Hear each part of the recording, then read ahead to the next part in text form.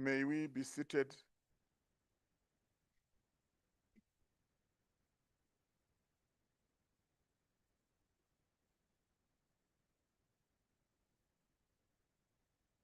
Bonjour, bon dia, good morning.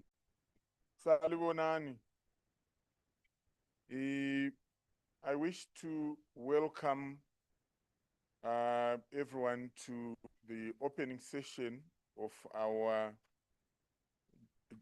standing committee session for the 58th Plenary Assembly, which is being hosted by the Parliament of the Republic of South Africa under the theme enhancing the role of parliamentarians in advocating for the signing, ratification, accession, domestication, and implementation of SADC protocols.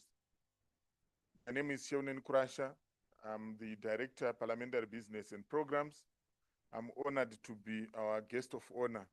As we begin, allow me to establish the protocol so that as our guests take the floor, they may have the convenience of riding on the protocol. We have, in the spirit of partnerships, a number of our guests that are going to address the meeting this morning, and for riding on the protocol would save us a bit of time.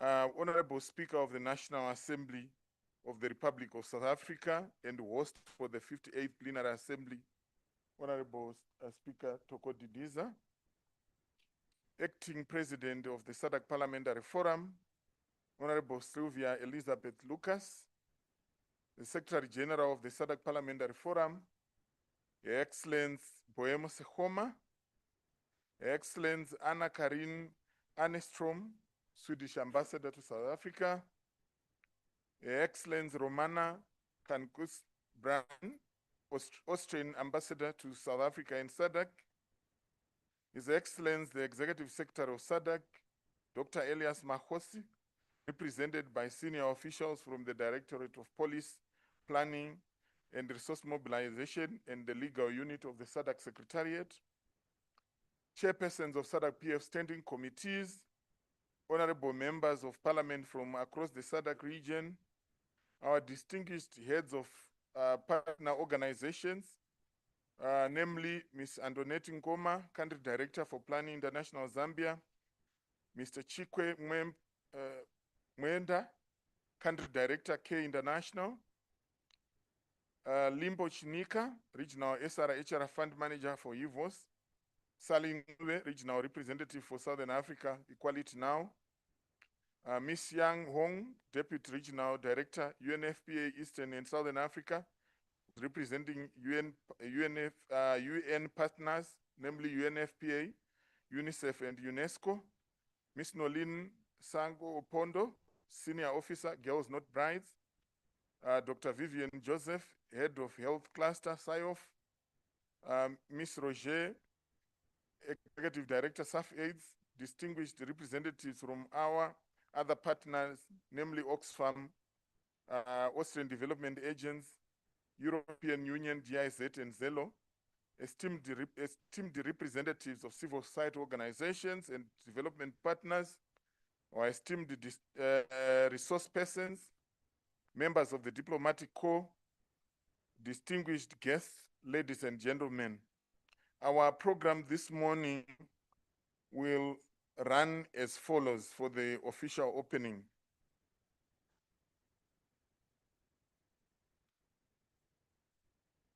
We will have a welcome address by the Secretary General of the SADC Parliamentary Forum. It will be followed by remarks by the Swedish Ambassador, and then remarks by the Austrian Ambassador. We will have remarks by heads of partner organizations. We will have a keynote address by the guest of honor, and we will have a vote of thanks by the SADC PF acting president. At this juncture, I have the honor of inviting Her Excellency Boemo Sekgoma, the Secretary General, to address the gathering.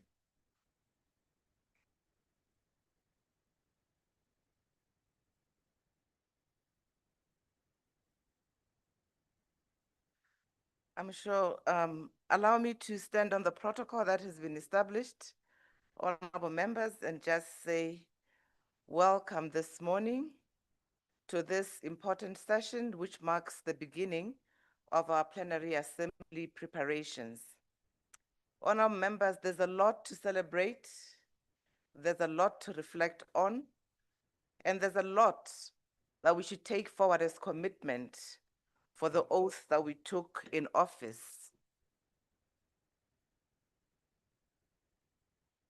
For the oath that we took in office as we assumed our roles as members of parliament.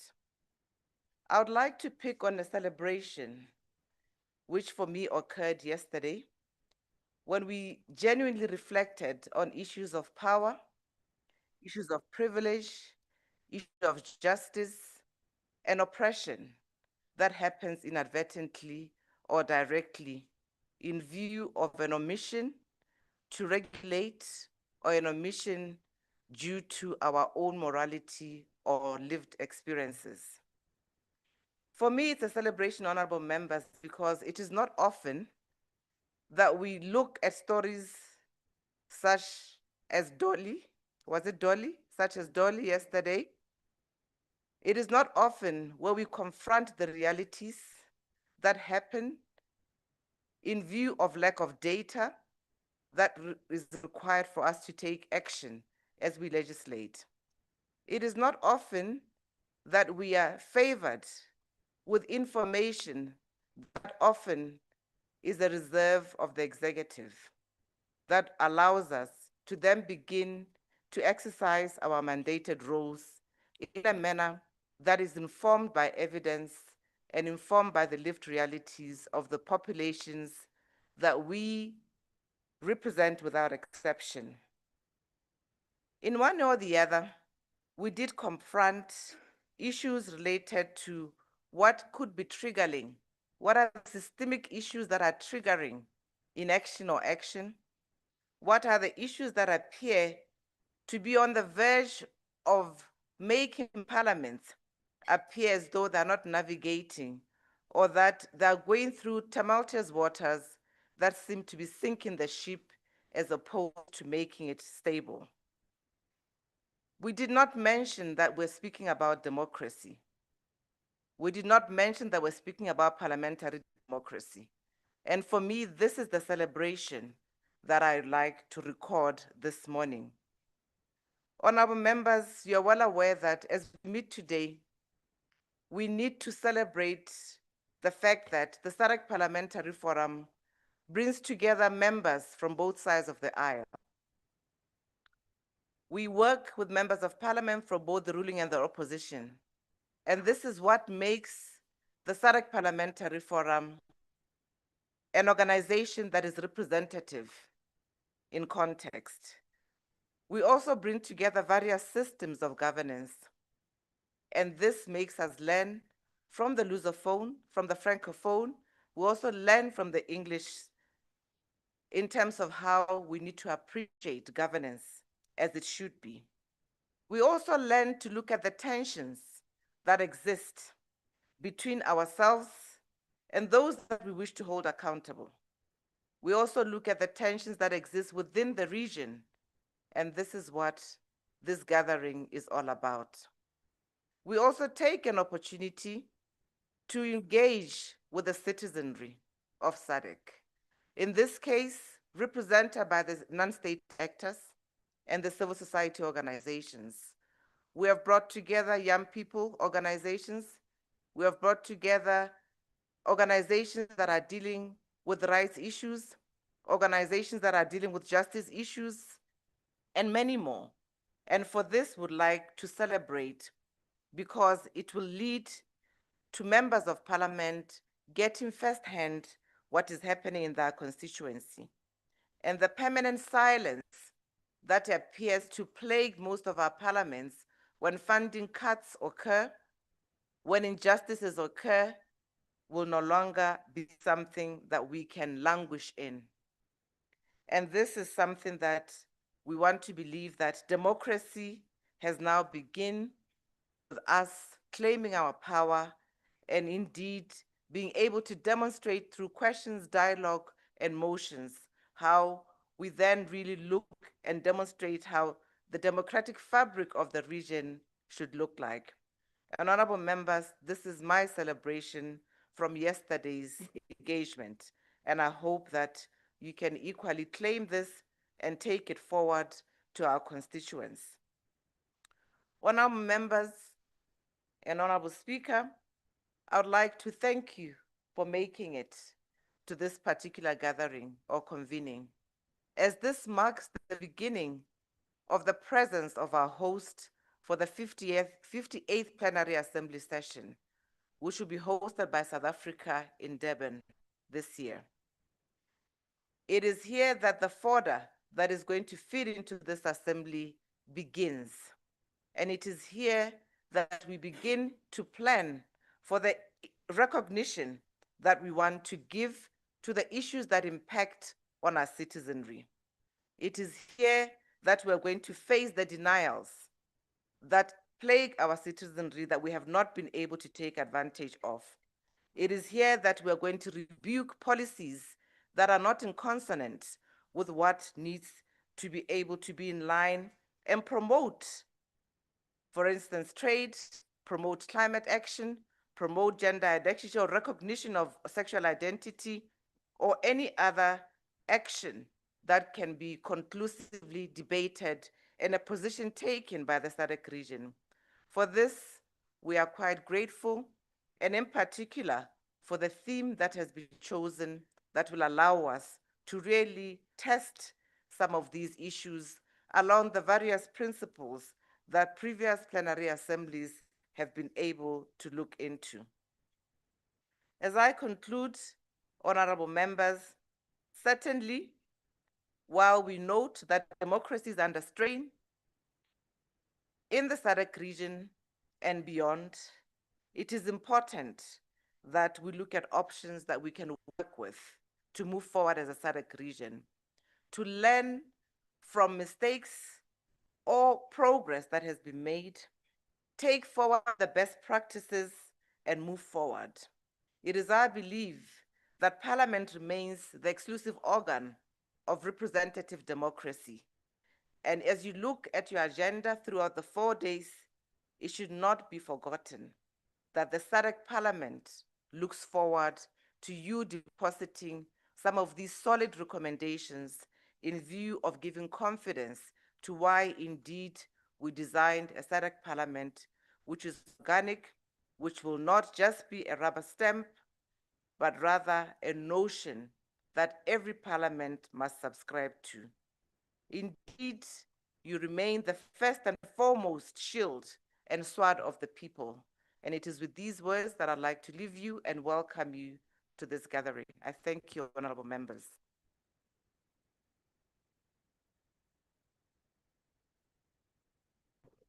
Thank you very much, Madam SG. Indeed, parliaments remain the exclusive organ of the representation of the citizens. At this juncture, allow me to invite the Excellency, the Swedish Ambassador to South Africa, to deliver her remarks.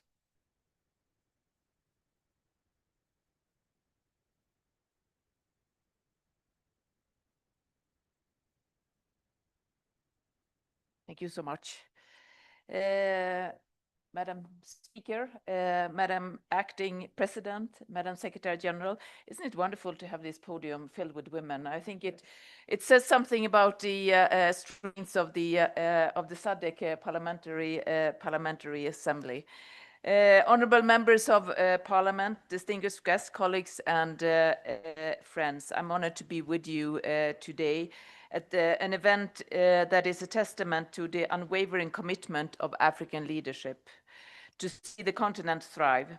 Sweden has been a proud and steadfast partner to the SADC Parliamentary Forum for over 12 years in the strive for democracy, accountability, and a conducive environment for human rights, including sexual and reproductive health and rights. We applaud the efforts that will unfold over the coming days, efforts that aim to bring life to what has been drafted already on paper.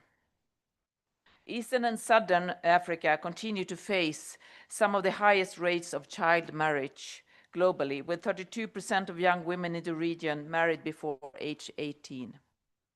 Another 18.8% become pregnant before the age of 18, with some as young as 9. In sub-Saharan Africa, more than 3/4 of abortions are estimated to be unsafe. These realities are compounded by limited access of information, services and commodities, as well as weak policy and legislation. I want to make a special mention of the SADC-PF, which Sweden is currently supporting through a program that aims to promote access to SRHR in Southern Africa and promote universal health coverage with the context of democratic accountability and the promotion of human rights culture. I'm also pleased to see that many of Sweden's other partners who have been at the forefront of reversing these trends join in the conversation these next days. I would like to acknowledge HIVOS, Equality Now, UNFPA, Girls Not Brides, UNESCO, and Safe AIDS. I'm equally encouraged to see that youth voices will be part of these discussions, not only to share their perspective and lived experience, but also to inspire us with fresh and innovative approaches to tackling the SRHR. After all, many of these issues affect young people most directly. The SADC-PF has played a pivotal role in developing regional protocols and laws that advance SRHR. They include the SADC Strategy for Sexual and Reproductive Health, the SADC Protocol on Gender and Development, the SADC Model Law on Eradicating Child Marriage and Protecting Children Already in Marriage, the SADC Model Law on Gender-Based Violence, and the SADC Model Law on Public Financial Management. These instruments are essential stepping stones for advancing sexual and reproductive health across the region. But they only gain meaning through implementation. I commend the SADC-PF for efforts to strengthen the capacity of members of parliament to understand, advocate for, and monitor these policy documents. Building the ability of MPs to domesticate and champion these frameworks is vital for sustainable change. The SADC SRHR scorecard is yet another example not only how member states are being willing and encouraged to track progress on their commitments while fostering accountability and deepening regional integration. And we are already seeing the results of these efforts. In Malawi, the domestication of the model law on public financial management and strengthening parliamentary oversight led to a 23% increase in health and family planning allocations. In Lesotho, a clause supporting intersex rights was included in the Child Protection and Welfare Bill of 2023.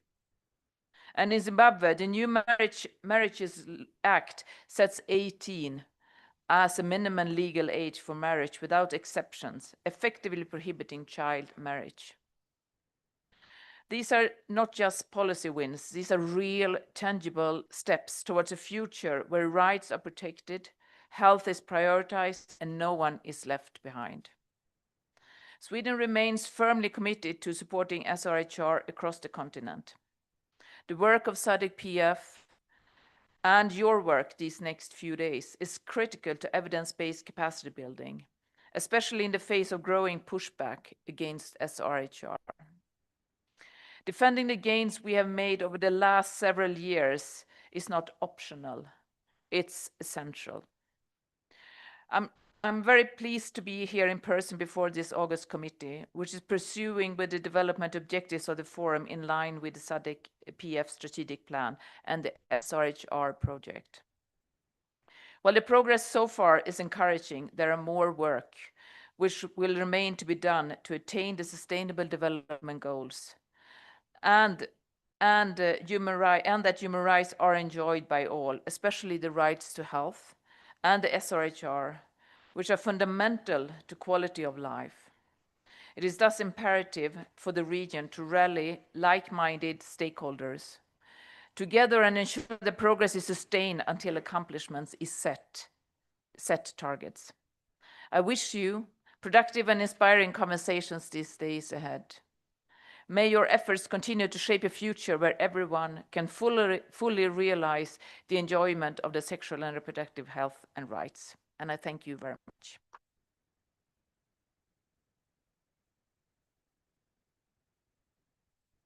Thank you very much, Ambassador. The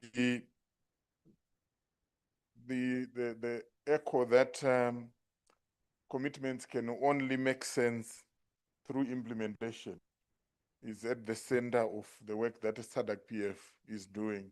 Someone said is the details, the devil is in the detail, the angels must be in the implementation. Thank you very much, Ambassador, for the recognition of the work that honorable members are making in the region in the realization of the rights of women and girls. At this juncture, I have the honor of inviting the Austrian ambassador to come and make a remark.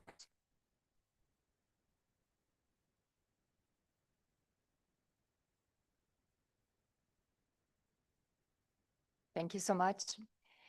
Good morning, everybody. Good morning. Bonjour. Bom dia.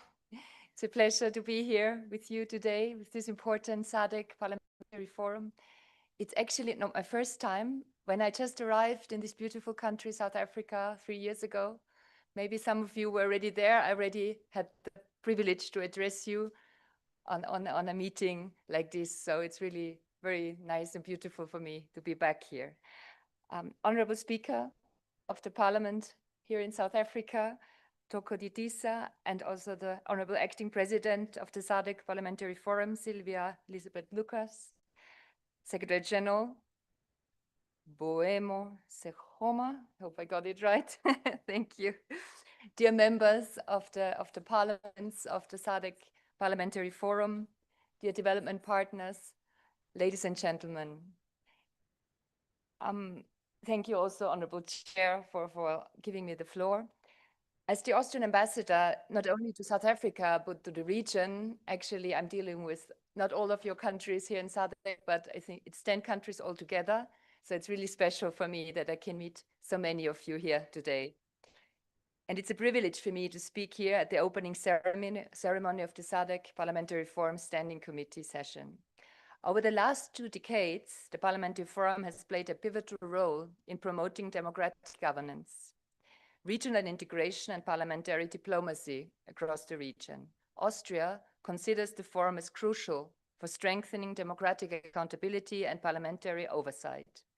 The forum has a unique role as consultative and advisory body, fostering cooperation among member parliaments and harmonizing national and regional policies. Over the years, the SADC-PF has championed election observation missions, enhancing electoral integrity in the region, developed model laws on key issues such as we heard before, HIV/AIDS, child marriage and gender-based violence, promoted gender equality, youth participation, very important in such a young region and continent, and human rights through parliamentary engagement, and strengthened parliamentary oversight and accountability mechanisms. The forum plays a vital role in promoting the harmonization, ratification, and implementation of SADC protocols and decisions at the national level. To make these regional commitments truly effective, it is essential to empower parliamentarians, not only as lawmakers, but also as advocates and watchdogs, ensuring that SADC agreements are actively debated, adopted, and implemented at national level. Austria has supported the SADC Parliamentary Forum for more than a decade, first through collaboration with the Association of European Parliamentarians with Africa, AWEPA, and later through GIZ. The current 3-year program supporting the SADC-PF has the title Enhancing Accountability and Citizens' Participation in SADC Regional Integration through Regional Parliament. It is implemented until 2027 and in cooperation with GIZ, the German Corporation for International Cooperation. Its main objective is to support the parliamentary forum and its member parliaments through training, improving internal systems, and supporting the forum to become a fully functioning regional parliament. The transformation of the SADC Parliamentary Forum into a fully fledged regional parliament is not merely an institutional upgrade. It represents a collective commitment to deepen democracy, strengthen accountability, and accelerate regional integration across Southern Africa. As a regional parliament, it would have legislative powers to enact binding regional laws. This would enhance democratic legitimacy and citizen participation in regional governance and would align with the SADC Treaty and the broader vision of a people-centered regional integration. This will mark a significant leap forward in institutionalizing democracy and regional cooperation. The regional parliament would serve as a cornerstone for democratic consolidation and regional integration. I therefore wish you all an insightful and inspired session to advance this important transformation process. Thank you very much. Merci. And also Ngiyabonga kakhulu. Thank you very much. Thank you, Alistair. Thank you very much, Your Excellency. It flatters to be acknowledged. And thank you very much for the recognition of the work that the SADC Parliamentary Forum and through the members are doing in the SADC region. In particular, your mention of SADC PF as a strategic partner in advancing the regional integration agenda in the SADC region. At this juncture, I wish to invite representatives of our partner organizations, and I wish to gently remind that we stick within the time. At this juncture, I hand over the floor to Antoinette Ngoma from in the Plan International.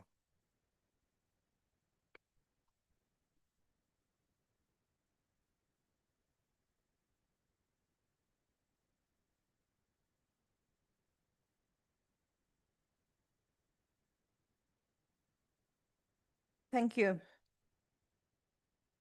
Honorable Speaker of the National Assembly of South Africa and the host of the SADC PAF 58th Plenary Assembly, Honorable Toko Didiza, the acting president of the SADC Parliamentary Forum, Honorable Sylvia Elizabeth Lucas, Secretary General of the SADC Parliamentary Forum, Her Excellency Boemo Segoma, Her Excellency Anna Karin Enstrom, Swedish Ambassador to South Africa, Her Excellency Romana Königsberg, the Austrian Ambassador to South Africa, honorable members of Parliament of the SADC Parliamentary Forum, esteemed representatives of development partners and civil society, allow me to say all protocol observed. Honorable parliamentarians, fellow civil society organizations, it is my distinct honor to address this august gathering. I actually fancy myself a poet and a keen follower of literary writing. I therefore would like to quote Margaret Mead as I start. And I hope this will spur us on as a partnership between legislators and civil society. Margaret Mead says, "Never doubt that a small group of thoughtful, committed citizens can change the world. Indeed, it is the only thing that ever has." I would like to assert that we are a group of thoughtful, committed citizens, each active in our different spaces. And therefore, this is a clarion call for us to do what we can in our different capacities, in our different spaces, to further the rights of the people in the SADC region. As I represent Plan International, my remarks will focus on the work that we've done in the past year with the SADC Parliamentary Forum. This work has been anchored on the SADC model law on eradicating child marriages and protecting those already in marriage. While the model law was initiated as a gold standard to harmonize national legislation on child, early and forced marriages and unions, it has continued to inform policy dialogue and drive legal reforms, as well as at state level and national levels.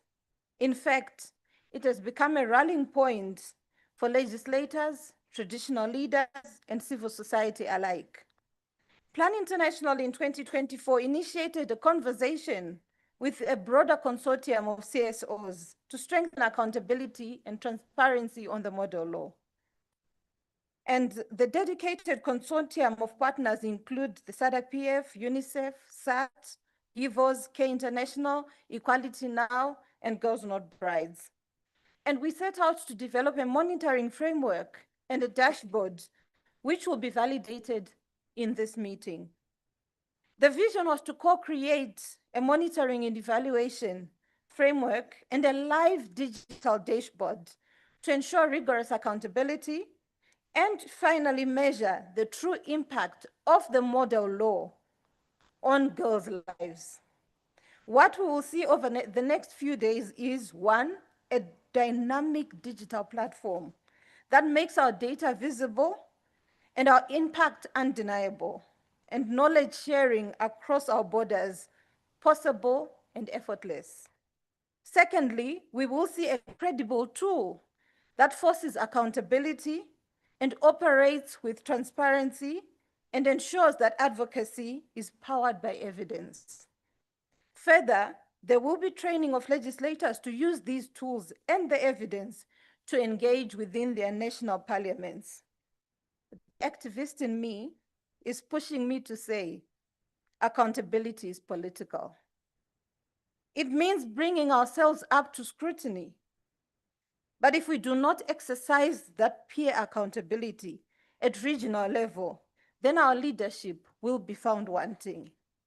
Therefore, let us embrace the monitoring framework and dashboard so that it may be a blueprint over how we can engage with other model laws that we have in the region.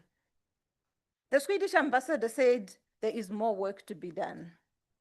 I would therefore like to close my remarks by saying that nations are not inherently great, but they are made great by their people. I therefore would like to challenge everyone in this august gathering, regardless of the constituencies we represent, to say, let us contribute to the greatness of our nations and our region. I thank you.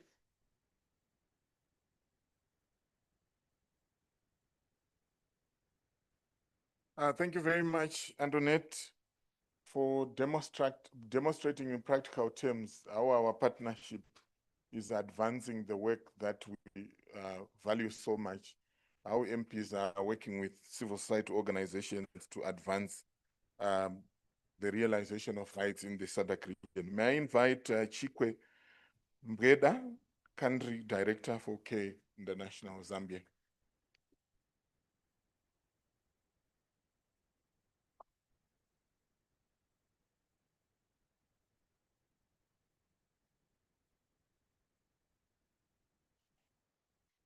So allow me to ride on the protocols that were already established. Distinguished and honorable members, good morning. It is both an honor and privilege to address this distinguished gathering on behalf of CARE International Zambia, and indeed the broader CARE International family, which remains deeply committed to advancing social justice, women and girls equality, and the rights of women and girls across the Southern Africa region. Allow me also to commend the SADC Parliamentary Forum for convening this 58th Plenary Assembly Standing Committee session under such a timely and transformative theme, which says enhancing the role of parliamentarians in advocating for the signing, ratification, accession, domestication, and implementation of the SADC protocols. This theme goes to the very heart of regional cooperation and governance. It also calls upon all of us in this august house to move beyond policy statements to tangible actions that translate our regional commitments into improved lives and opportunities for citizens.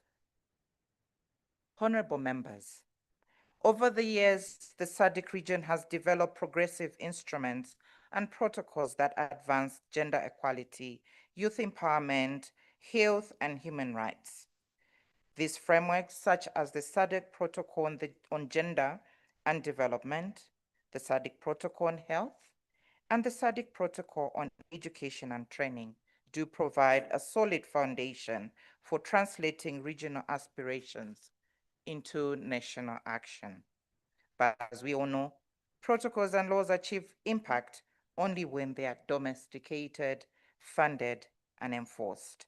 That is where the leadership of parliamentarians in this august House becomes indispensable.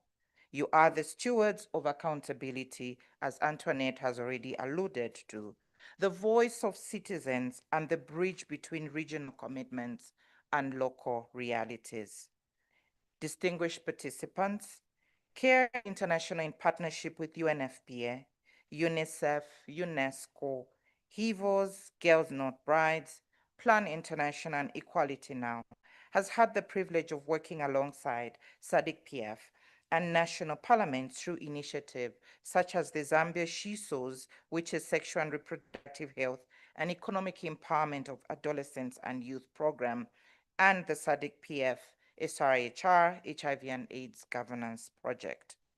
Such collaborations have demonstrated the transformative power of partnerships in strengthening legislative capacity, promoting inclusive policy dialogue, and amplifying the voices of youth, as we're going to hear later, particularly adolescent girls, in decision-making spaces that indeed shapes their future.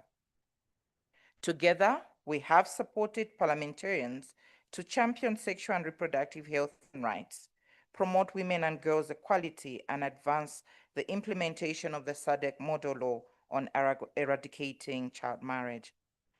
These experiences reaffirm that when parliaments and civil society unite around a shared vision, meaningful and lasting change is possible. Honorable members, child marriage remains one of the most pressing challenges in our region. Almost 40% of girls in Southern Africa are married before the age of 18. While the world has seen encouraging declines, progress in our region must accelerate. This partnership acknowledges that progress is being made. The SADC region has witnessed commendable leadership from members of parliament, traditional and civil society organizations, including the young people. As CARE International, we remain deeply committed to supporting this agenda through evidence-based advocacy, capacity strengthening, and grassroots engagement. Supporting parliamentary committees will be one of our areas where we want to continue to strengthen the oversight and budget accountability, build platforms for youth and women's voices to inform legislative priorities, and collaborate with regional and national partners to accelerate domestication and implementation of the SADC protocols and model laws. As I conclude, I'm just reminding everyone that once we do all this, ultimately the success of these efforts will be measured not in the number of policies that have been adopted, but in the real transformations they bring. For the girl in Chadiza, Zambia, who can finish school instead of being married off too soon. For the young woman in Mutare, Zimbabwe, who can access healthcare and economic opportunities. And for the community in Mashishe, Mozambique, that chooses empowerment over exclusion. CARE International stands ready as a trusted partner, advocate, and ally to continue walking this path alongside SADC-PF and member parliaments. Together, we can build a region where every girl and every young person can thrive, free from child marriage, free from harmful practices, and free to pursue their dreams. Thank you so much. Thank you very much. A gentle reminder, colleagues, let's stick within time, the 4 minutes. May I invite Limpo Chinika, Regional SRHR Fund Manager for HIVOS.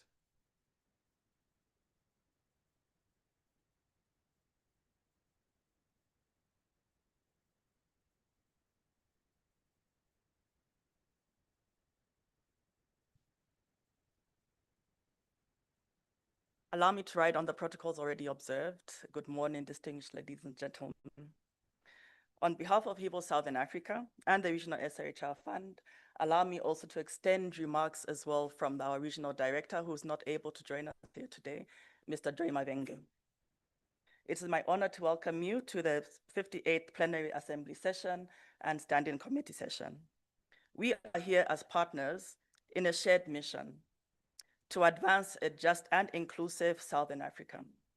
You as the parliamentary frontrunners and custodians of law are indispensable in turning this vision into reality. Our focus is urgent.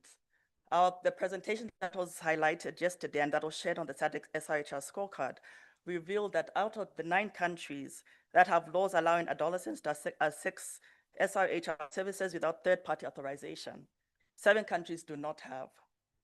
These legal barriers can be a matter of life and death for our adolescents out there, blocking young people from essential SRHR healthcare. Our collaboration to pass and strengthen laws like the model law on eradicating child marriages and protecting children already in marriage is critical in removing these obstacles that our adolescents face. This mission could not be more timely, and this meeting could not be more timely. At a time when the gender equality agenda faces global pushback, this meeting is an act of regional leadership and solidarity, and we send a clear message. Southern Africa will not regress. We will stand firm with the rights of women and girls. So let us use this gathering not only to deliberate, but to affirm our shared vision. Let us be the frontrunners who do not only resist pushback, but who actively advance a counter-narrative of progress, inclusion, and justice. Thank you for the leadership. I thank you. Thank you for the leadership indeed, including on saving time. May I have the honor of inviting Sally Ngube, the Southern Africa regional representative for equality now.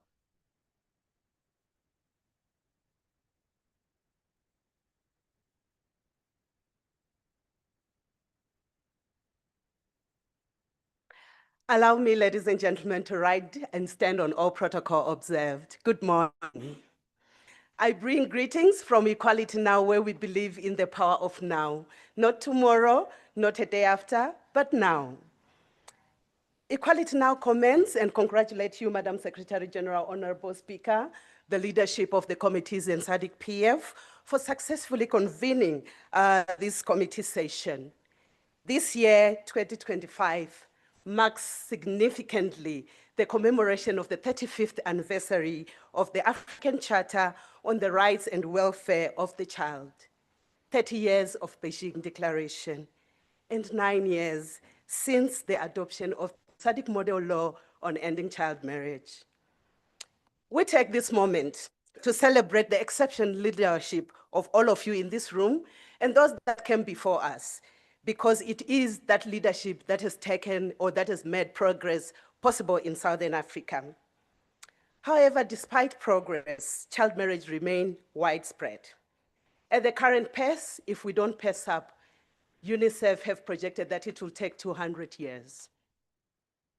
We still sit on resource constraints, climate emergencies, digital threats, and legal gaps which continue to undermine the protection for women and girls in the region. Survivors continue to be exposed to impunity and lifelong consequences and vulnerabilities to multiple forms of exploitation and abuse. SADC Parliamentary Forum has been a global leader in shaping model legal frameworks, including the model law on gender-based violence and the model law on child marriage. This has been guiding member states to ensure that there is alignment and harmonization of laws in line with the regional and international instruments and human rights standards. In 2023, Equality Now, in collaboration with UNFPA and SADC Parliamentary Forum, started a journey of producing a series of policy briefs which would highlight gaps in the region, the domestication challenges, multi-sectoral implementation and coordination strategies. And this week, we will be launching 2 additional policy briefs, which are now addressing the protection mechanisms for girls already in marriage situations. And also emerging threats, because it has been a journey. So the issues of climate change, the issues of migration, the economic shocks continue to stand in the way and bring in the dynamics of emerging issues. There is also a forthcoming brief that will examine the technology-facilitated gender-based violence element, issues around sex trafficking and sexual exploitation. I bring to you, Honorable Secretary General, Honorable Speaker, members of Parliament here present, and SADC Parliamentary Forum committees, giftings from the 2 processes that happened in August in Madagascar. And in this moment, we stand in solidarity with women and girls of Madagascar and hope that the unfolding development situation will settle soon.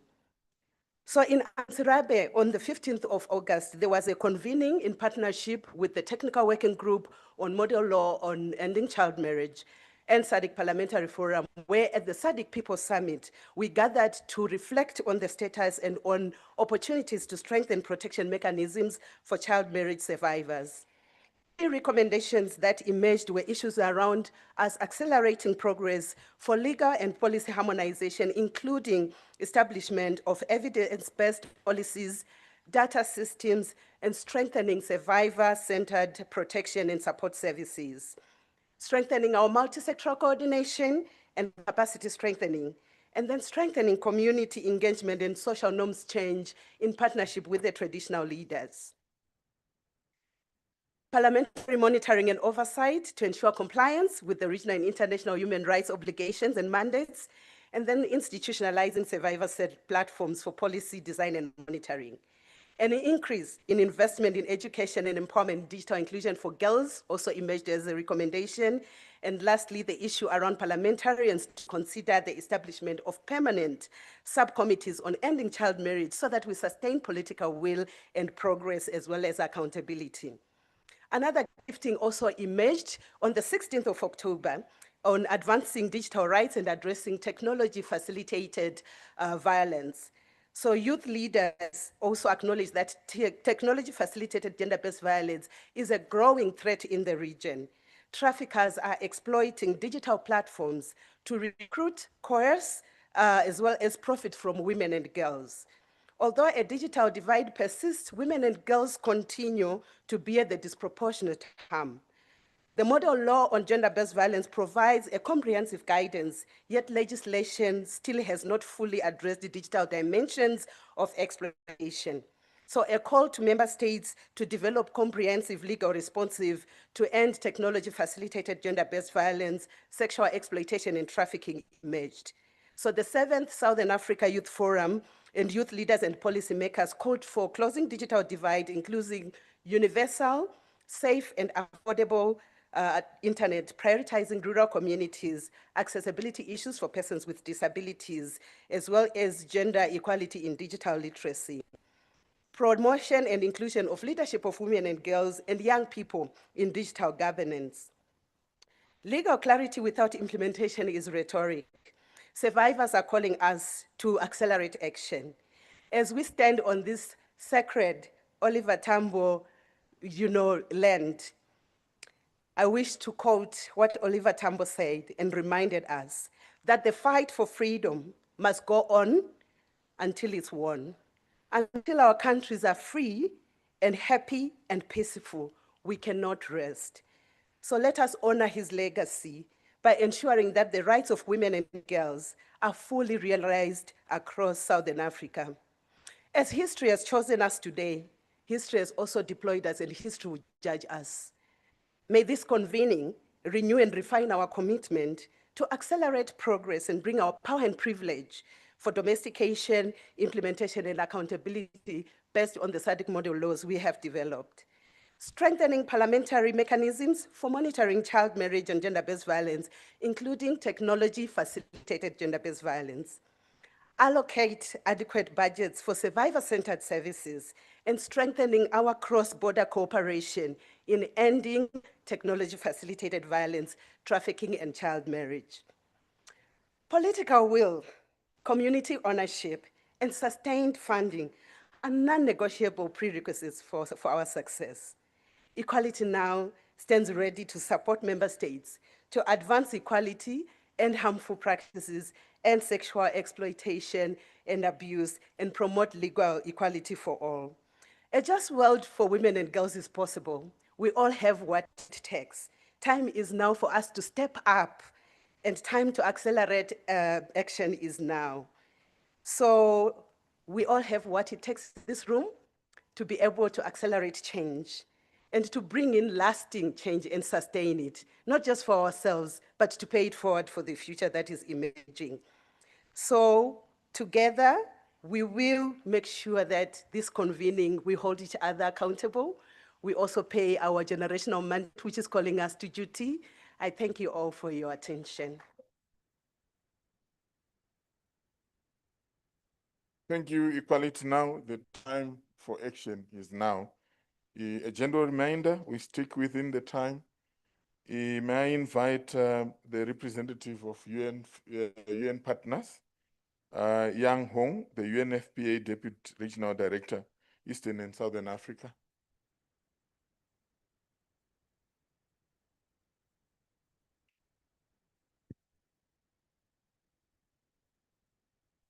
With all protocol observed, first, greetings to all of you gathered here.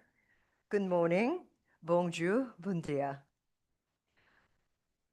Since many speakers before me shared a lot of information, and also you are the experts who really know the region, I will not repeat what was said before. Just I want all of us to be reminded that the youth and the inequality is really a serious problem. Not only other continents, but also in Africa. It is the biggest problem we need to tackle. Just let me remind you that one of the main trigger points for Morocco, recent young people unrest in Morocco, was the 8 mothers' deaths in one region. Many people think of sexual reproductive health and rights and the women's inequality, various youth movements are the problem to not really creating the big voices in the society. But 8 young mothers died in that region, actually shook the entire young people in the country. Everybody came to the street. They demand the justice. They demand the right services. Also, they actually call for actions by the government. We have seen what is happening in Madagascar. I just joined the job in Johannesburg 4 months ago. Right after my departure from Nepal, I really saw what is happening. There's only one similarity in those countries. Massive young population and inequality persistent in each of those countries. Honorable Speaker and a member of parliament, we are dealing with a lot of risks threatening our democracy. Democracy cannot stay or cannot be realized only on the day of election. So while we are achieving and also realizing electoral democracies, that's why all of you are very much sitting here and making a lot of discussion. Most important thing is this electoral democracy need to transiting into the functioning democracy, meeting the needs of the people. Fortunately, as well as unfortunately, fortunately, if these young people become the human capital with the skills, education, and then wealth, wealth doesn't mean the money, wealth of their social skill, and also cultural skill, and economic skill, it will be a blessing. But if massive young people, at least 75% of this continent have young people aged below 35, if they are not equipped, if they don't feel they are prioritized, if they don't receive the health services, if they don't access the education, most importantly, because they are pregnant, they cannot go to school, they are out of the job, and that they continue to adding babies without means of the survivor, and that these are the big portion of the population are not going to be a human capital.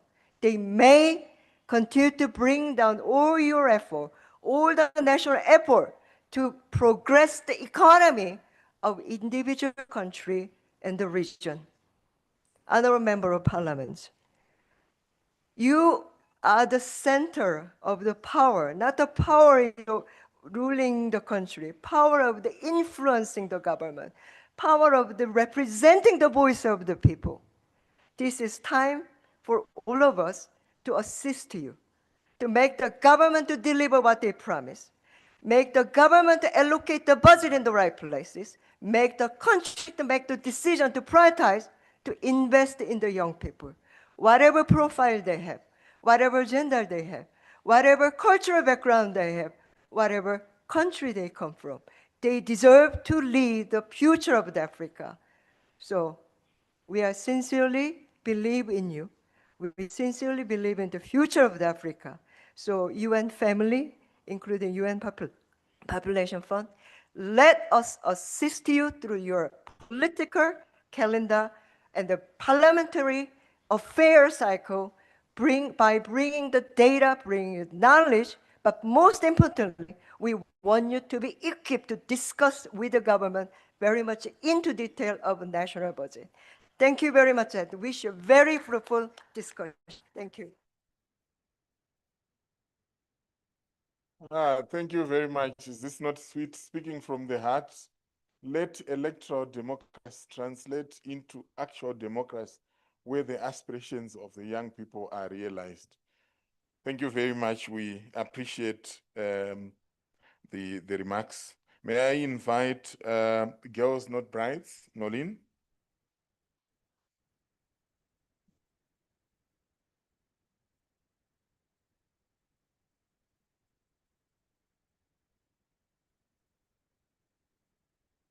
Allow me to stand on protocol already observed, and I thank those who have spoken before me. Honorable members of Parliament, distinguished guests, partners, and advocates, good morning. It is a profound honor to join you at the 58th Plenary Assembly. On behalf of Girls Not Brides, the Global Partnership to End Child Marriage, I extend our deepest appreciation for your leadership and commitment to protecting the rights of girls across Southern Africa.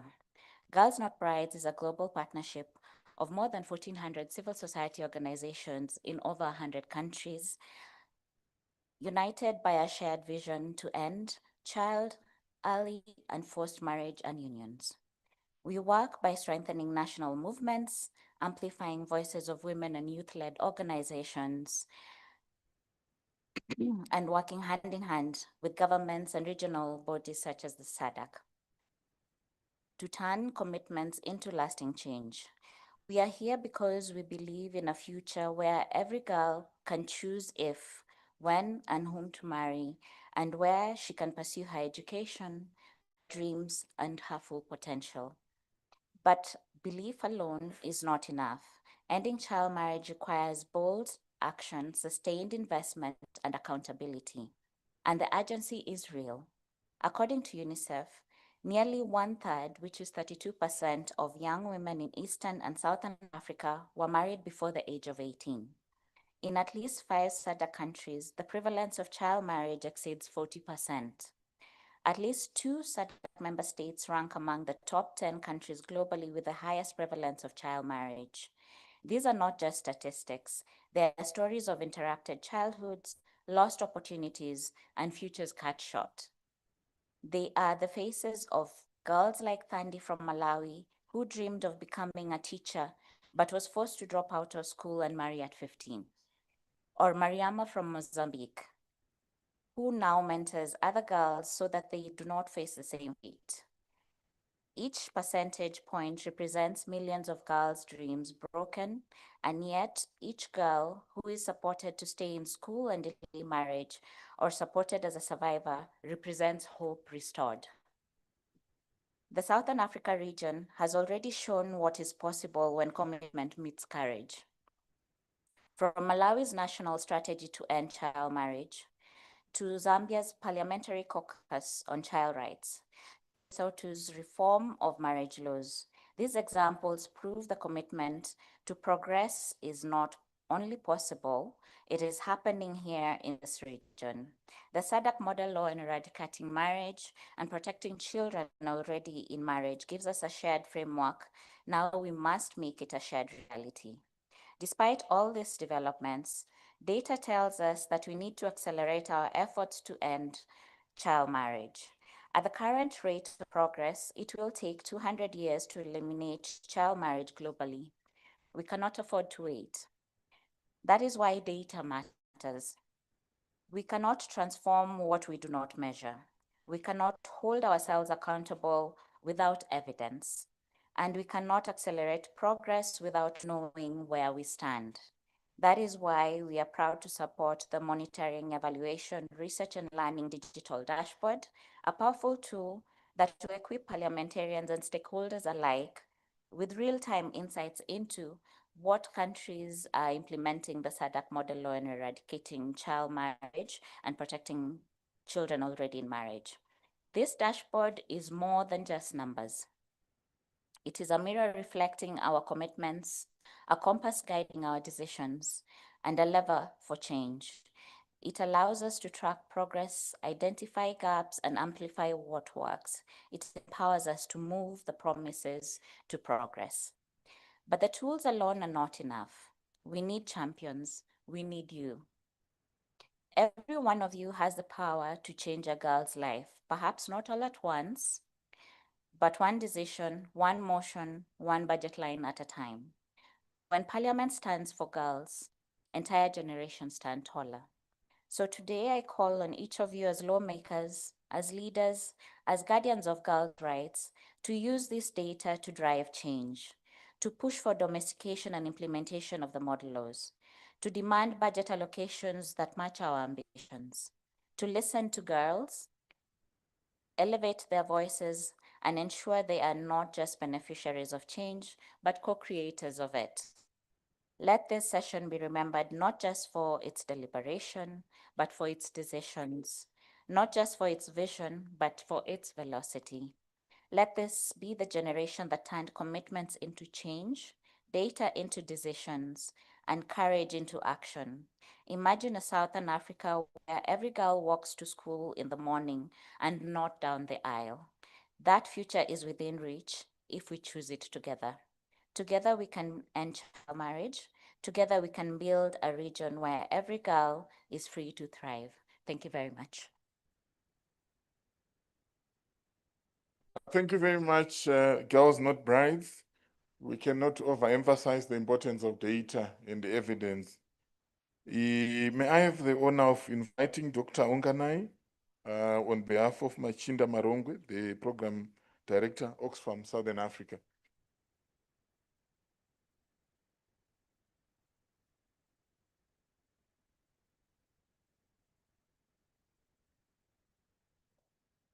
Thank you, Mr. Chair. Allow me to ride on the existing protocol. Let me start by saying in June this year, Oxfam entered into a strategic partnership with the SADC Parliamentary Forum. This was after a realization that most of the issues that Oxfam stands for or is trying to address on a daily basis, issues of poverty, issues of inequality, issues of climate injustice, can only be addressed by tackling some of the systemic issues that we face as a region. And we believe by partnering with the SADC Parliamentary Forum, we are going to be able to address most of these issues around inequality. Let me also take this opportunity on behalf of our program director, who could not be here today, to remind parliamentarians here gathered that in a report on inequality that we produced as Oxfam recently, the SADC region emerged as one of the most unequal regions in the world. I believe this is a statistic that we can reverse in our lifetime. There's actually a growing gap between the poor and the rich in the region. And some of these issues are also being worsened by some of the natural disasters that we face, particularly those that are triggered by climate change. And there's also a debt crisis that we face as a region. And with the growing debt crisis, it means less resources available to address social issues. And we realize that some of the areas that are most impacted include health, education, especially for the girl child. We also face an energy crisis in the region, and we believe parliamentarians have got a role to play in addressing the just energy transition call. And Oxfam is available to be a partner in that journey. Let me also remind parliamentarians that as much as the climate crisis is a big issue, we would like to work together to advocate for more climate financing, particularly to tackle issues of climate change adaptation as well as mitigation. And I'm sure in most of your constituencies, you are seeing daily the impacts that climate change is having on livelihoods. Surely that's an injustice that we can address. Some of the speakers have already spoken to issues of gender injustices that we face in the region. Quite a lot is being done, not only by Oxfam, but by other civil society organizations.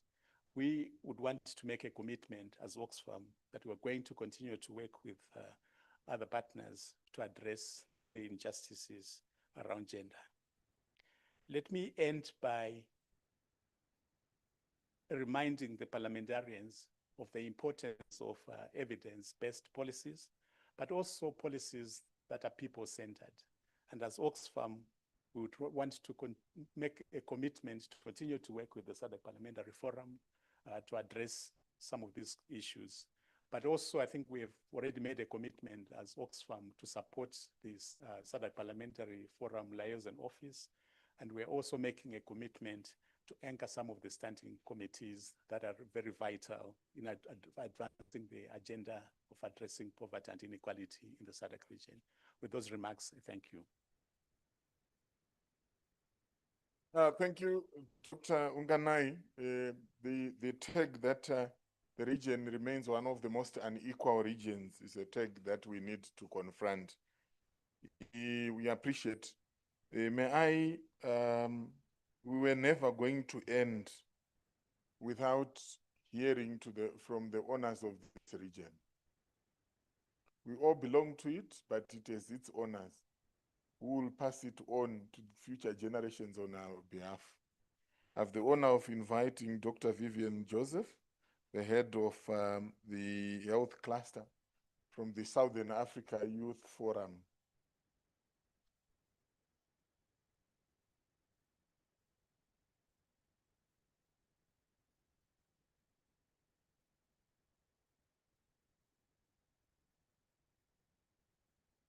Thank you, Honorable Chair.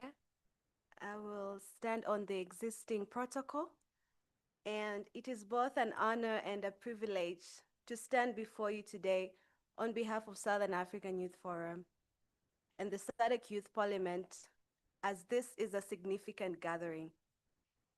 As we convene here today under the theme Enhancing the Role of Parliamentarians in Advocating for the Signing, Ratification, Accession, Domestication, and Implementation of SADC protocols, first let me take a moment to acknowledge the immense contribution of the SADC PF in creating spaces for youth engagement across our region.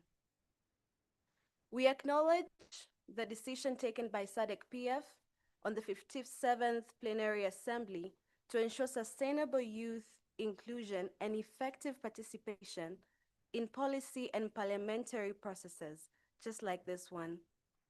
We are excited about the adopted recommendation to institutionalize the Youth Caucus within the SADC PF. This initiative not only amplifies our voices, but also ensures that the perspectives of young people are included in crucial discussions and policy decisions.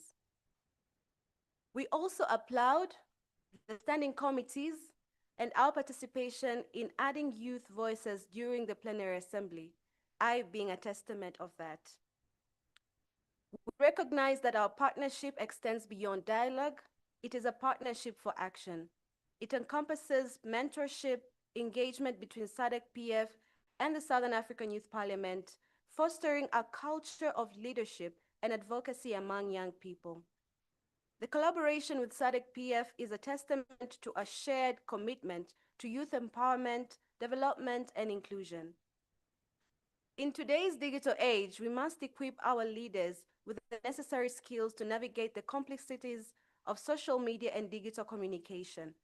SIOF appreciates the ongoing partnership with SADC-PF aimed at advancing digital literacy and enhancing the social media capacity for the female parliamentarians.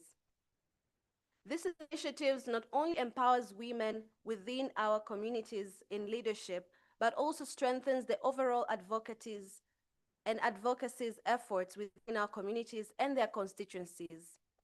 After our submission of the paper on tobacco control, the SIOF Health Cluster is eager to engage the relevant standing committee to explore steps forward. We also believe that youth play a crucial role in advancing the aspiration of the theme for this conference. We are not just passive observers, but active participants in political landscape. We bring youth ideas, complementary perspective, innovative ideas, and deep understanding of the challenges that our communities face. In advocating of the signing, ratification, and implementation of SADC protocols, we are ensuring that policies reflect the needs and aspiration of our generation. SIOF also acknowledges the vital role of the SADC-PF standing committees in promoting youth empowerment and inclusion. The Memorandum of Understanding we have signed with the SADC-PF is a strong avenue for sustainable youth engagement. It embodies our commitment to work collaboratively towards a future where youth voices are not only heard, but are instrumental in shaping policy decisions. Furthermore, we recognize our partnership with organizations such as HIVOS in advancing and accelerating access to sexual and reproductive health rights, SRHR, for all ages in the SADC region. The SIOF Health Cluster, through the initiative Accelerating Access to SRHR for All Ages in the SADC region, is ready and eager to collaborate with honorable members and parliaments to advance this critical agenda. Together, we can ensure that every young person access to the information and services they need to lead healthy and fulfilling lives. In conclusion, let us collectively strive to enhance the role of parliamentarians in advocating for matters that concern us all, particularly the youth. Together, we can build a more inclusive, equitable, and prosperous Southern Africa. Thank you.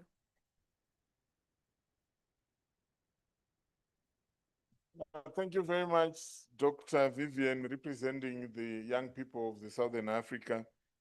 She mentioned the use of mentorship, the Secretary General in embracing the true spirit of the SADC Parliamentary Forum in engaging with young people is the patron of the Southern Africa Youth Forum and the Southern Africa Youth Parliament.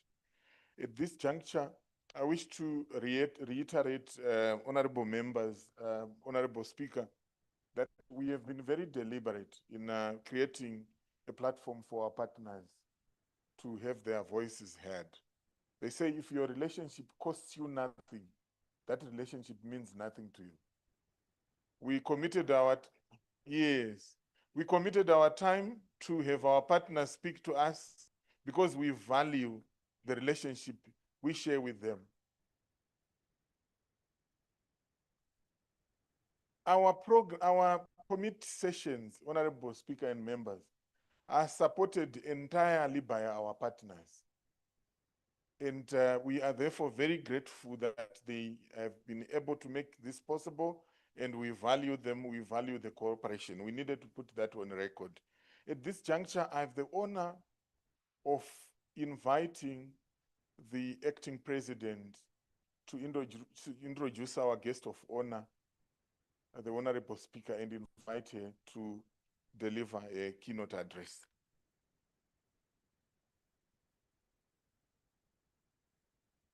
Thank you very much, and thank you, Program Director. Members, I just want to formally introduce myself. Henceforth, I will be known as Sylvia Isaacs. That is my surname. The SG just refused to acknowledge the fact that I've changed my surname. So for purposes of SADC PF, I will be Sylvia Lucas Isaacs, but I am officially Mrs. Isaacs.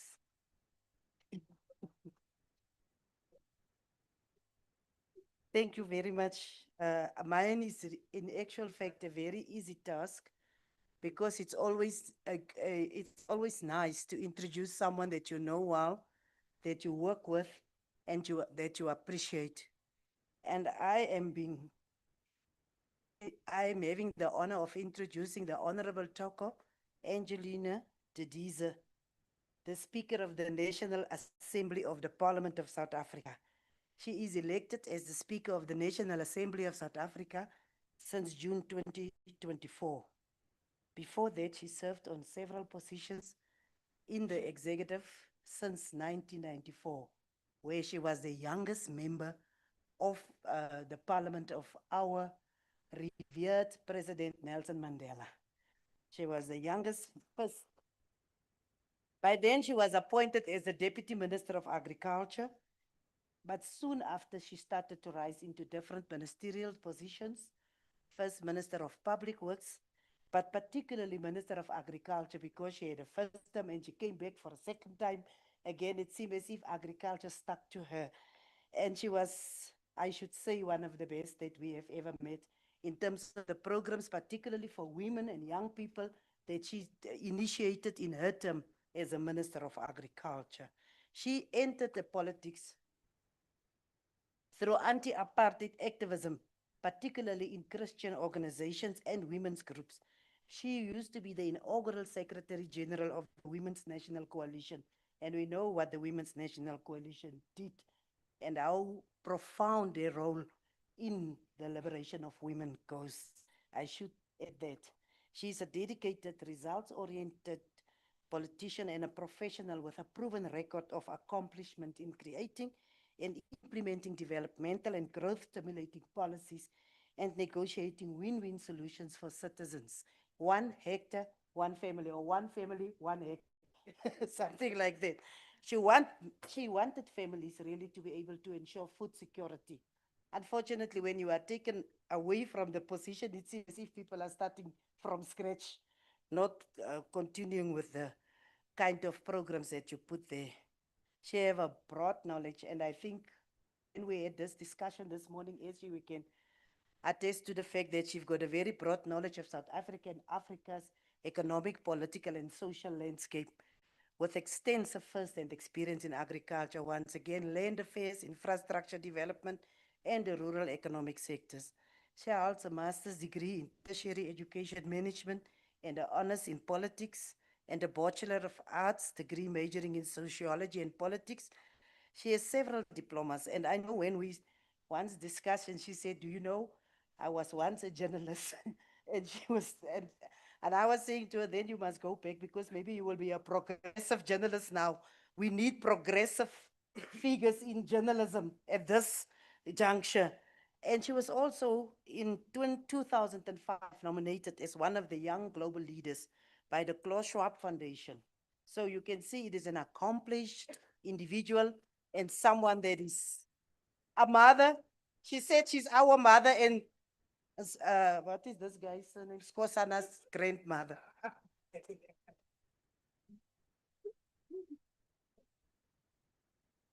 Thank you very much, Vice President of SADC PF, now acting President Sylvia Elizabeth Lucas Isaacs. No, I have to say all of them because you never know, Isaacs may just decide to choose Lucas. As you know, we've had a legislation in South Africa that now allows men to take their wife's surname if they so choose. Yes, so equality at its best. We're not yet deciding whether we will pay Lobola for that.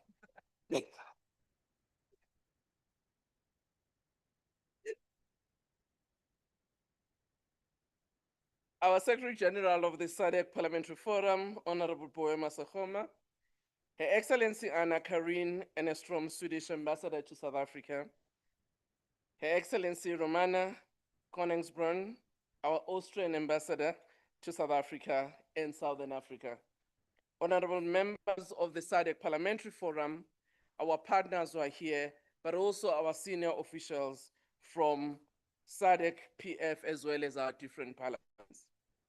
I'd like to welcome all of you to South Africa. And I trust that our hospitality will meet your expectations. If not, forgive us, we will try again. I'm particularly happy to also welcome parliamentarians, some of whom I've seen here, with whom we were with in the Interparliamentary Union in Geneva just the other day. I can see some of them are dozing off. Jet lag is still a challenge. But also I know that some of the members of parliament here have been in Barbados at the CPC meeting. So I know that most of you have been traveling, doing your parliamentary work and representing your countries and our region well. I know also that before and also now in the coming week, the Pan-African Parliament will be meeting, so some of the members may also be in those meetings. And indeed, we are happy that you have found time to come to this meeting. But I want to also acknowledge the role that the Southern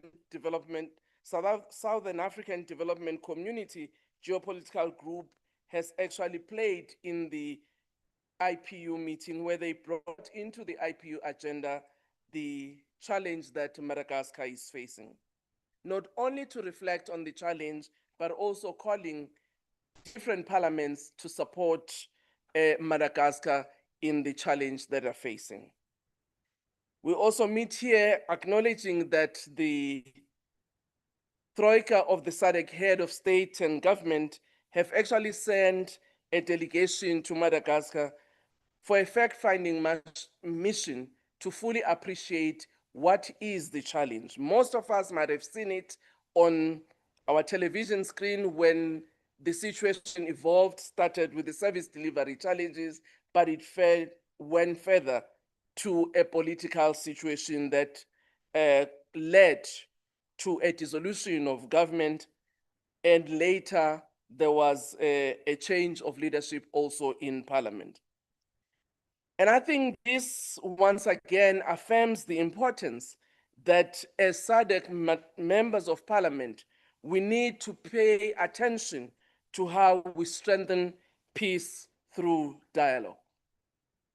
As SADC, we should also continue to support the DRC Peace Initiative, particularly in the Eastern DRC.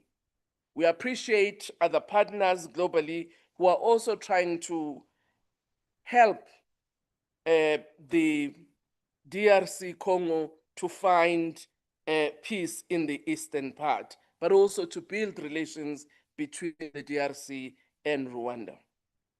Also concerned about some of the issues that continue to affect us globally and threatening peace in the world. We continue as the SADC and also as the African region to engage with the situation in Ukraine and Russia, because it is through engagement, we believe, that lasting peace can be found. Honorable members, we are also concerned about the continuing challenge in the Sahel region, as well as in West Africa, and the threatened unity that we've seen, particularly in the ECOWAS, where we've had some of the members pulling out. We're concerned about what continues to happen in the Sahel region. But more importantly, we're seeing steps of reversal when it comes to issues of democracy. I'm sure some of you might have noted that in the last week, the Parliament of Djibouti decided to amend their constitution in order to allow for an additional term for the head of state to continue to run. We also are aware of the challenge in the Cameroon following their elections, which is still not quite stable as we speak. But I must also say that these are not only the challenges that we're seeing in our continent and in our region, but it's also globally. We are seeing the reversal in terms of democratic processes in the United States in particular. And some of the unilateral actions that have been taken that have had serious impact in a number of countries, particularly when it comes to trade among each other. And this comes just at the point at which we were just coming out of the COVID health pandemic, when countries were starting to rebuild and were starting to see measures of difficulty. And therefore, we should not take our stability for granted. We need to nurture it, we need to work on it. And I must say that as the Speaker of the National Assembly of South Africa, one thing that warms my heart in our region is the allowing of varied voices of our society to be held in our parliaments. Most of our countries in the region, we have the multi-party democracy, which allowed various views to be heard and expressed. Because through those dialogues, we're able to hear one another, but also find solutions to our country and our region's problem. And again, I would like to remind us as members of parliament that our countries have actually adopted the Africa Continental Free Trade Agreement. And it is incumbent upon us to make sure that that trade amongst our countries happens and it grows, so that we can be able as Africans to actually utilize our resources to the best and the development of our people. I'm heartened by the messages of support that we've received from our partners, because through these partnerships, we've not only gained in terms of resources, maybe financially, but also I think we've added to the body of knowledge of strengthening democracy in the world through those engagements. We've had some of the policy briefs that have come out and are coming out, again, that shows how much our engagement and our contribution to how we can resolve some of the challenges of the world find traction within the work that we're doing with our partners.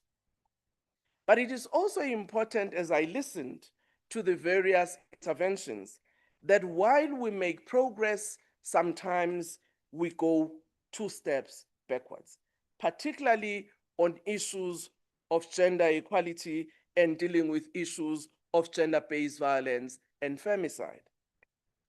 But I want to pose a challenge for us, maybe as SADC, to start to think about what interventions are we making to raise our boy children and the men that we would want. I know there's a lot of focus because maybe there's a lot of catch up that women must do. But it is important in my view that we start to talk to our partners who are men about how do we raise these boys that tomorrow becomes men.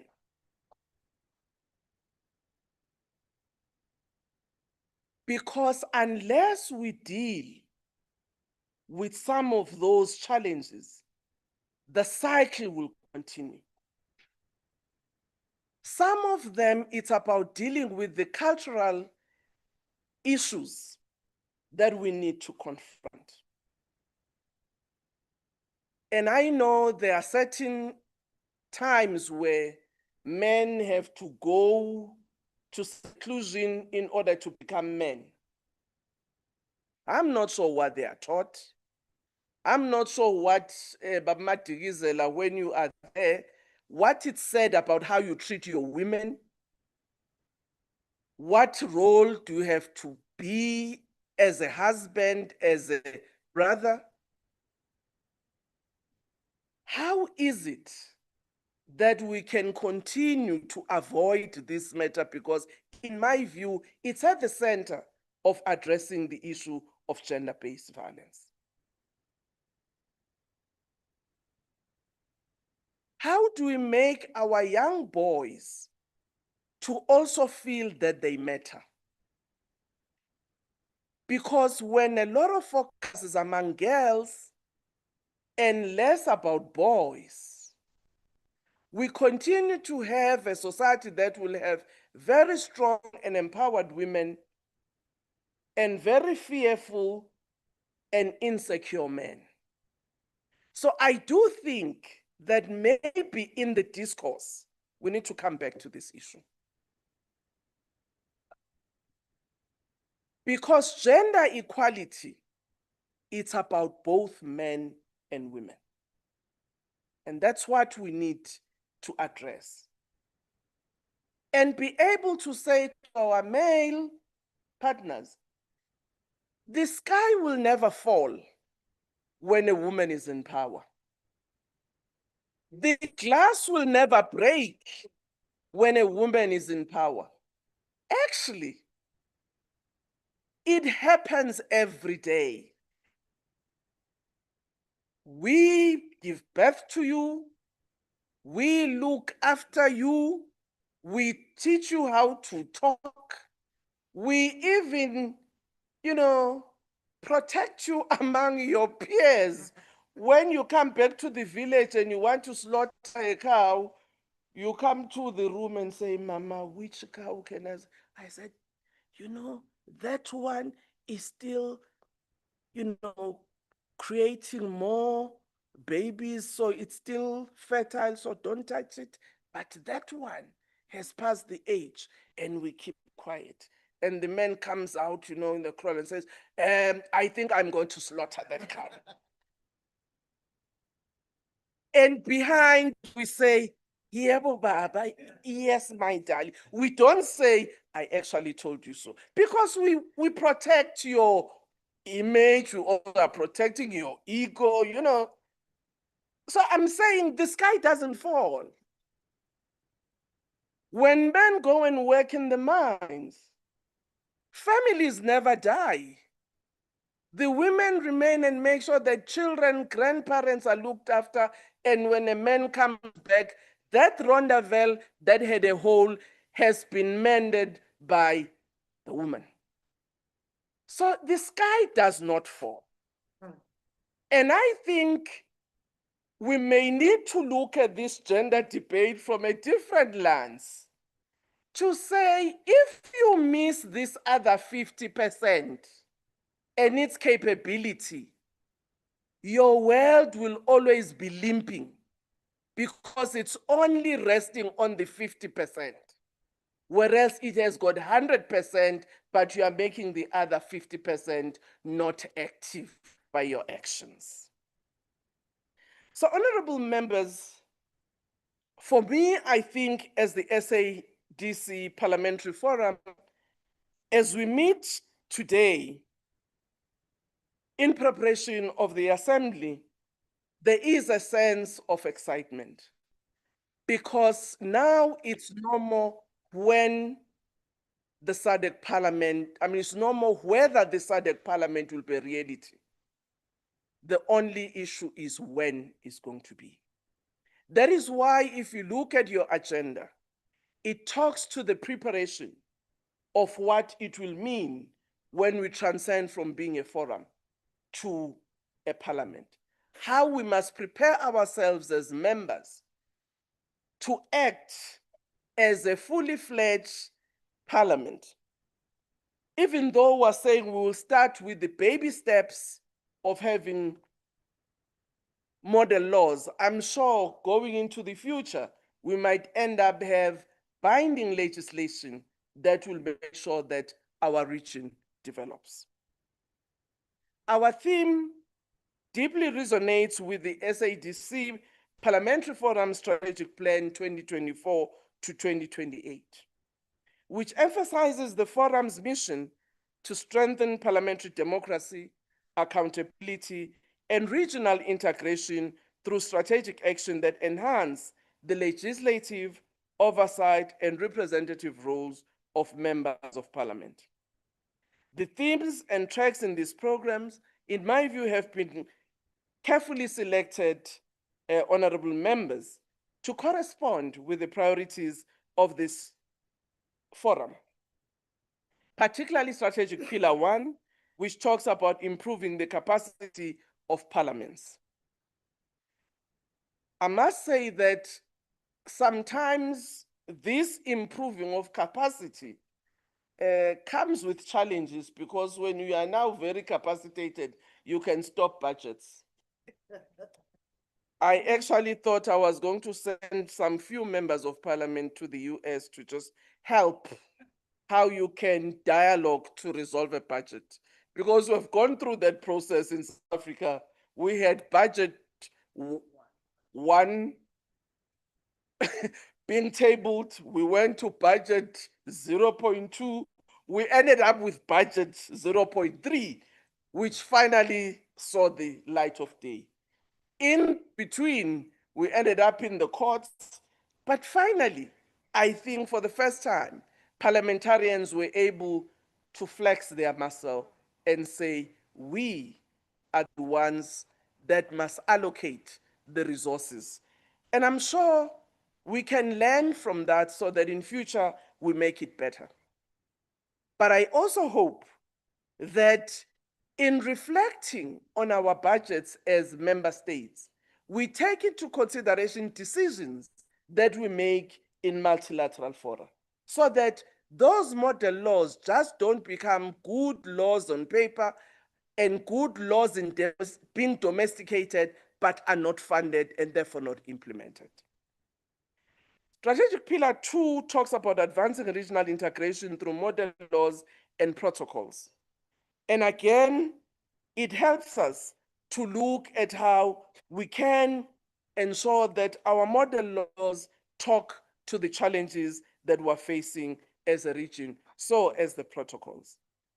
And Strategic Pillar 4 talks to enhancing visibility and impact of the forum.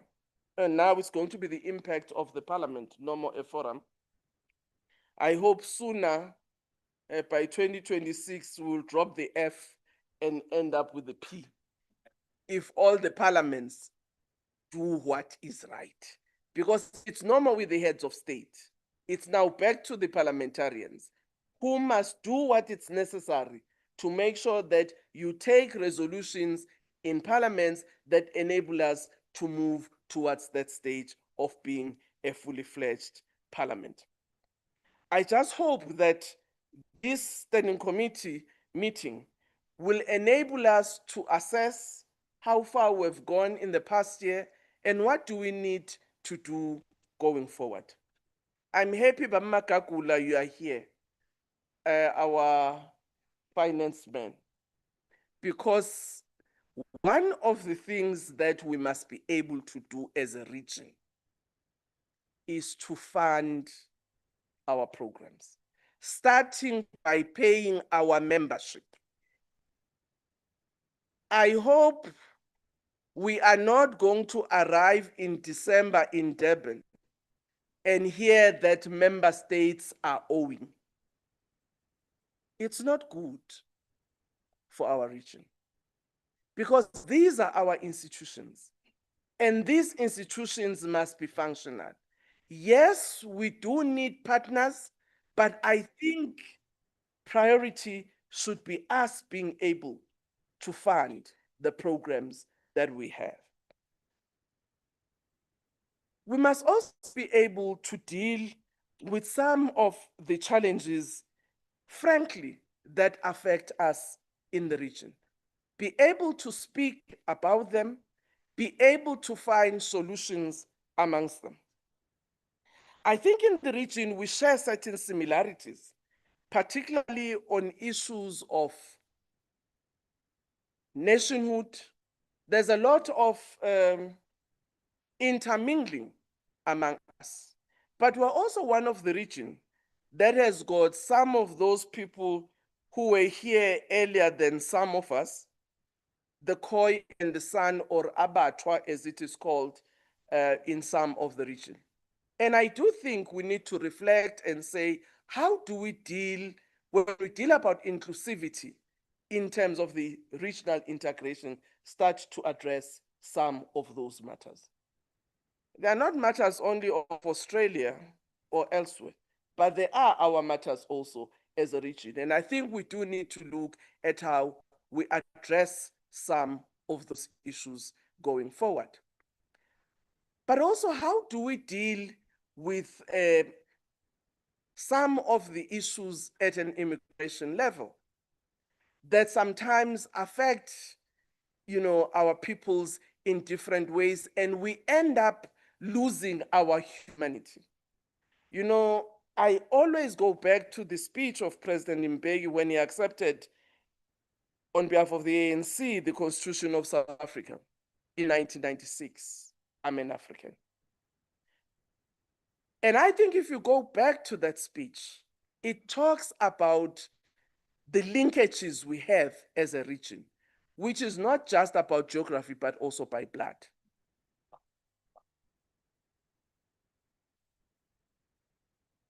Bobabe Magagula in Swaziland, they are my uncles, because my mom is Swati. She comes from Eswatini, not Swati Mpumalanga, but Eswatini Mangayane. So they own me as their child. My father comes from South Africa, KwaZulu Natal. My husband comes from Eastern Cape, WaXhosa. And I'm sure each one of us here, we can trace our relations in this region. Either umalume se Malawi or Zambia or Pipi.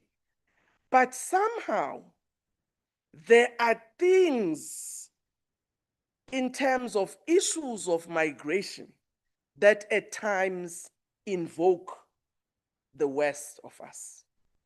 And I say so as South African because I know how sometimes you feel when certain things happen in our shores.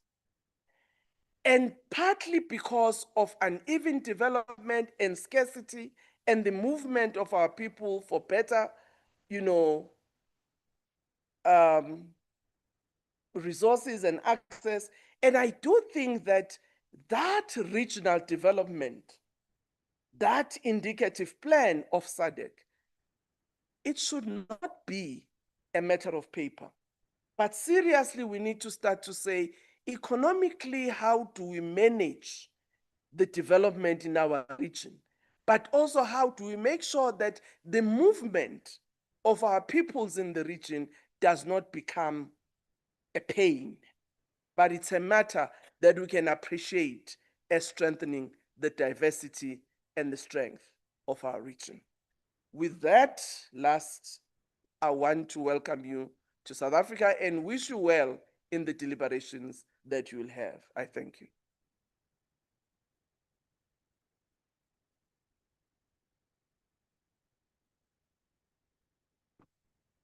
Let's give the Honorable Speaker another round of applause.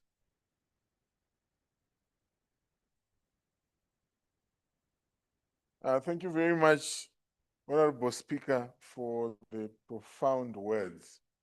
If I must mention one thing that stood out for me, it is the call for male allyship in dealing with gender equality, including the ills of gender-based violence and femicide. We need the men to be on the table. If we must sustainably confront that challenge. And the speaker ended on a note where she said development must not only be on paper. She mentioned that the Regional Indicative Strategic Development Plan must not only be on paper, but it must translate into practical benefits for the citizens of the region. Thank you very much, Honorable Speaker. As we move towards the conclusion, I'm reminded of the words of one of the literary writers I like, Chinua Achebe. Your colleagues, you may not have followed. I'm a person of numbers. Today, I had the honor of inviting one Secretary General to deliver remarks, 2 ambassadors, 9 representatives of partner organizations, 1 Speaker of Parliament, 1 acting president of the SADC Parliamentary Forum, and out of these 14 dignitaries, only 1 was male.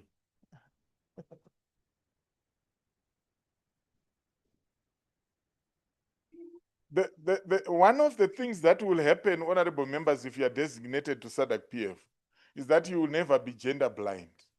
Even where you may not take action, but we will know even without consulting you that you can never be gender blind. Because before we accept your designations of members as regular, the chairperson of the National Caucus must be part of your delegation. When you go to your committees and you are electing chairpersons and vice, one of the 2 must be of the opposite gender. When you elect your president of SADC PF, one of them must be a woman. And when you go to our committees, we have the Regional Women's Parliamentary Caucus, where the women are accommodated. We have the Standing Committee on Gender Equality, Women Advancement and Youth Development, where the agenda is on gender equality. So it is no coincidence that even our partners are learning from SADC PF work because we have a very strong gender machinery. And you know, sometimes when you surpass benchmarks, it's very easy to then become used to it. So even as we're being acknowledged for all these accolades, we were forgetting to clap for ourselves because we tend to set the benchmark very high, and excellence become a way of life. And I think we deserve a pam-pam, every one of us, on behalf of the SADC Parliamentary Forum. I have the honor of inviting the acting vice president who is going to deliver the vote of thanks as we move towards conclusion. The acting vice president, Honorable. Yes. Oh, thank you. The acting president, Honorable Sylvia Elizabeth Lucas Isaacs. Thank you. We will forgive you if you say Isaacs. Thank you. We will forgive you if you say Isaacs. Thank you, Honorable. Thank you very much. Honorable Speaker of the National Assembly, Honorable Toko Didiza, also the host of our SADC PF 58th Plenary Assembly, the Secretary General, Mayor Boema Seguma, our Excellencies, Anna Karen Enstrom and Romana Konigsprin from Sweden and Austria, and also your members, your staff member, our focal point, members of Parliament of the SADC Parliamentary Forum, very soon to be SADC Parliament, esteemed representatives of our development partners and civil society organizations, protocol observed. I didn't want to write on the protocol as already standing. I wanted to show you that at least I do have the protocols. So it's fine. We can't be, we worked yesterday, we were so serious, we didn't smile once. So today we can smile a little bit. It is deep humility and profound appreciation that I rise to deliver the vote of thanks on behalf of the SADC Parliamentary Forum. This morning's opening session has been nothing short of inspiring. And I think the figures and also the names and the messages is telling it. The richness of the ideas shared, the unity of purpose, and the spirit of regional solidarity that filled this hall have reminded us that the vision of an integrated, peaceful, and prosperous Southern Africa is not an abstract dream.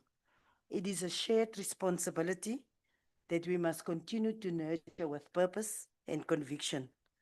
Allow me to begin by extending our heartfelt gratitude to our host speaker for the 58th Plenary Assembly, the Honorable Didiza, Speaker of the National Assembly of the Republic of South Africa. Honorable Speaker, your eloquent keynote address and your gracious hospitality have set the perfect tone for this week's engagements. I was just in an engagement last week. When they start to speak about gender, it's clear they want to speak female. So I had to rise and say, if we speak about gender, we are speaking about the sexes, and we are not speaking about women. So don't say gender equality is men and gender is woman. It can't be unless I don't know English. But I just had to, because it is a fact that we forget that we need to make sure that our menfolk is included. And it's the exclusivity that are making them sometimes to not take responsibility. And what you have said was very profound, and I can't agree more. You have reminded us that parliaments are not mere institutions of debate. They are engines of transformation, inclusion, and accountability.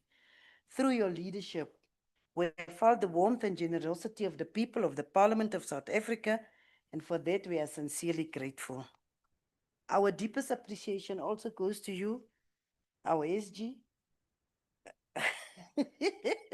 whose visionary leadership continues to steer the forum with wisdom. People, I'm someone that is very honest, sometimes too honest. And when I started working with this woman, I was looking at her and I said, this person is so laid back and relaxed. Can it be in this atmosphere, in this environment? And then one day I told her, I said, you know what? I'm so impressed with the fact that you know who you are. You don't tend to want to impress anyone. You just want to make sure that what you are doing your best. And I mean, yeah, we like to say these things when someone is dead, and I'm saying it while she's still alive. So even if I'm not there anymore, she will know. Under your stewardship, Madam Secretary General, the Secretariat has become a model of excellence and efficiency, driving forward the forum's strategic plan and ensuring that the SADC-PF continues to make its mark as a trusted voice for parliamentary democracy and regional integration. It's just that we don't have time. I would have told them where you started. And your dedication and determination, I'm sorry, it's not me. But rather you than me, let me say it like that, Speaker. Rather her than me. Or you. Because I don't think we would be patient enough to go through what she had to go through. To do door to door, to make sure that what we are having today is in existence. We need to give another round of applause. We are equally indebted to the SADC Secretariat, ably represented here today, for its enduring partnership and invaluable technical guidance. The collaboration between the SADC-PF and the SADC Secretariat is one of the cornerstones of the regional integration project, ensuring that parliamentary oversight, legislative action, and executive initiative move hand in hand towards the common goals of the SADC Treaty, the RISDP 2020 to 2030, and Vision 2050. Distinguished guests, we owe special gratitude to our cooperating partners whose support has made this committee session possible. We want to in particular recognize the Austrian Development Agency, the European Union, and GIZ under the project, and I quote, enhancing accountability and citizens' participation in regional integration through regional parliament, close quote.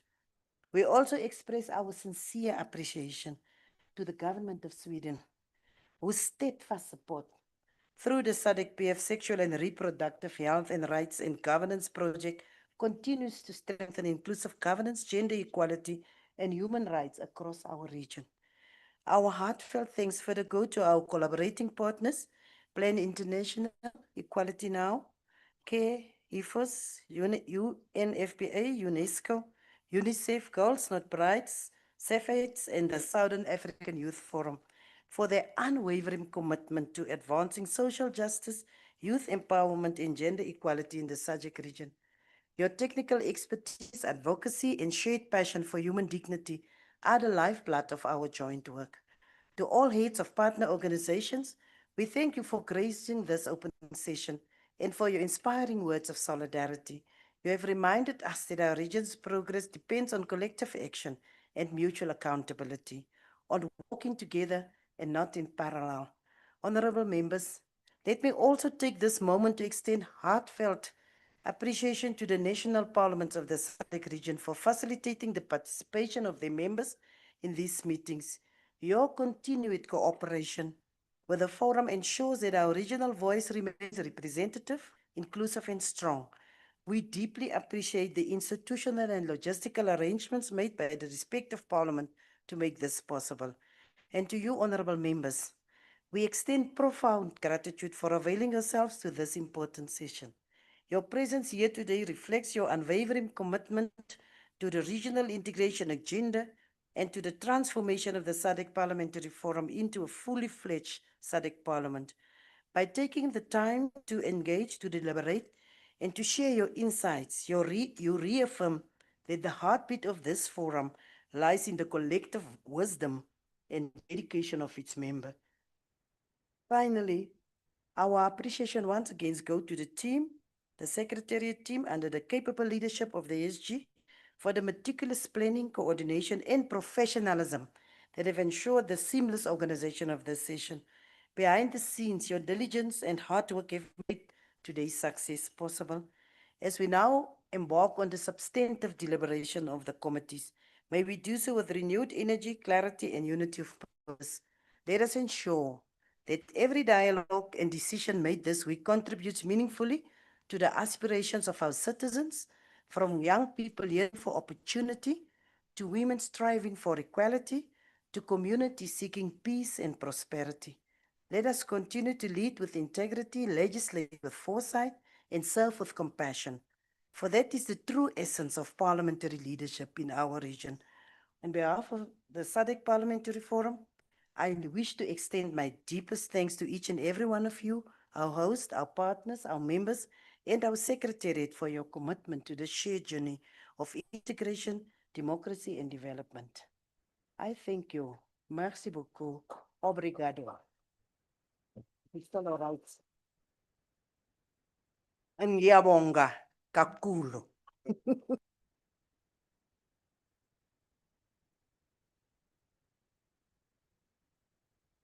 I have no doubt that you are a poet, acting president. Thank you very much for a very moving tribute as you delivered the vote of thanks. That marks the conclusion of our session today, the official opening session. We will proceed led by the high table to go to for the fourth session. May I check with Unaro, you can speak from where you are in terms of where are we having the group photograph? Thank you, Comrade Chair. We will be meeting in front of the hotel, and then I'll be getting from there to the gardens. Okay, thank you very much. As we conclude, remember the words of Chinua Achebe. When Okongo in things fall apart, at misery and went to take refuge in his mother's village, the Ango said to Okongo, and these are the words that I want to leave with you. Then listen to me, he said, and cleared his throat. Open quote, it is true that a child belongs to its father. But when a father beats his child, it seeks sympathy in its mother's heart. A man belongs to his fatherland when things are good and life is sweet. But when there is sorrow and bitterness, he finds refuge in his motherland. Your mother is there to protect you. I did not give these words to the Honorable Speaker. I'm being honest. When she said we protect you, man, it's merely coincidental. She is buried there, and that is why we say that mother is supreme. Thank you very much, and have a lovely afternoon, afternoon as we go into the deliberative sessions. Honorable members, I will request that because we have lost significant time, when we are done with the photograph, we grab our tea and come back for the next session. The SADC Secretariat will be waiting for us. So we will have our photograph and complete, come back for tea, and by 11:30 we must be seated. Thank you very much, SG and colleagues.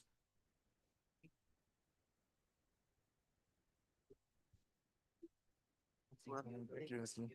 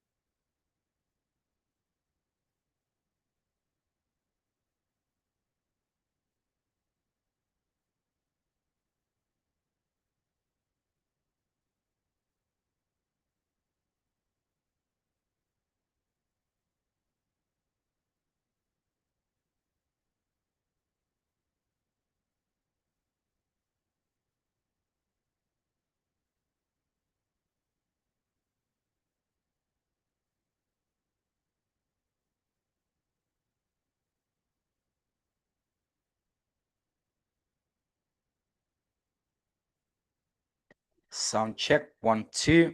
1, 2, 3, 4, 5, 6, 7, 8, 9, 10.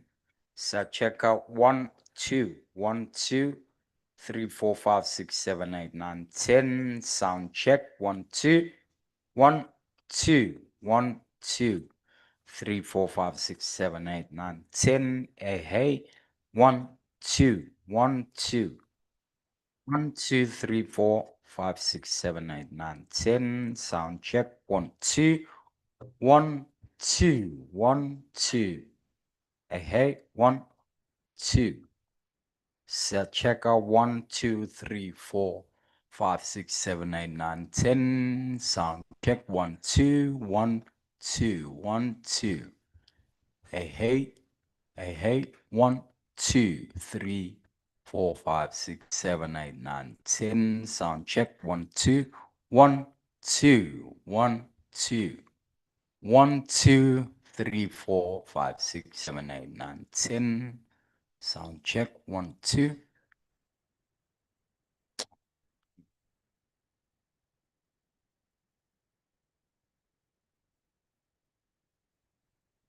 One, two, 1, 2.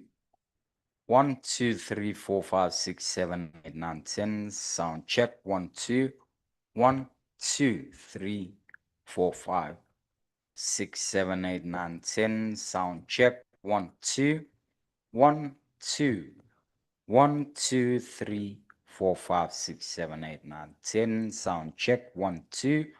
1, 2. 1, 2, 2.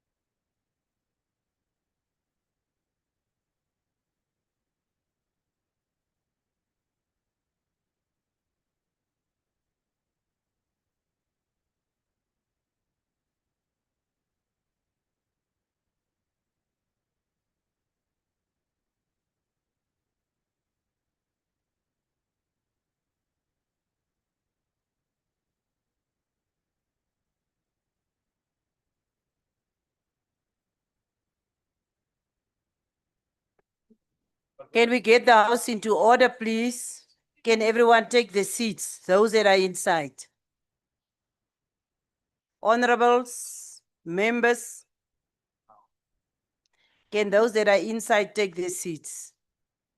And remind those that are outside that we are going to continue with the program now.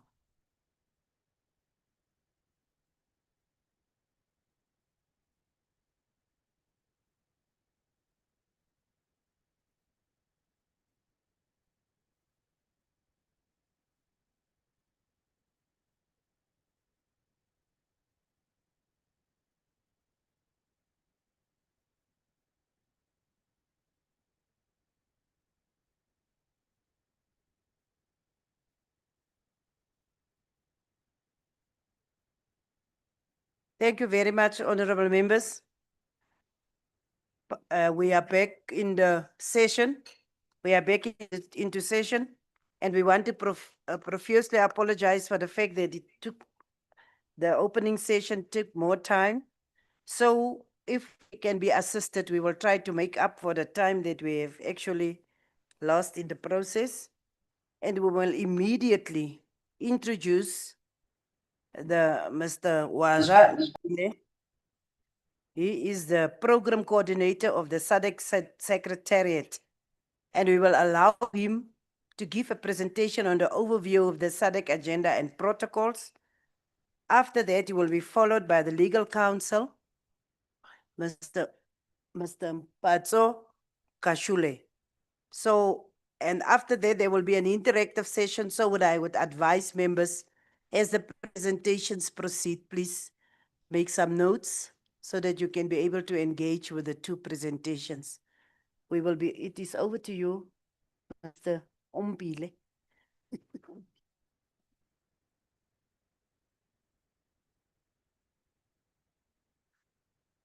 Thank you very much, Chair.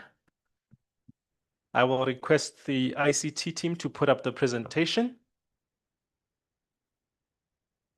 And with an opening, I would like to ride on the protocol already earlier observed and just say good morning, honorable members.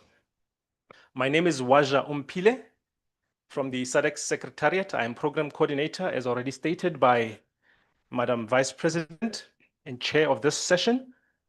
My role this morning will be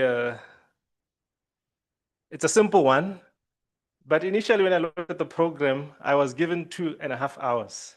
So last night I worked to expand my slides so that I fit the time. Now today I'm told I have 30 minutes.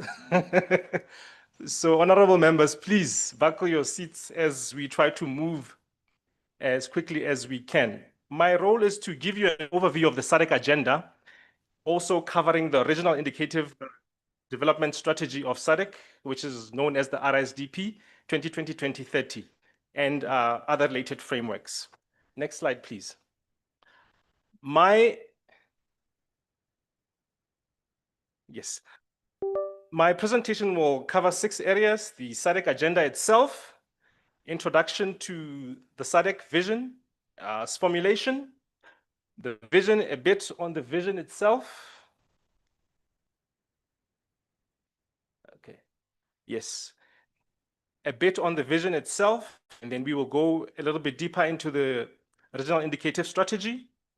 And then I will spend a bit of time just highlighting the SADC institutions. And the importance of highlighting the SADC institutions is so that also the SADC Parliamentary Forum will be able to locate itself within the SADC institutions as the presentations that follow unfold.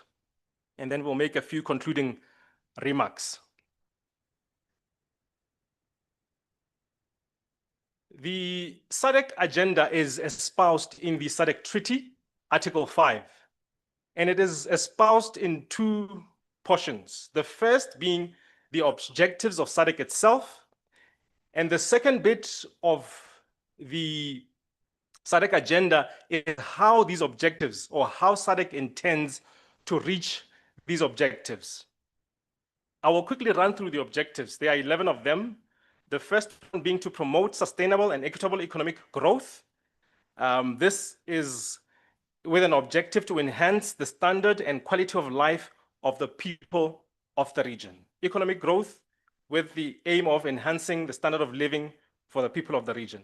The second one is to promote common political value systems that will also be transmitted through institutions which are democratic, legitimate, and effective. I think this is an important point because of the events that are unfolding in the continent and even in the region. Are we having institutions that are democratic? Are they legitimate? And are they effective in performing their duties? The third one is the consolidation of, to consolidate, defend, and maintain democracy, peace, security, and stability. And I think for some of you, one of the most visible things within SADC among citizens is the SADC standby force. And I think it speaks to this objective of maintaining peace and security within the region. The fourth objective is to promote self-sustaining development on the basis of collective self-reliance and interdependence between member states.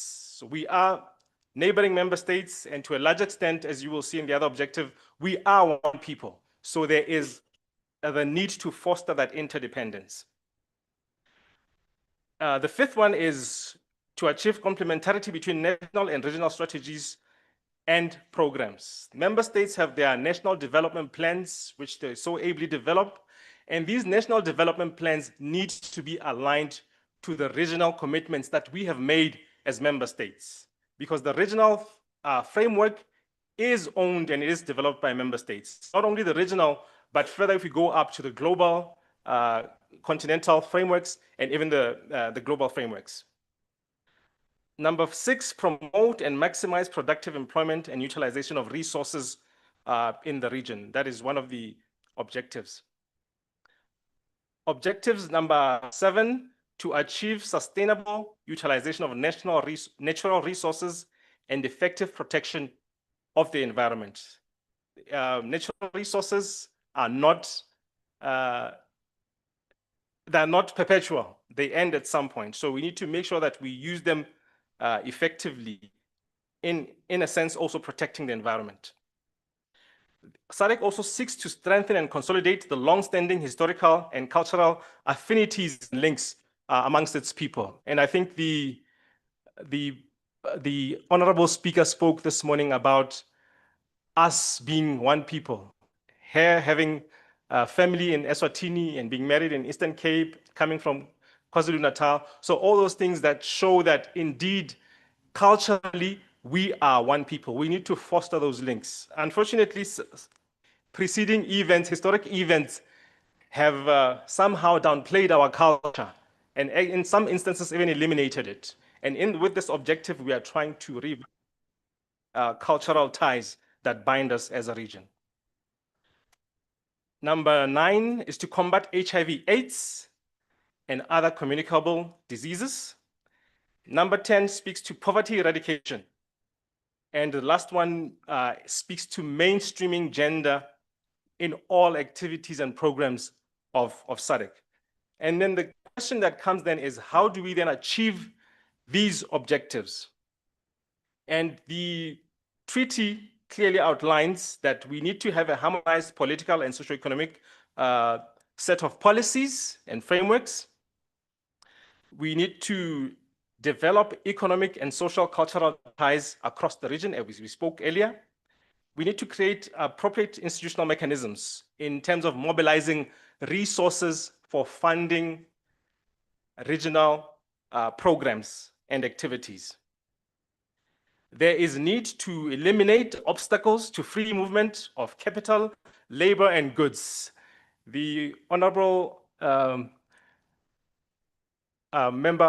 honorable speaker also spoke earlier about the issues of free movement of people within the region.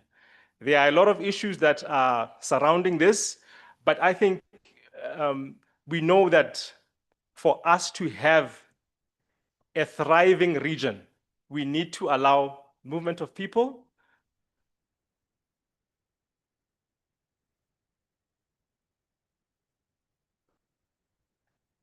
Yes, sorry. My apologies. I forgot to to move with you. Okay, I am here. So the Honorable Speaker spoke earlier about issues relating to free movement of people. And we know this is a current main issue in SADC. Some member states have made bilateral agreements, have made strides. Botswana, Namibia, now Botswana, Zimbabwe are looking to have the same arrangement. And this really is to foster movement of not only capital, labor, goods, and services, and this will in turn really strengthen our economies. Number 5, in terms of what SADC intends to do about achieving these objectives, is to promote the development of human resources. We also need to promote the development of transfer of skills and technology, improve economic management and performance through regional cooperation.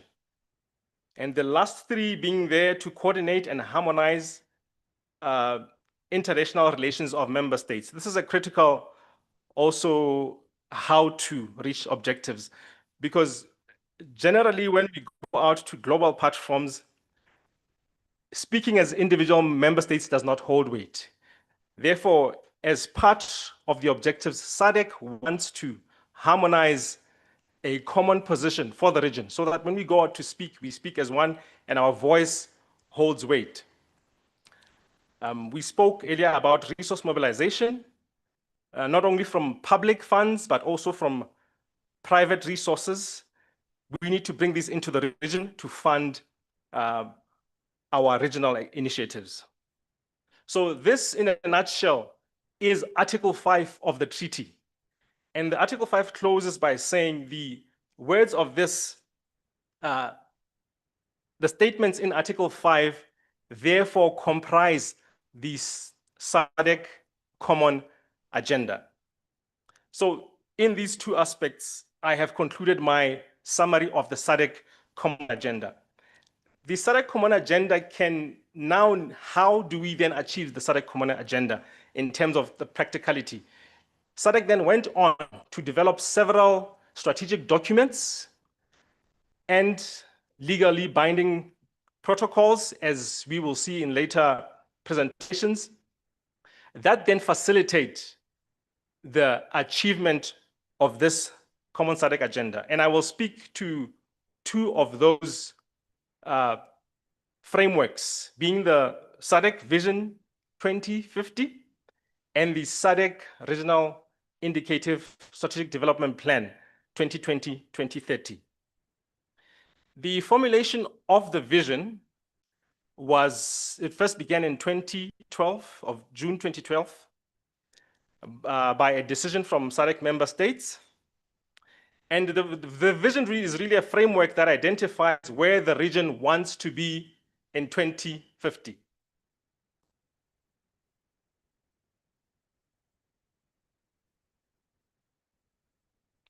The vision really defines where the region wants to be in 2050. And the Vision 2050 was also grounded on SADC's original vision, which was a common culture, a future in regional community that will ensure economic well-being, improvement of standards of living and quality of life, freedom and social justice, and peace, security for the peoples of the region. It then is further elaborated in the RISDP 2020-2030, which is itself a 10-year strategic plan that proposes the first 10-year iteration of how SADC would like to best move towards the achievement of Vision 2050. The vision itself, I hope this is visible. The SADC vision is to have a peaceful, inclusive, competitive, middle to high income industrialized region where all citizens enjoy sustainable economic well-being, justice, and freedom. That is the SADC Vision 2050. And the Vision 2050 is supported by 3 pillars, will be achieved through 3 pillars. The first being industrial development and market integration. I will speak a little more to these in my next few slides. The second pillar being infrastructure development in support of regional integration. And the one highlighted in yellow there is the third pillar, which is social and human capital development. These pillars lay on a foundation of peace, security, and good governance, which is the blue block at the bottom there. And this is to say that without peace, security, and good governance, there is no way we can have industrial development and market integration. We cannot be able to peacefully develop infrastructure. Neither can we be able to offer social services to our citizens.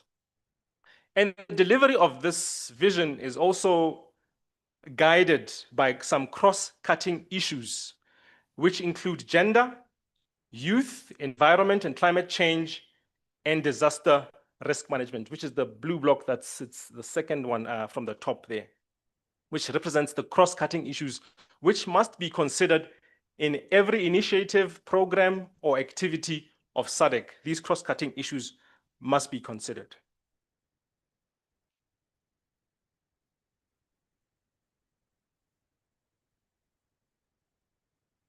I would like to just quickly highlight some of the objectives that we find, strategic objectives that we find in the SADC regional indicator strategy. It is, it covers 6 strategic areas, being that of what we call the foundation, peace, security, and good governance. And pillar 1, I've spoken to pillar 1, 2, 3, the cross-cutting issues. And the third strategic, the 6th strategic priority there is strategic management of the RSDP. And this is important in that it acknowledges that SADC needs to make some fundamental changes if it is to achieve the regional integration agenda. So there needs to be proper setting of targets, monitoring and evaluation of achievement of these targets of the strategy.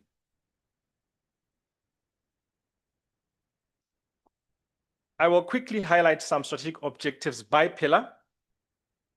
The foundation has got 3 strategic objectives: the peace, security, and good governance. The first objective there is to enhance conflict prevention, management, and resolution mechanisms, including early warning systems. The second objective is to strengthen political cooperation and enhance democracy and good governance, the rule of law, human rights, and human security. And the lastly, being what I alluded to being one of the most visible, is to have an enhanced collective defense and security system in terms of providing that security and calm within the region. Pillar 1 has got 6 strategic objectives. The first being an industrialized regional economy based on competitive and facilitative environment. We need an environment that is facilitative to our industries, not prohibitive. As members of parliament, as we create laws to manage these spaces, we need to ensure that they are not prohibitive, but rather facilitative, not only to national prosperity, but also to regional cooperation and collaboration. A transformed agricultural sector is the other strategic objective. The third one being the interconnectedness and integrated competitive blue, green, and circular economies. And these, when we talk about the blue economy, we are talking about marine life and the coastal economy. We need to make sure that it's integrated and it's interconnected. The green economy, we are referring to renewable energy, pursuit in the use of renewable energy, in the sense that we need to ensure that our sources of energy are not, in fact, deteriorating our environment. And the circular economy speaks to really the reduction or removal, complete removal of waste. And this involves reusing resources or materials as long as we can. So issues of recycling come in. The fourth objective there is regional market integration, not only into the region, but also into the continental and global markets. We want to also here have financial and market integration and monetary cooperation and investment within the region.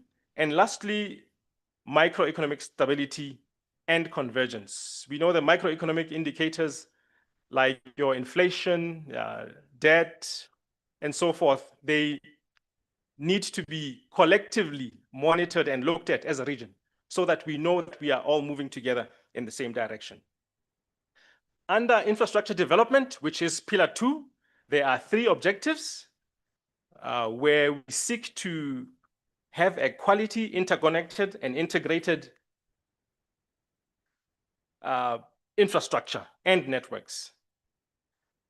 The second objective there speaks to improved capacity to conceptualize, design, and construct maintenance, maintain, and the operation of regional infrastructure. And there is a lot of effort that has gone into the space, which involves setting and putting up regional policies in terms of defining our road standards. Our road standards across the region should be the same. Railway standards, air transport standards, and even legal frameworks should be coordinated in such a way that one is not asked for one thing when in South Africa, and then the next thing they cross the border, they are asked to produce something different. And this is the importance of having coordinated standards and design processes for developing our infrastructure. The last objective there under infrastructure is to increase access to affordable infrastructure services for the citizens of the region. Moving to social and human capital development, there are 5 objectives that the strategy speaks to. The first one being harmonized regional health systems. And this is very critical for those in the health sector. And I think yesterday you spent quite a bit of time speaking about sexual reproductive health. An integrated or harmonized regional health system is important in that we have very mobile professions within the region. Our truck drivers and our other transport operators move across borders for long periods of time. Somebody may be away from their home country for months. And where somebody is on treatment, we need to ensure that our treatment regimes for HIV/AIDS, for instance, and TB are harmonized so that if I run out of medication and I'm not in my home country, I'm able to get the same regimen in a different country. And this is what this objective is speaking to. The second objective speaks to an improved food and nutrition security for social and economic well-being of the people of the region. The third one speaks to increased access to quality and relevant education, skills development, including science and technology. There is objective number 4, which seeks to increase job creation, decent work opportunities, and full productive employment within the region. And lastly, but not least, enhanced living conditions for the people of the region by promoting the development of sustainable cities within the SADC region.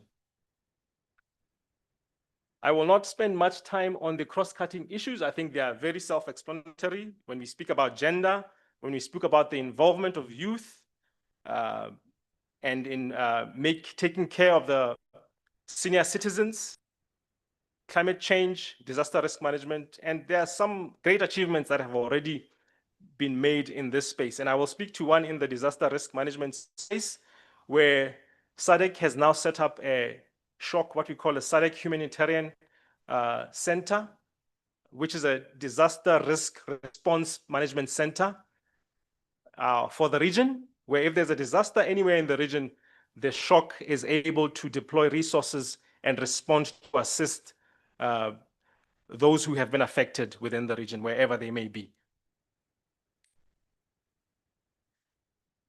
The objectives that speak to management of the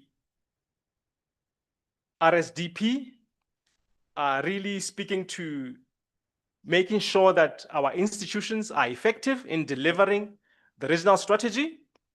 We need to ensure that there is sustainable and enough funding for the regional integration agenda. It deals with issues of monitoring and evaluation, as I spoke earlier. And then there's aspects of visibility and awareness of SADC activities. Many of our citizens do not know what SADC is. And I think even some of our leaders at some point, they do not understand what the role of SADC is. And citizens always question, what is this animal called SADC? What is it meant for? And it is important that we continue to send the correct messages about what SADC is doing for the region and what is the importance of regional integration. I would like to now go to my last slide. I had prepared quite a bit of text to explain the SADC institutions. I am now moving out of the strategy to the SADC institutions, but I will just go to the slide that presents the graphic.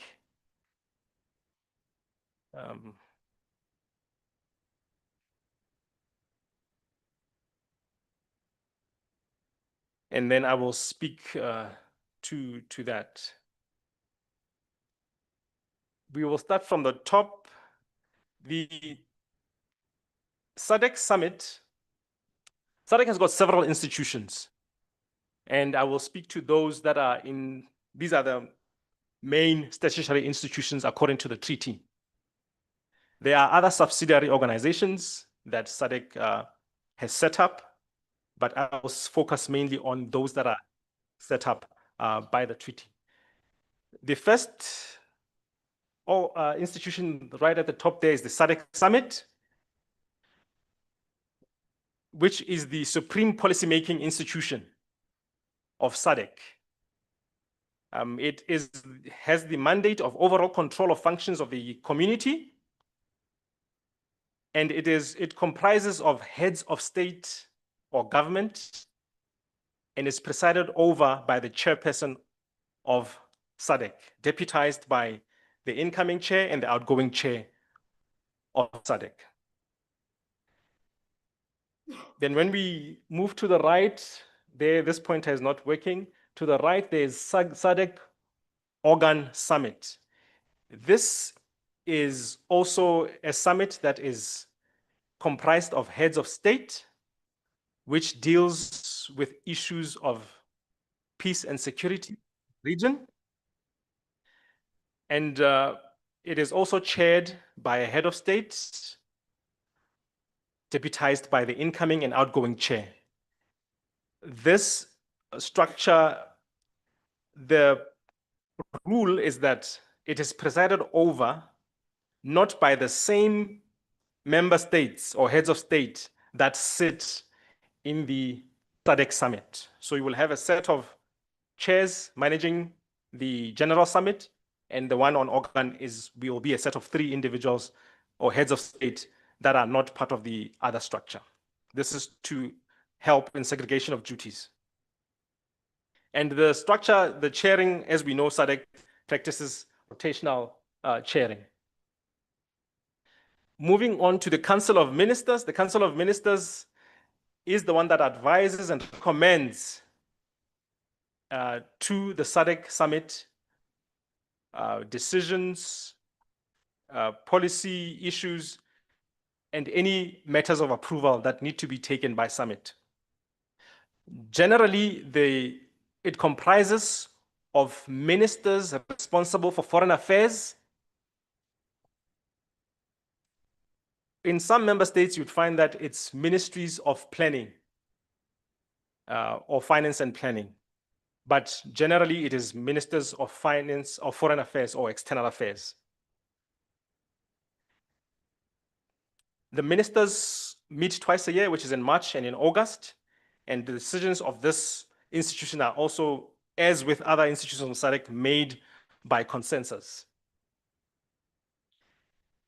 Then moving down from Council of Ministers, we move to the Standing Committee of Senior Officials,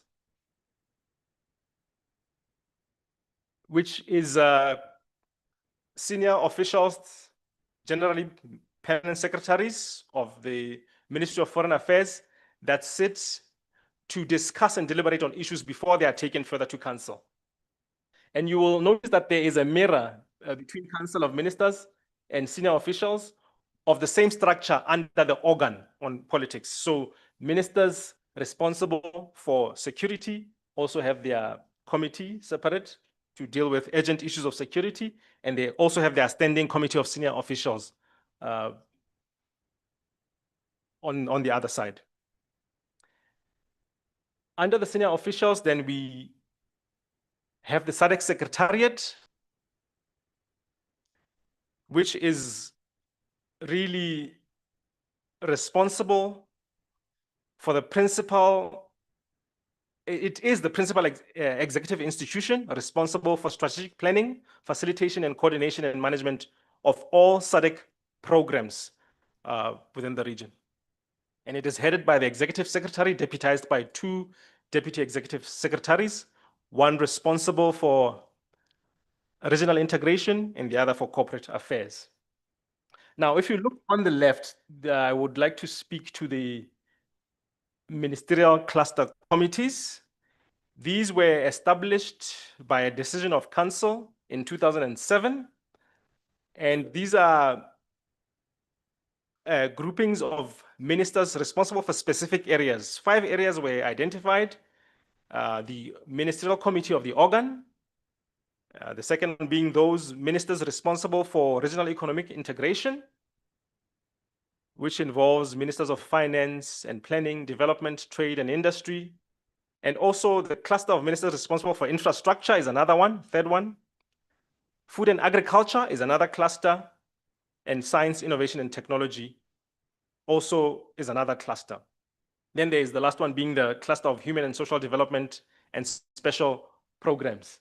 So these clusters are then the ones that deliberate on technical issues pertaining to those specific areas of expertise before these are cleared and sent to Council of Ministers through the senior officials. Below the cluster senior officials are the cluster technical committees, which are comprised of directors from the specific ministries that deal with technical issues.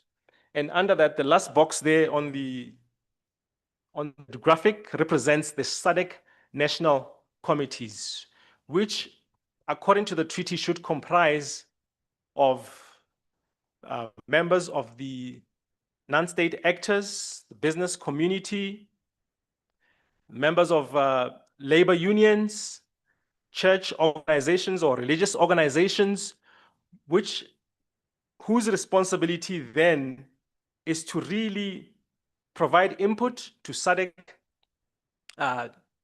policies, the drafting of SADC policies and frameworks, and also review and monitoring of SADC programs that are implemented at member states.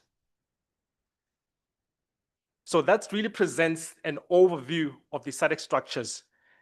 And I believe as we move on to other presentations, the SADC Parliamentary Forum will be able to situate itself where it will now effectively plug in to these SADC structures to now deliver its mandate. And we will unpack that in the following presentations as my colleagues come through.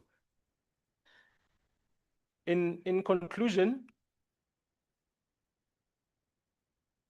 I believe that the regional indicative strategy will contribute towards the ultimate goal, which is the realization of the SADC common agenda.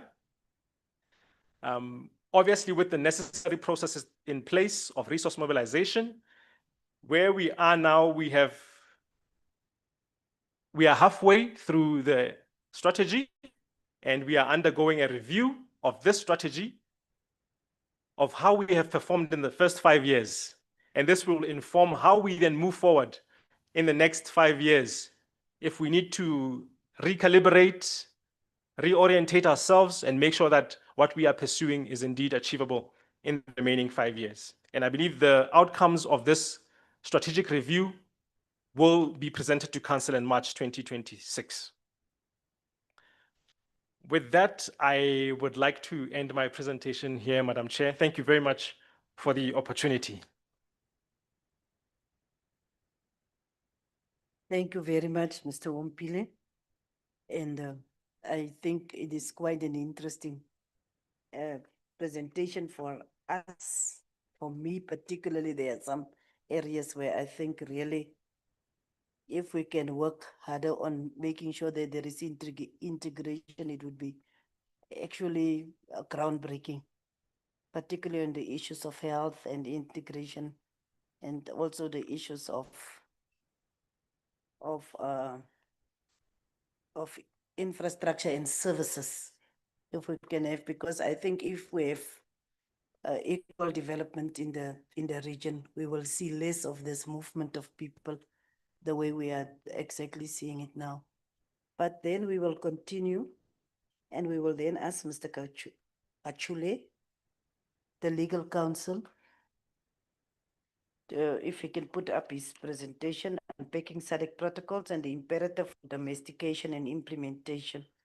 After that, members, prepare yourself for an interactive session. Thank you, please. And you did very well in terms of time.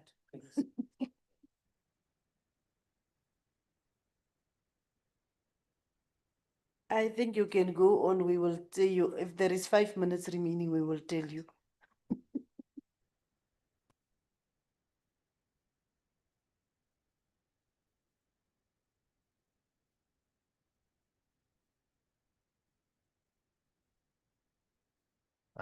Good afternoon, honorable members, Madam Chairperson, all protocols observed.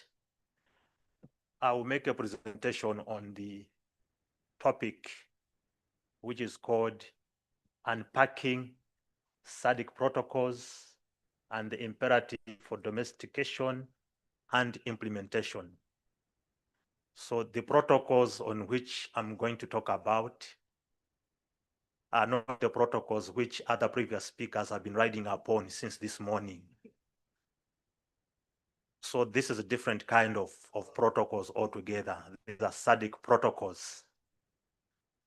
And perhaps before I proceed, I just want to find out by show of hands, who amongst us has ever seen or read the SADC Treaty or any of the SADC protocols? Okay, thank you, fair enough. I see that quite a number have done so.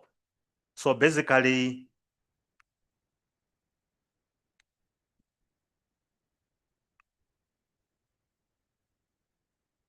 so what are SADC protocols? So when you go into the SADC Treaty, it gives you the picture of what SADC protocols are all about. So when you go into the treaty itself, it provides a definition of SADC protocols, and it says that a protocol is an instrument for the implementation of the SADC Treaty and includes any amendment thereto. So a protocol is an instrument for the implementation of the SADC Treaty. My colleague a few minutes ago talked about the SADC Treaty. So the SADC Treaty is the foundational legal instrument of our community. It's like a constitution of the community. Everything has to be measured from the treaty itself, which spells out the objectives of SADC, the structures of SADC, and what SADC seeks to achieve. However, it is recognized that the treaty in itself is not sufficient enough. And therefore, the heads of states decided that apart from the treaty, there is a need to develop these instruments, which we are calling protocols. And their purpose is now to enhance or to facilitate the implementation of the objectives which have been set out in the SADC Treaty, and more particularly in Section 5, which talks about the objectives, but also about the SADC Common Agenda. So when you go into the SADC Treaty again, this is an important legal instrument which would encourage that each one of us as members of SADC PF should be by our side, because that's our Bible for the community. So it's Article 22 of the treaty provides that member states shall conclude such protocols as may be necessary in each area of cooperation, which shall spell out the objectives and the scope of and the institutional mechanisms for cooperation. So the catchword there is cooperation. And indeed, SADC is about cooperation because member states have come together to cooperate to achieve a common purpose. So while the treaty talks about cooperation, it is very specific to say in which areas have the member states have agreed to cooperate. So those areas are spelled out in Article 21 of the treaty, which we are going to look in this next slide. But also we indicate that these protocols, which are legal instruments, they're approved by summit. So summit, these are the heads of states of our government. So the development of these legal instruments follows a certain due process, which ends up with the heads of states who finally adopt, and then they sign those legal instruments as a commitment that they are going to honor the obligations in those protocols. But also it is important to note that the treaty says that all these protocols, they are subject to ratification. Member states have to ratify these protocols, and we are going to talk about ratification in the subsequent slides because it has got legal implications on the member states. One other important thing to note is that once these protocols have been concluded and signed, for them to take effect within the SADC community, they have to be ratified by at least 2/3 of the member states. So right now, SADC has got 16 member states. So it means that if you have developed a protocol like today, for it to enter into force, you need signatures and ratifications of about 11 member states before you can proceed. And the other important thing is that the treaty is very specific that the protocol shall be binding on member states that are parties to the protocol. So once you ratify the protocol, that protocol is binding. So take note of these specific words. It shall be binding on the member states. And then finally, it is provided that you cannot make any reservation to the provisions of the protocol. So you cannot become a party to a protocol and then say, but I don't like Article 2. I don't like Article 5. You accept a protocol in a wholesome manner. This is very slightly different from other international communities where you have got an opportunity to enter into a reservation. For example, you go to the African Union, you look at the Maputo Protocol, where member states would make reservations to certain provisions in the protocol, or to the Charter on the African, the welfare of children. Some member states will enter reservations, say we don't like this provision and will not be bound by that provision. But for SADC, you are obliged to implement each and every provision in the protocol. Or if you don't want, then don't become part of that protocol.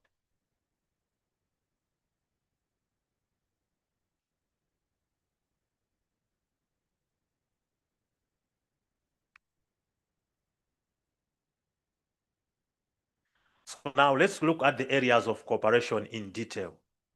In which areas of cooperation have member states agreed to cooperate? So that slide provides for those specific areas.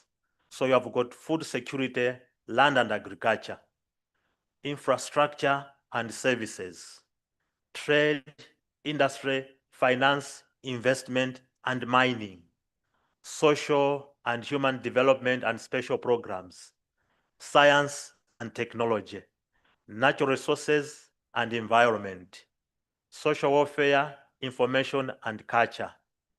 Then you have got politics, you have got diplomacy, international relations, peace and security.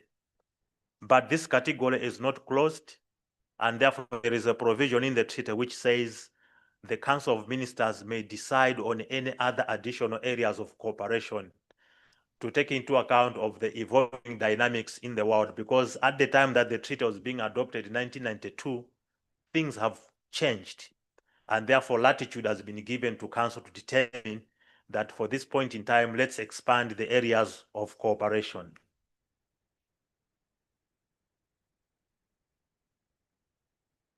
Now, just to indicate that following the entry into force of the SADC Treaty in 1992, SADC as a community has developed quite a number of protocols. And there we have got the figures. We have got 25 protocols. So this is quite mammoth. And these protocols, which are 25 in number, they actually enforce. It means that more than 2/3 of SADC member states have ratified them, and they have to be implemented. And these protocols are in the areas, for example, energy. So there's actually a protocol on energy. So the question that we should have is, why are we having deficit in the power supply within the region when we've got a protocol on energy that requires member states to cooperate in terms of infrastructure for energy, having power interconnectors, and things like those? Then we have got a protocol on trade. This is a protocol that seeks to facilitate intra-regional trade. SADC member states have to trade amongst one another. We must not be trading with China or Brazil and neglecting to trade with amongst ourselves. So that's the purpose of the protocol on trade. It was adopted in 1996. So by next year, it will have been in place for over 30 years. But the statistics on the ground shows that there's very little or limited trade amongst SADC member states. Why is that a challenge? Why are we not implementing a clear protocol that seeks to implement our aspirations to trade amongst one another? So we have got also other protocols. For example, you see in the slide, finance, investment, transport, communication, mutual legal assistance in criminal matters, extradition. So it's quite a mammoth area where member states have sat down to negotiate and say, let's cooperate and implement these protocols for the benefit of the people of our region. The question is, are these protocols working? Are the desired results being achieved? What has been the role of institutions within our countries to make sure that the aspirations are really realized in practice? So apart from those 25 protocols, there are also 9 other SADC protocols that have been concluded by SADC member states. But these 9 SADC protocols have not yet entered into force. It means that we have not achieved the requisite number of ratifications. There are quite a number of member states that have not either signed or they have not yet ratified, yet they took part in the discussions, in the negotiations, and in the adoption of these protocols. The question is, why is that not happening? Why are these protocols not entering into force when their purpose is to ensure that we implement the objectives of SADC? Now, apart from these protocols, there are also other SADC legal instruments which have been developed. They do not have titles like protocols, but they have got other nomenclatures. So you have got other legal instruments which are called like agreements or mutual defense pacts, memorandum of understandings, and you have got also other legal instruments which are used to establish what we call subsidiarity organizations. These are institutions which are supposed to implement specific projects and programs. And we have got also what we call declarations. These are political expressions of political intent by member states in accelerating some of the issues which they have agreed at the regional level. So what exactly is found in these protocols? So generally, there are certain key issues which you see in a protocol. So the protocol will espouse the principles upon which that protocol is based upon. It will also spell out the specific objectives of the protocol. So for example, the protocol on energy, the protocol on trade will be deliberate and intentional on what exactly it seeks to achieve amongst the SADC member states. And then it will also spell out the specific areas which member states seek to cooperate.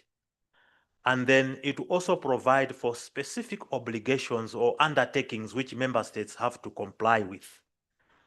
And some of these obligations may require, for example, member states to harmonize their national legislations with those of the protocols. Even their national policies and strategies, they have to be harmonized. They might also require member states to put in place specific legislation, judicial or administrative measures to ensure that the provisions of the protocol are implemented. And each protocol also provide an institutional mechanism for the implementation of the protocol, for overseeing that indeed the aspirations of the protocol are being implemented. Then there will also be financial provisions. How do you implement the provisions of these protocols? You need resources. And then it will also have other provisions on how these protocols will enter into force. So in a nutshell, that is what you find in each and every protocol. And the protocol itself, it's a substantive matter on its own, which one would need more time to look at those specific provisions. So as already said, that the key feature of the protocols is that they require ratification. So ratification is key in the international space. And just to indicate that ratification, or in other instances, accession, that is when you become a party after a legal instrument has entered into force, is a formal act by which a member state indicates its consent to be bound by a treaty, making the protocol, as it were, legally enforceable against that state under international law. So what is the effect of ratification? So ratification, once it's done, it requires domestic action. So a state must undertake necessary domestic legal and institutional reforms to bring its laws in line with the treaty or the protocol. And that is where the role of parliamentarians become very critical. This issue of making sure that you have to domesticate the provisions of the protocol. But also when you ratify a protocol or an international legal instrument, it brings to the fore the continuing obligations of a member state. So at each given point in time, a member state has to continuously implement the provisions of the protocol.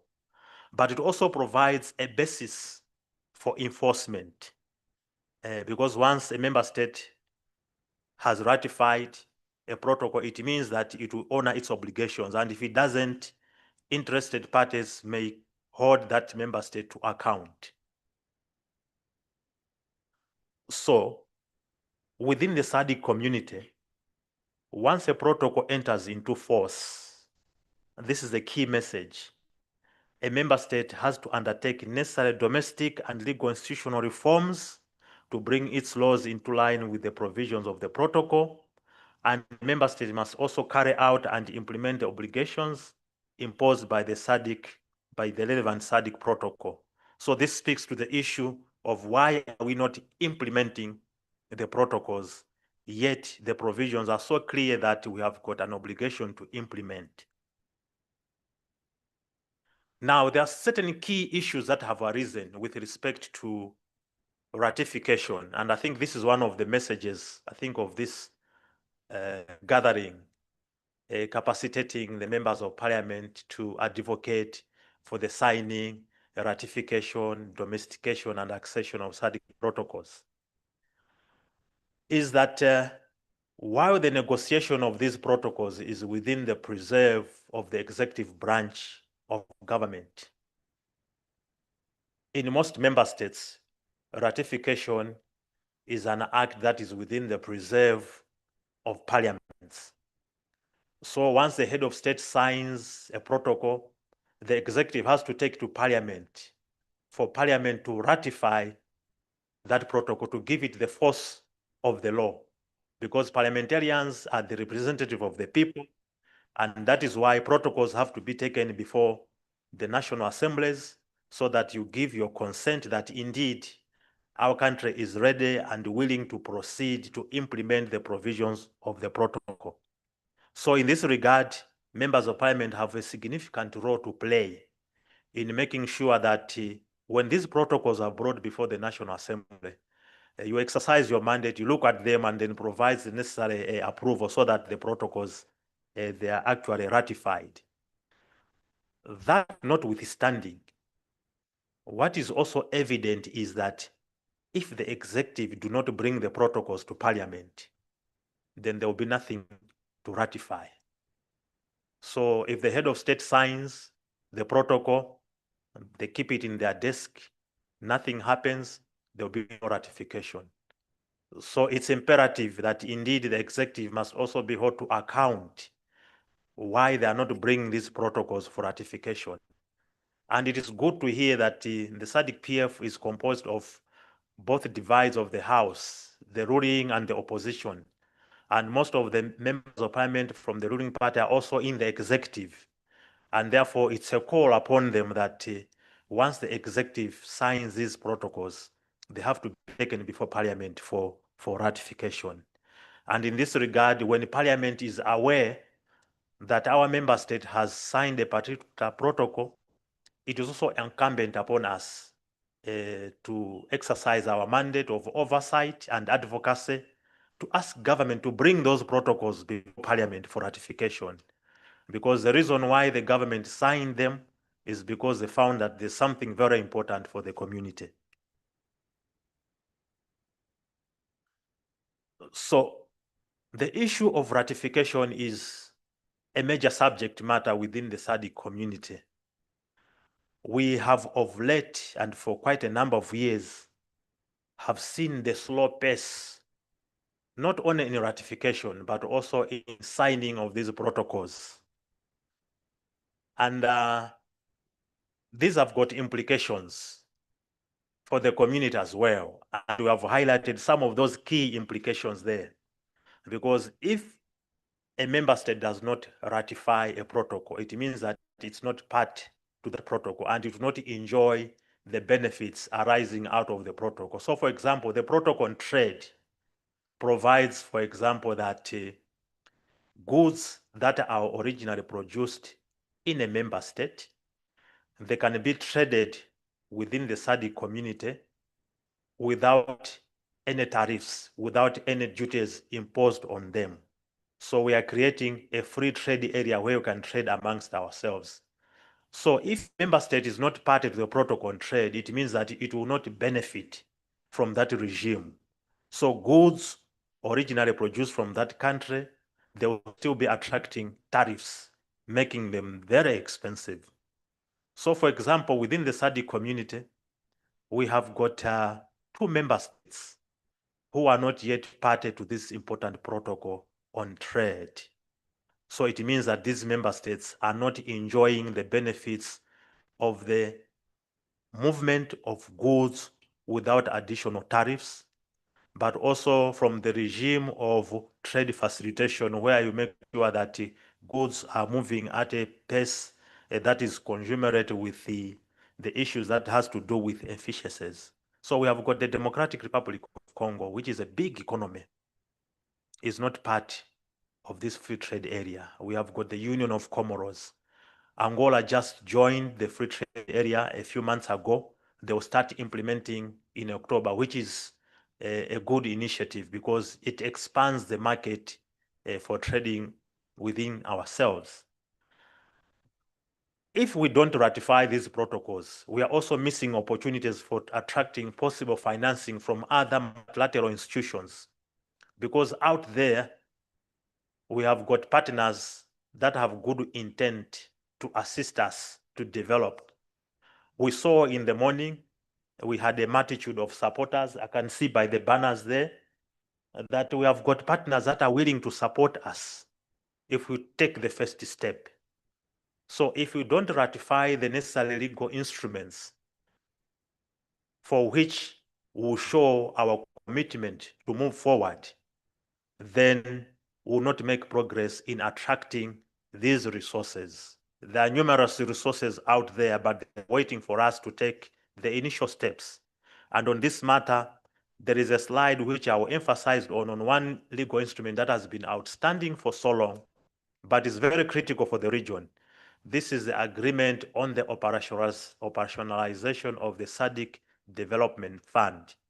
So those are some of the negative implications which the community we are facing if we are delaying in ratifying these legal instruments. But finally, if member states are not ratifying these legal instruments, it weakens the organization, because by not signing or ratifying these legal instruments, it's an indication that we are not willing to widen our scope of integration and cooperation amongst one another. There is a trend which one can observe that from 1992, maybe somewhere up around 2010, there was speed in terms of how member states were ratifying or signing these legal instruments, which speaks to the issue that member states were outward looking. They were not nationalistic in nature. They thought that we should cooperate and work as one family. But when you look from 2010 going onwards, there has been a slowness in the signing and ratification of these legal instruments. And I think this is a matter of soul searching amongst the member states to say, why has the pace now stagnated? We started on a good pace, now we have slowed down. What are the issues that we need to deal with to make sure that we accelerate the level of integration?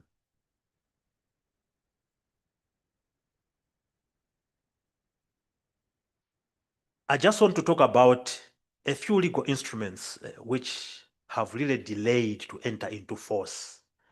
And I think these are some of the instruments which you have to take particular interest, because it means that they have not come before your parliaments for ratification. So for example, we have got the protocol on the facilitation of movement of persons of 2005. I think the Speaker of South Africa talked about the issue of making sure that we are able to move from our country to the next country, of course, legally, to make sure that there's movement of labor across the borders.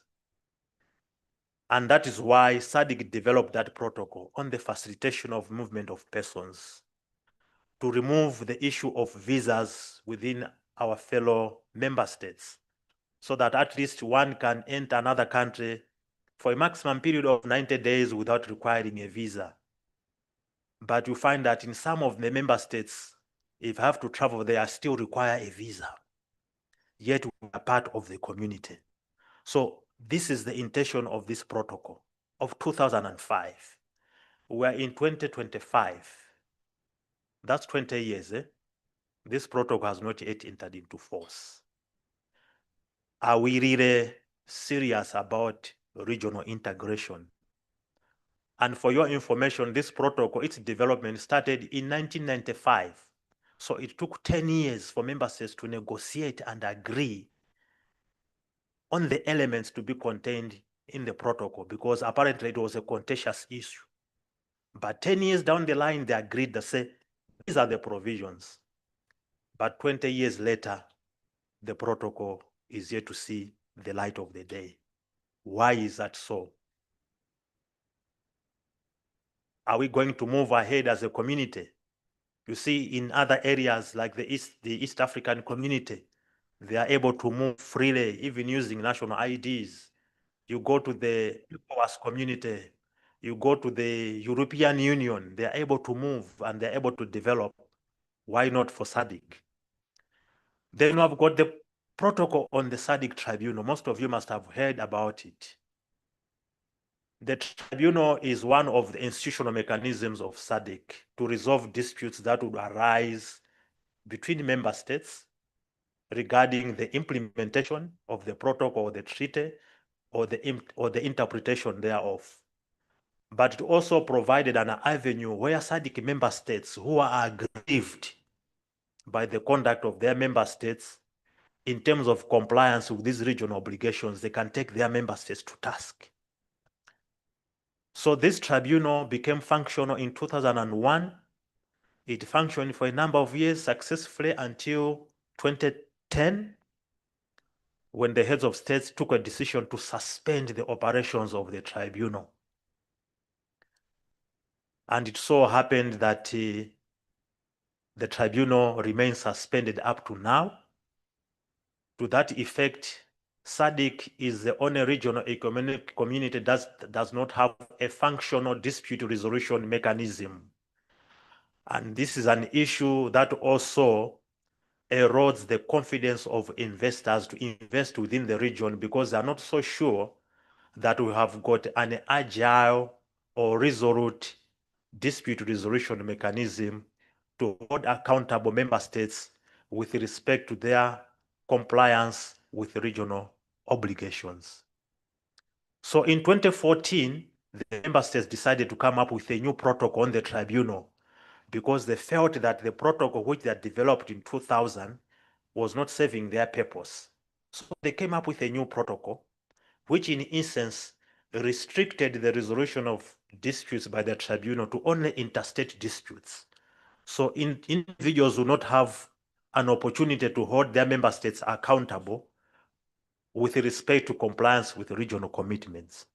So this protocol was signed in 2014, but right now, 10 years down the line, no single member state has ratified this protocol.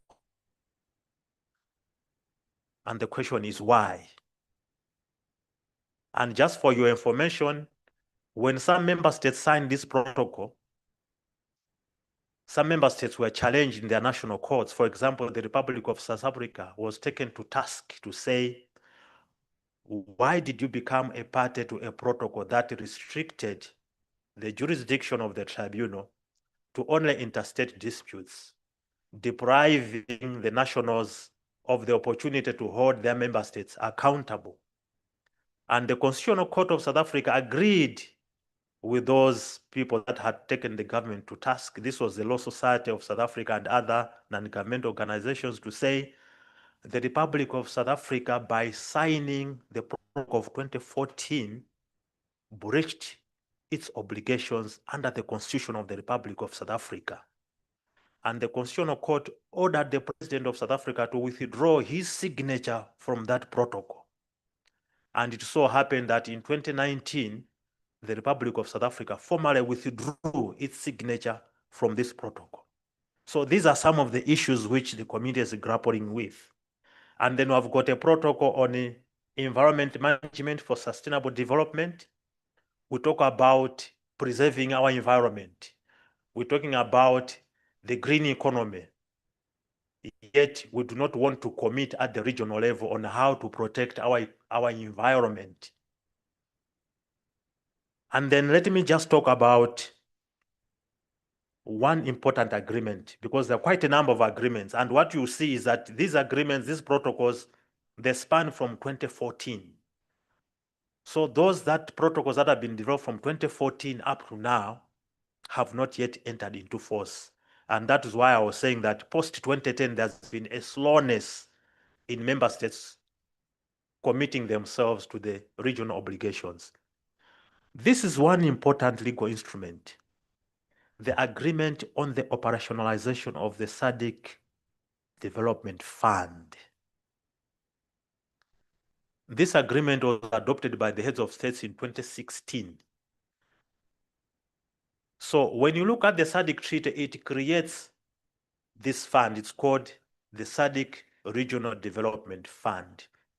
The objective of this fund is to make sure that there are adequate resources for infrastructure development within the region, but also for other aspects, social and human development. So for all these bigger regional projects, this is the purpose of the fund. So it is realized that an enabler of socio-economic development is to have appropriate infrastructure within the region. You have appropriate transport connectivity, air connectivity, but also other ports within the region that facilitates trade. However, only 3 member states have ratified this protocol, despite the known benefit of operationalization of this important agreement. The question is, why are member states not committed to ratifying this important instrument, which will unlock capital, both public and private, for all those purposes, to finance regional projects on infrastructure, industrial development, integration, and economic adjustment. There have been a lot of sensitizations with the executive branch of governments on the importance of ratifying this important legal instrument. But the message that you get is that we are still consulting. We are undertaking national consultations from 2016 to 2025. What kind of national consultations are these?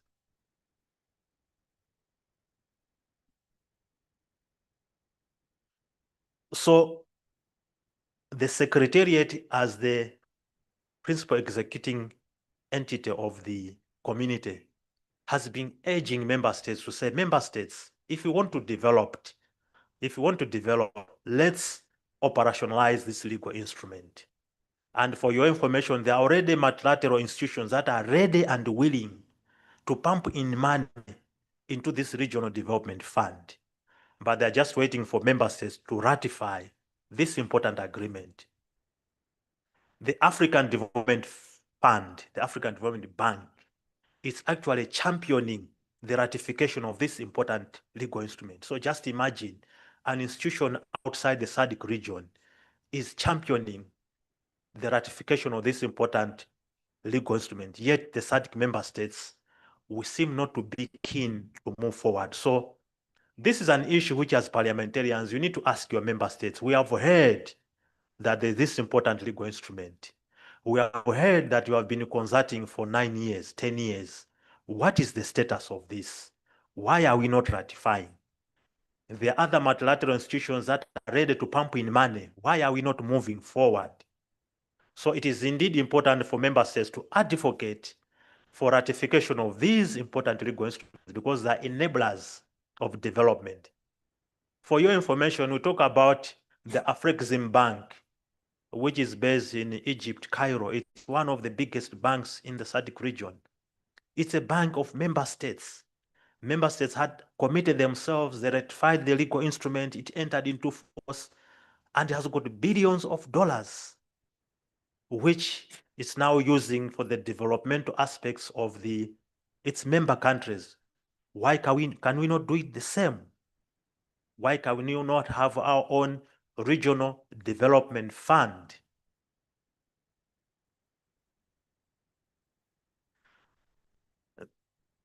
Despite that there has been a slow pace in the signing and ratification of these legal instruments, it's not that member states have just been sitting or the Secretariat has just been sitting. There have been efforts to accelerate the pace of signing and ratification of these legal instruments.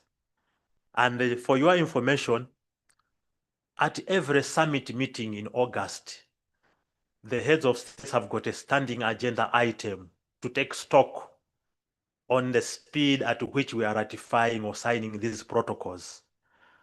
And they always urge each other, the heads of states, they urge each other to make sure that those that have not signed or ratified the protocols, they should proceed to do so.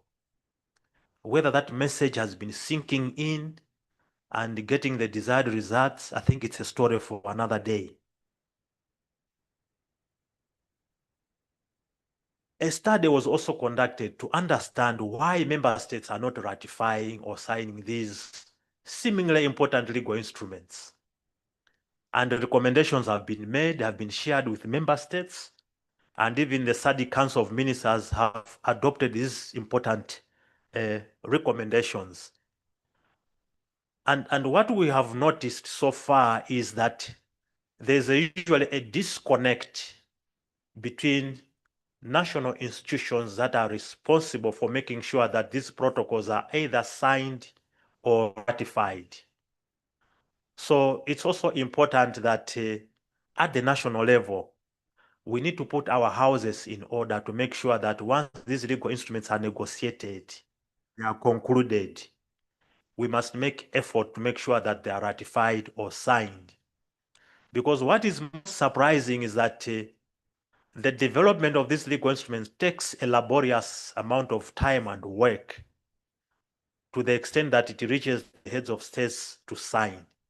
But once they sign, the process of ratification becomes slow. And when you ask them, say, we are undertaking national consultations. Why did you not undertake the national consultations at the time of developing these legal instruments? So that speaks to the lack of coordination amongst member states. But it also speaks to the shifting political, economic, social priorities of member states. But for as a community, we need to be coherent in terms of our commitments to the region. So those are some of the recommendations that have been put across. I will not go into all of them. This presentation is going to be shared with all of us for reference. Now we go to the final issue of domestication. Because once you ratify the legal instrument, that is not an end into itself. Member states need to go further and domesticate these protocols to make sure that they have got the force of national law. So domestication of SADC protocols within member states is largely guided by the constitutional provisions of particular member states, because some member states are what we call the monists, others we call them the dualists. So for the monists, these are the member states that once the SADC protocol has been ratified by Parliament and it has been published in the Gazette, automatically it assumes the force of domestic law. So it becomes part of the domestic law and capable of being enforced. So those are the monies, and the examples, typical examples are Angola, you have got Mozambique, you have got Madagascar and the Democratic Republic of Congo. Then you have got what we call the monists. These are the member states that even after the protocol has been ratified in Parliament, you need to develop another enabling legislation to make sure that that protocol has the force of domestic law. So what you do is either you amend an existing law, or you develop a new law, or you come up with certain procedures within the member states to make sure that that law has got the force of national law and capable of implementation. So that graph just distinguishes these two types of legal systems, the monists and the dualists, on how they receive international law within their member states. What is the importance of domestication? We have been talking about domestication. So the importance of domestication, number one, is that it allows citizens and residents to invoke international law in their national courts to protect their rights, because those protocols will form part of your national law. But it also ensures that there's implementation, because some of the reasons why these protocols are not being implemented is because they have not been domesticated. There's no constitutional obligation to implement the provisions of these protocols. So once you domesticate, it means that the government is under an obligation to make sure that they comply with those provisions. But also it ensures consistency and coherence between the regional commitments and the national legal order, so that at least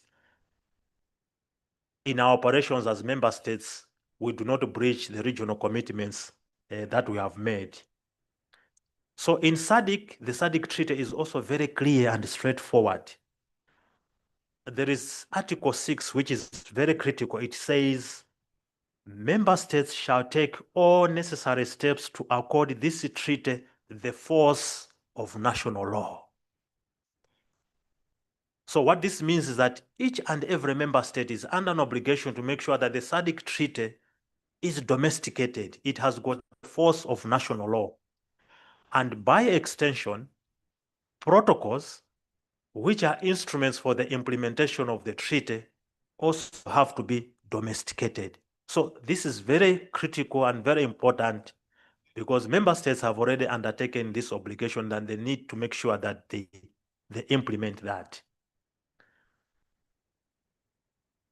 And the objectives of SADC can only be met if member states domesticate, because once you domesticate your laws, it gives you an obligation, for example, to put in place systems, to put in place resources, human and financial, to make sure that those are actually implemented. Now, regarding the status of domestication of these protocols, just to indicate that there's never been a comprehensive study on how far the member states have domesticated all these protocols. But there are certain key thematic protocols where studies have been done on how member states are domesticating some of these protocols. So, for example, the protocol on gender and development is one of the key protocols where we have seen member states taking strides in domesticating most of the provisions of the protocol. In the area of trade, the control of firearms and ammunitions. So we have seen at least that there's some effort done to domesticate the provisions of the protocol, but much more work still needs to be done. And just to indicate that in an effort to track the status of implementation of these protocols, but also even the domestication of these protocols, the SADC community has developed what we call the compliance mechanism, which now is being piloted in quite a number of member states to track the level of implementation of member states' obligations.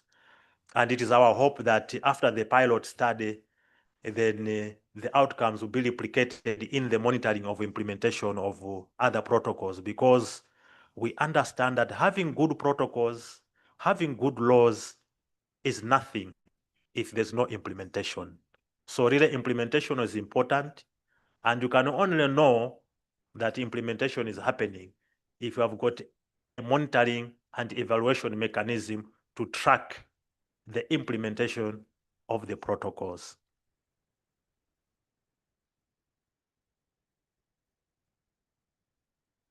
Now, in terms of opportunities for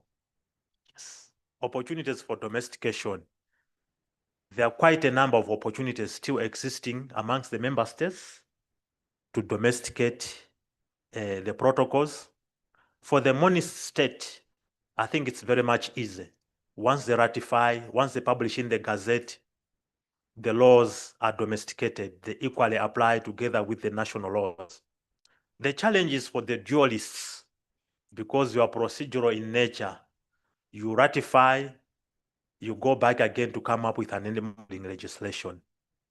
However, that notwithstanding, we are saying that domestication is not an event, it's a process where member states have to periodically review their legislation to make sure that they are harmonized and aligned with the regional commitments. And a typical example where we have seen this working is in the area of democratic governance in terms of elections, the conduct of elections.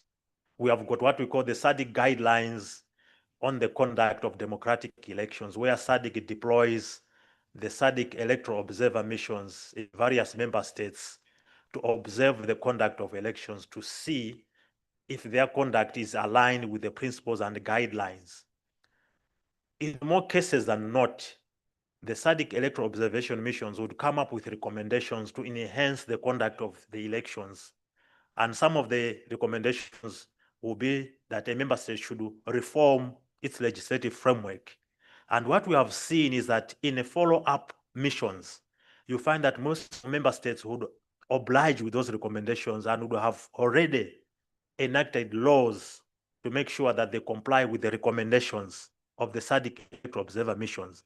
So most of the member states where these observation missions have gone, we have got those recommendations, and you could see that incrementally the member states are reforming their laws.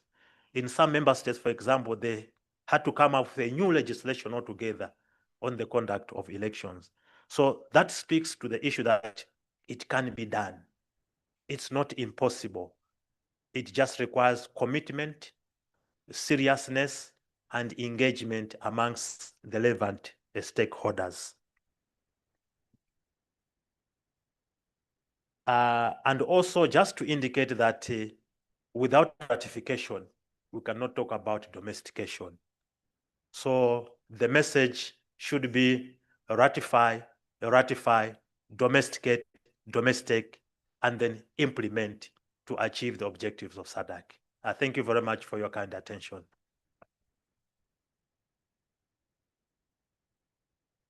Thank you very much, Honorable Councillor. I think this was like something that is, I'm quite taken aback by the way we are dealing with very serious issues. And I think it's actually a reflection on Parliament, on our role to ensure that we do oversight and we ensure that our executive is serious about the engagement and about the issues of the region. I was saying to SG now, I think as part of the template for the plenary assembly, the country reports need to include what action from today up until the plenary assembly we as parliaments have taken to take on the executive with regards to issues of the treaties or the protocols as they have been laid out here. But I want to express appreciation to Mr. Mpatso Chule, because I think your presentation was really, really, really very enlightening. And I would also want us to begin to be serious about the issues that we deal with. I remember that in the 6th Parliament, there was on the issues of gender and particularly gender-based violence. And so we actually insisted on the president that we want to, as Parliament, ratify that specific protocols. And we also insisted that the legislation of South Africa should align with that specific issues. And there was no trouble into getting that right. So parliaments can play a very pivotal and important role to ensure that. So I think it is so informative, and it is still have 20 minutes. 20 minutes. So it is so informative, and I think we must just use the remaining 20 minutes to engage a little bit before we go for lunch. And then if necessary, we can still continue with the engagement after lunch, because I think it's very important that we should engage with this too. And also for SADC PF, it's important because even our own protocol is being signed. Will it be ratified for us to become a regional parliament? We must also think of that, because it seems as if there is no commitment from the executive of the countries to actually ratify the necessary protocols. I will give over to Mr. Kurasha just to do the interactive session, take the questions in, and then responses. But in the meantime, let me express our sincere appreciation to the Secretariat for the very, very informative presentations. Thank you.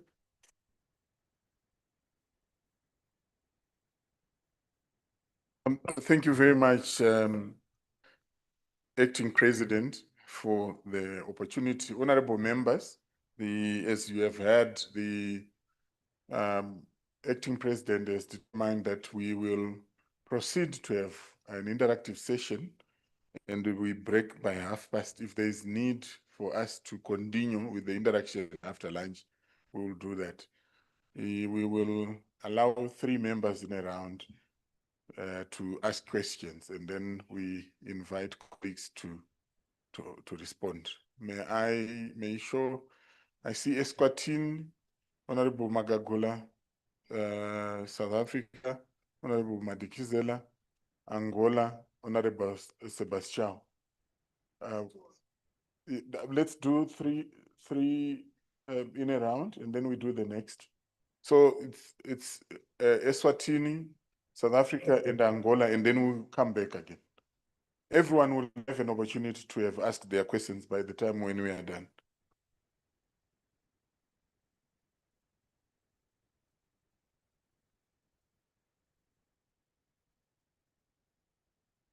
Thank you very much, moderator and director of this session.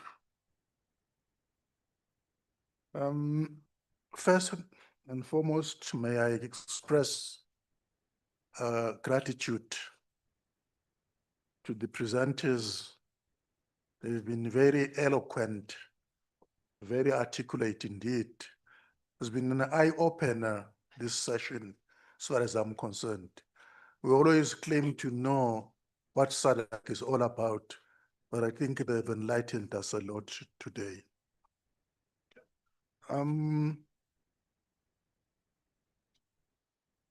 Question one, not in any order. The first speaker beamed on the screen what he called SASDAC institutions and engagement mechanisms, which I would relate to an organizational structure, something like that. And I was waiting and waiting and waiting patiently. He raised my hope that a question I raised maybe yesterday, it would be answered today. He finished without indicating where us, the parliamentarians and the forum, fall in that structure. That's the simplest of it all. Where do we fall? Everyone is once mentioned, and I don't see where, yet we are a critical stakeholder, no doubt about it. And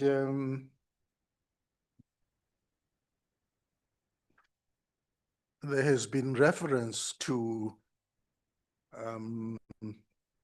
protocols relating to extradition, legal mutual assistance, etc., etc.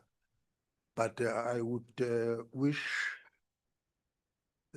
some clarification, education as to whether what legal mutual assistance would refer to versus extradition. I think that's what I'm interested in. Also, there's been reference to Vision 2050. That's SADC Vision 2050. I'm just wondering, because it's common knowledge, it's common cause. We don't operate in isolation, we're in a global village. How does this vision relate? Is it 2030 or something? But the SGs, the UN SGs, any reference correlation to those? It's a pity, but that is argumentative again, because it depends on the politicians, of which we are in our own rights. The effort that is put in coming up with, say, a treaty or a protocol, only to find that at the end of the day, none or very few ratify or sign those instruments. maybe it's outside our scope, but certainly, why waste time, agree on something and then the next thing, nothing happens?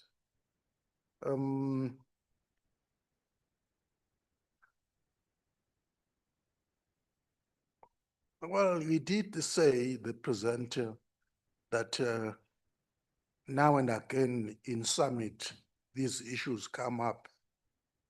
But what I want to know, what is the eventual status of that, where none or very few sign?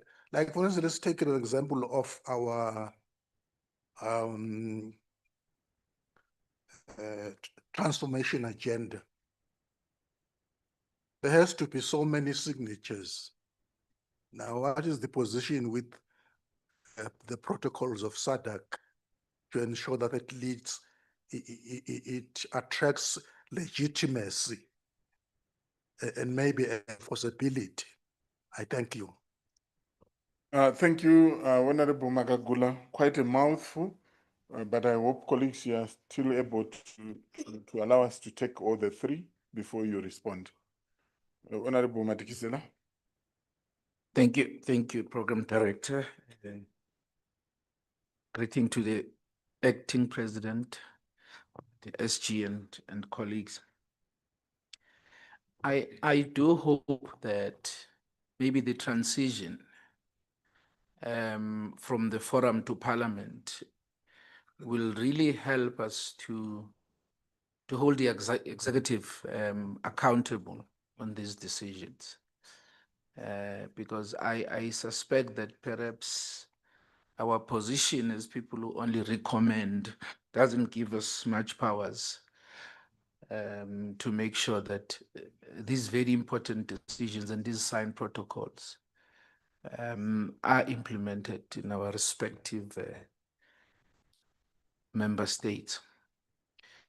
Now, you know, if we were to quantify, honestly, the amount of money that we spent having engagements, talking to each other, vis-a-vis the impact that the decisions we have taken made in our respective countries, it would be very interesting to make that comparison. And the fact is, I'm just guessing that we have spent far more having these engagements than the impact that they are making in our respective communities. I think it's important that we take stock of that, colleagues. Because if you look at the region, SADC region, it is so wealthy that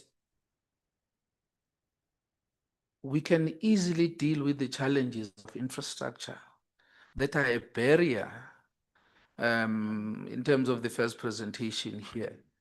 Because honestly, there's no reason why we still have the challenges of infrastructure, energy in a region that is so wealthy. Beside the fact that we are still beholden to our former colonies and the lack of political will. And again, if you look at the point that was made on the second presentation about the tribunal and the reasons why we decided to do away with it, it is really concerning because, you know, we are often accused as SADC body as just, you know, a body that sits to protect the interests of each other based on our historical ties, rather than really holding our leaders accountable for the development of our region.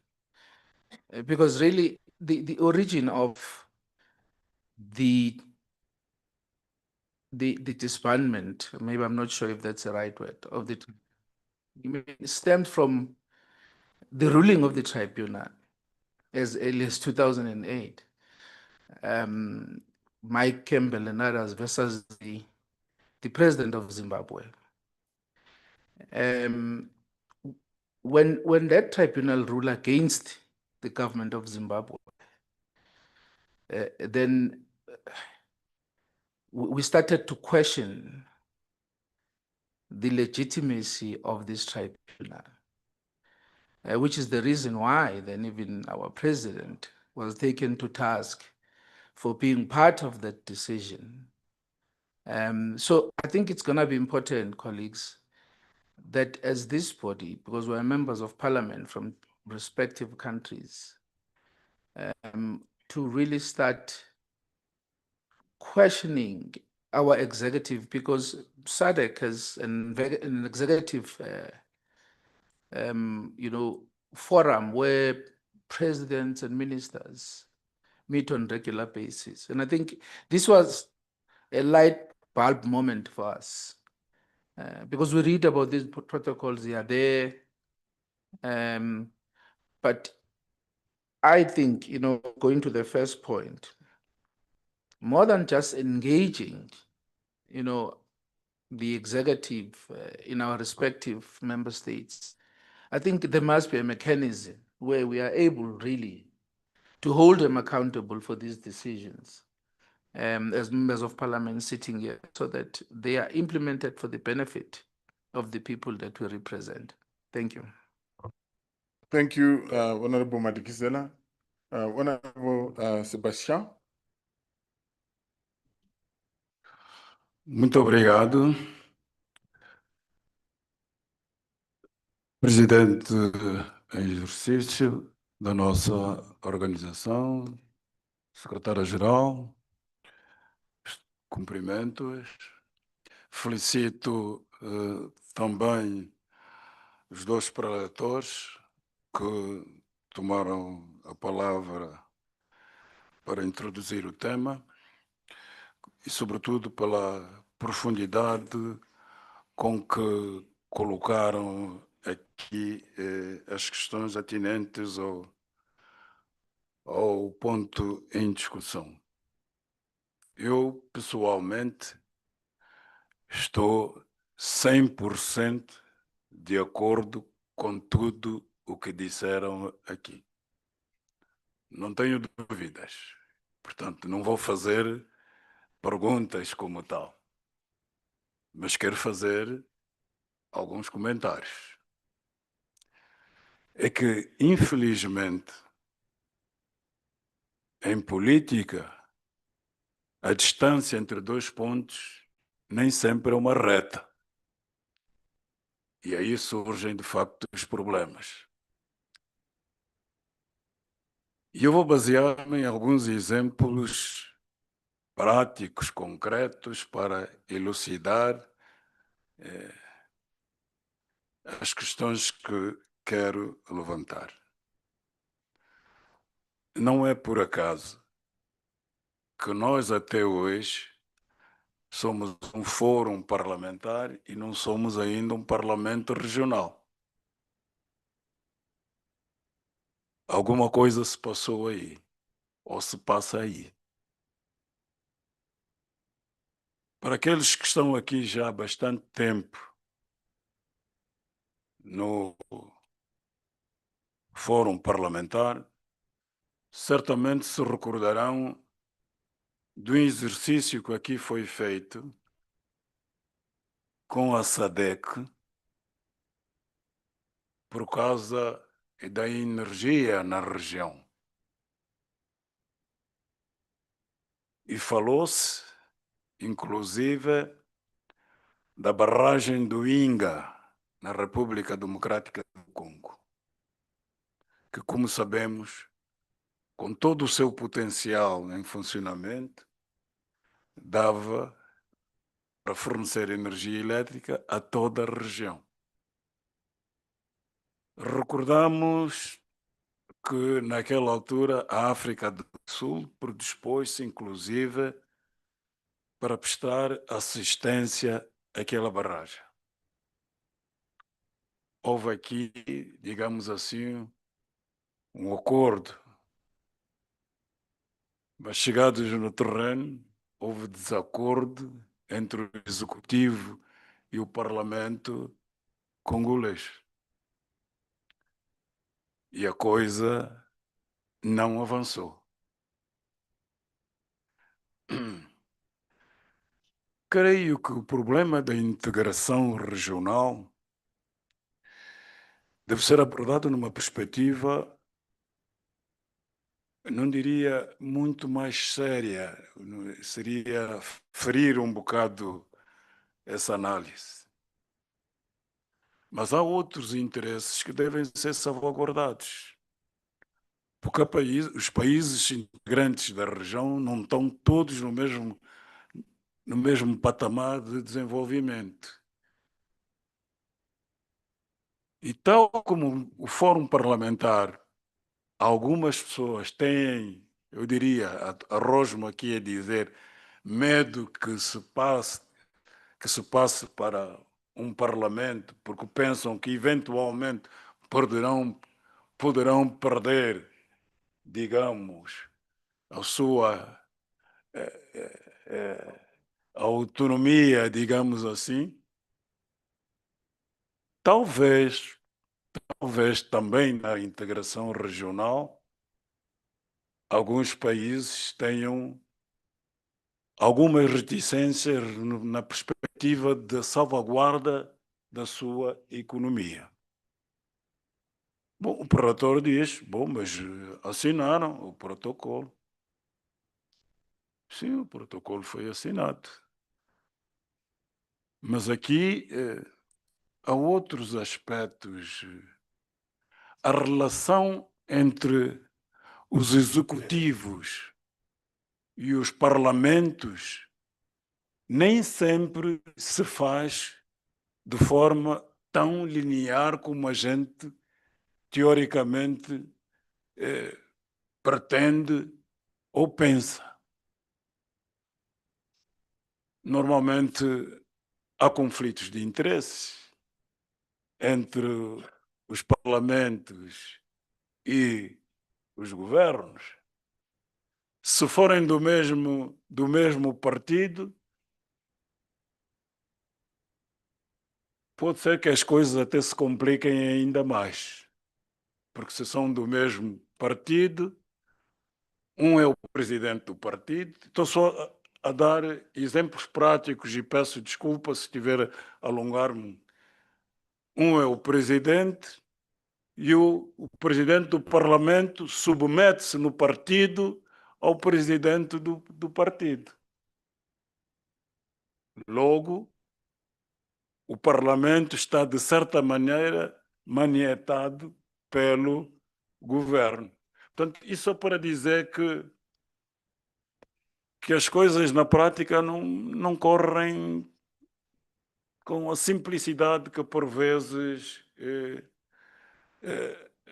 nós pretendemos. E isso cria alguns conflitos de interesse. Eu iria ficar por aqui para não roubar muito tempo, apenas para atirar, digamos, despertar a discussão. Muito obrigado.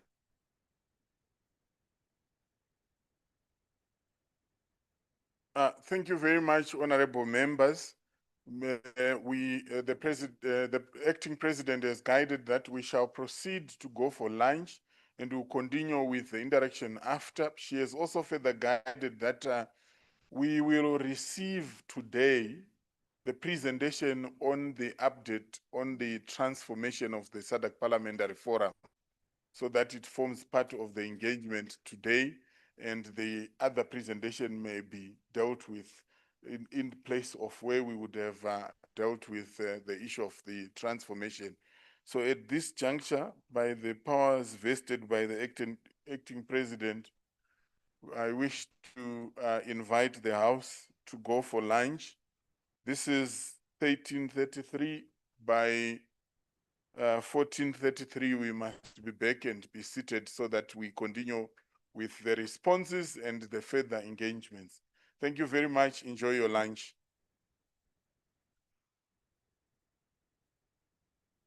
Acting President, It looks like members are not keen on going for lunch. We can proceed.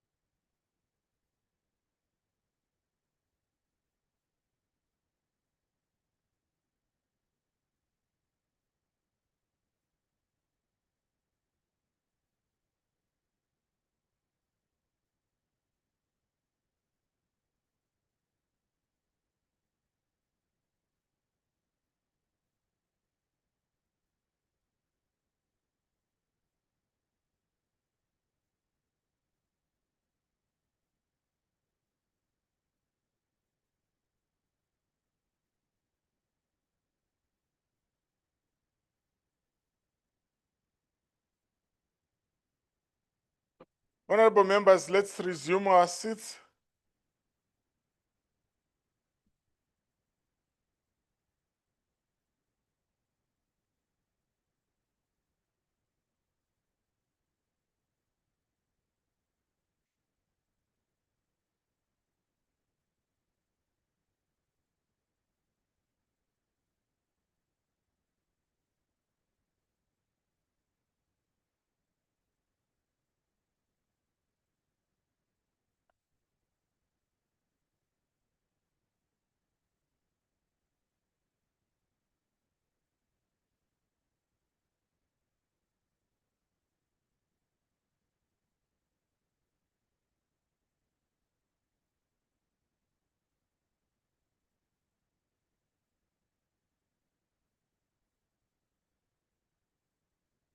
As members are taking their seats, we are going to proceed with the proceedings of the day. Whilst members are entering, we will request that the question leader must continue to facilitate the session. Over to you, facilitator. Thank you, Madam President. Welcome back, honorable members. When we adjourned, we had received questions from 3 honorable members. At this juncture, I wish to invite my colleagues from the SADC Secretariat to respond to the questions. You can either respond from where you are or use the podium, whatever is convenient for you.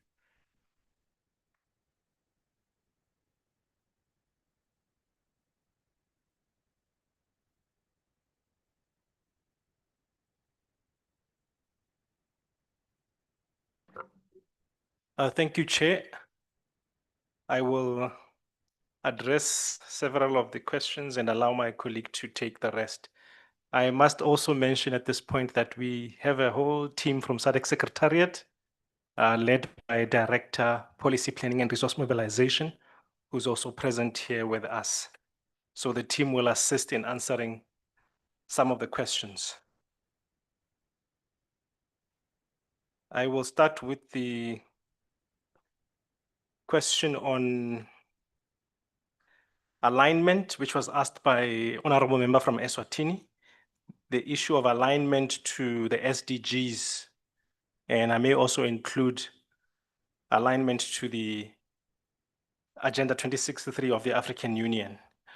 In developing the RISDP 2020-2030, these continental and global frameworks were taken into consideration, and there was clear alignment that was done to ensure that the regional strategy indeed is in alignment with the SDGs and Agenda 2063. I could give a few examples when you talk about from the SDGs, when you talk about economic growth, which is SDG 8, that we find in pillar number 1, which is our industrialization, which speaks to industrialization. When you talk about infrastructure and innovation, SDG 9, that is our pillar 2, infrastructure development in support of regional integration. So the examples are many, but I was just want to demonstrate that there is complete alignment between what we are doing at the regional level, continental, feeding into the global level. I will leave the other question that was asked on my presentation, which is where does SADC Parliamentary Forum fall when it comes to the SADC institutions? My legal counsel will help me answer that one. Legal counsel. Thank you very much. To respond directly to the question raised by the honorable member from Eswatini regarding the where SADC PF sits, just to indicate that, as we may recall, that SADC Parliamentary Forum was established by the heads of states of government, the SADC Summit, in 1997 as an institution of SADC under Article 9.2 of the SADC Treaty. So this provision mandates a summit to create other institutions. So they decided to create the SADC Parliamentary Forum under Article 9.2.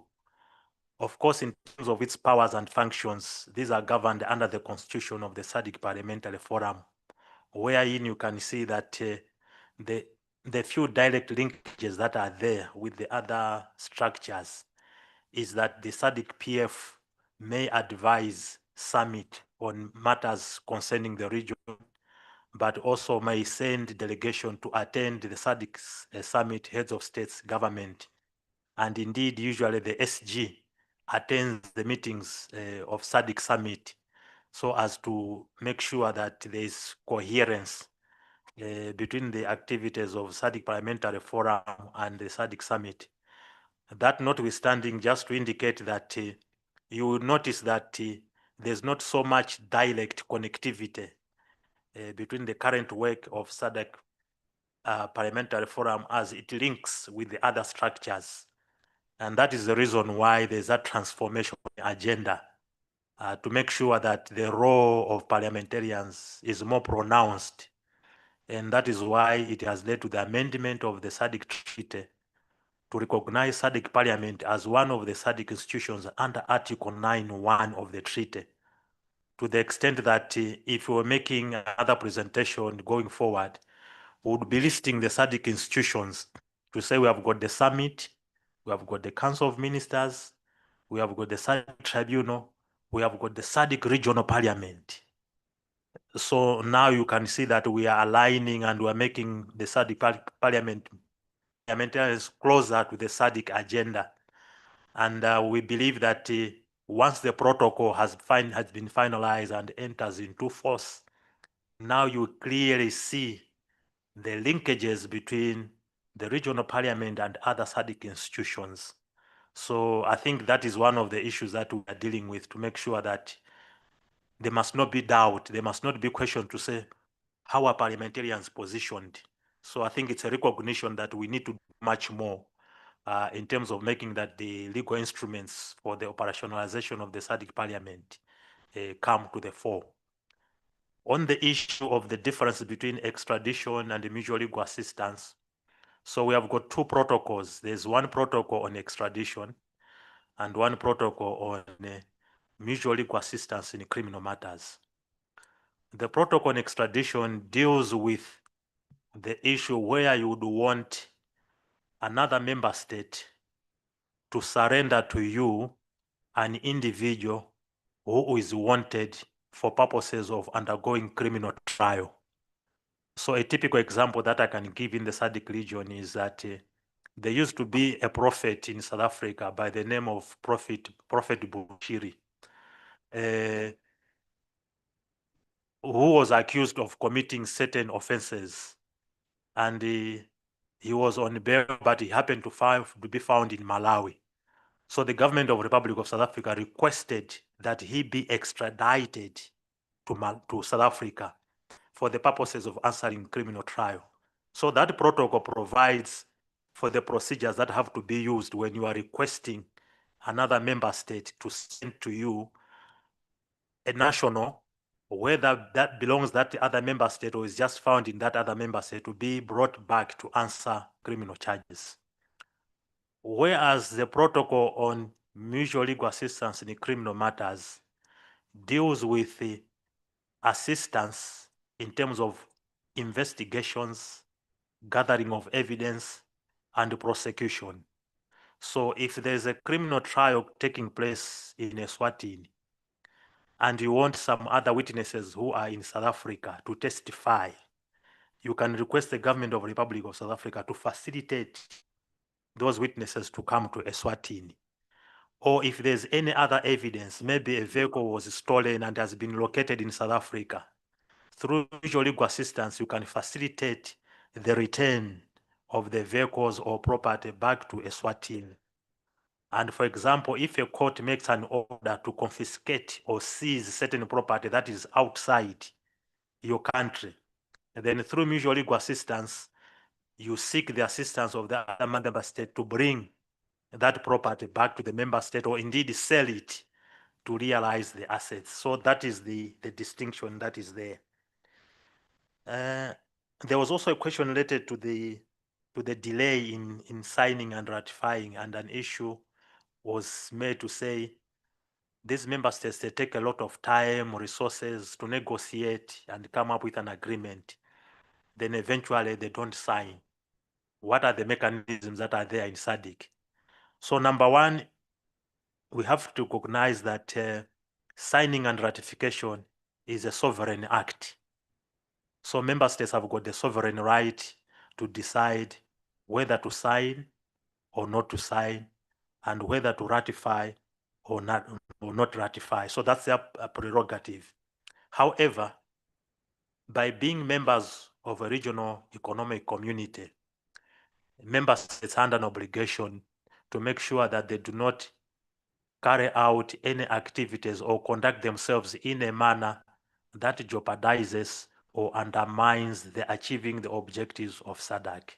So while member states have got that sovereign right, the treaty implores them that you must not conduct yourself in a manner that will undermine the objectives of SADC. So by the member states, by not signing and ratifying, why is their sovereign right? They have to know that they are undermining the objectives of SADC. And that is a message that has to go to the member states. That's why they continuously urge each other so that that sovereignty should be exercised in a manner that is for the good of the entire community. And there was an issue that was raised that perhaps once the SADC Parliamentary Forum transforms, then this will enhance the powers of parliamentarians to hold the executive accountable.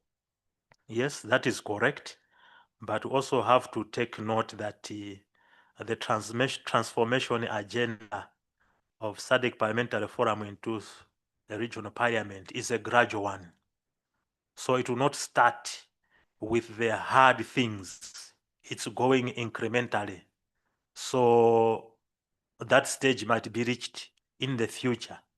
However, our view is that even in its current form, the members of SADC Parliament Forum still has got a bigger latitude in holding the executive accountable on matters of regional integration and even advocating for this signing and ratification. A typical example can be given of the amendment that was made to the SADC Treaty to recognize SADC Parliament. That was adopted in 2022 in Kinshasa, Democratic Republic of Congo. We expected that on the date of adoption, all the SADC heads of states will sign that agreement, but it was just a few that signed. But we saw the powers and the influence of the speakers from member parliaments when they were lobbying their member states to sign this particular amendment. And we saw the speed at which now member states started signing this agreement amending the SADC Treaty. I remember one Minister of Foreign Affairs, when he came to the Secretariat to sign the agreement amending the treaty, he said, the Speaker is calling me every day to say, why are we not signing this agreement? So that is a demonstration that within ourselves, we have got powers to move things. It's within us to make sure that we hold the executive accountable. And in no time than later, we found that the agreement now entered into force. That was in July last year. So that is a typical demonstration that when we focus on a specific matter, I think results can be achieved. Angola was just agreeing, I think, to the submission, and they were making a typical example of the Grand Inga Dam. This is a massive infrastructure project for the SADC region. We have been talking about it maybe for over 30 years now. I remember one delegate was saying, we are now tired of hearing that Grand Inga is huge. We know that. But what have we done with that project? It's a regional project. It's not taking off because member states, maybe for one reason or another, do not want to kickstart this process. But we know there are efforts underway by 5 participating countries, South Africa, Botswana, Zimbabwe, I think, and Zambia, to make sure that this project starts to kick in. And these are the things which members of parliament can hold the executive accountable to say, this big project, it's an enabler for the economy of the region to provide reliable power supply. What are we doing about it? because even in the agreement, what we call the memorandum of agreement to start the Grand Inga project, is yet to be signed. Yet it was concluded, I think, some months back. Member states have been written to say, please tell us when you are going to sign this agreement, but we have not yet received feedback. So I think those are some of the issues that we wanted to comment on. Thank you. Thank you very much, colleagues. With that, may we have a second round of questions? Honorable members that want to ask questions. I see Angola, Botswana, and Lesotho. Those three, please proceed. Angola, Botswana, and Lesotho in that order.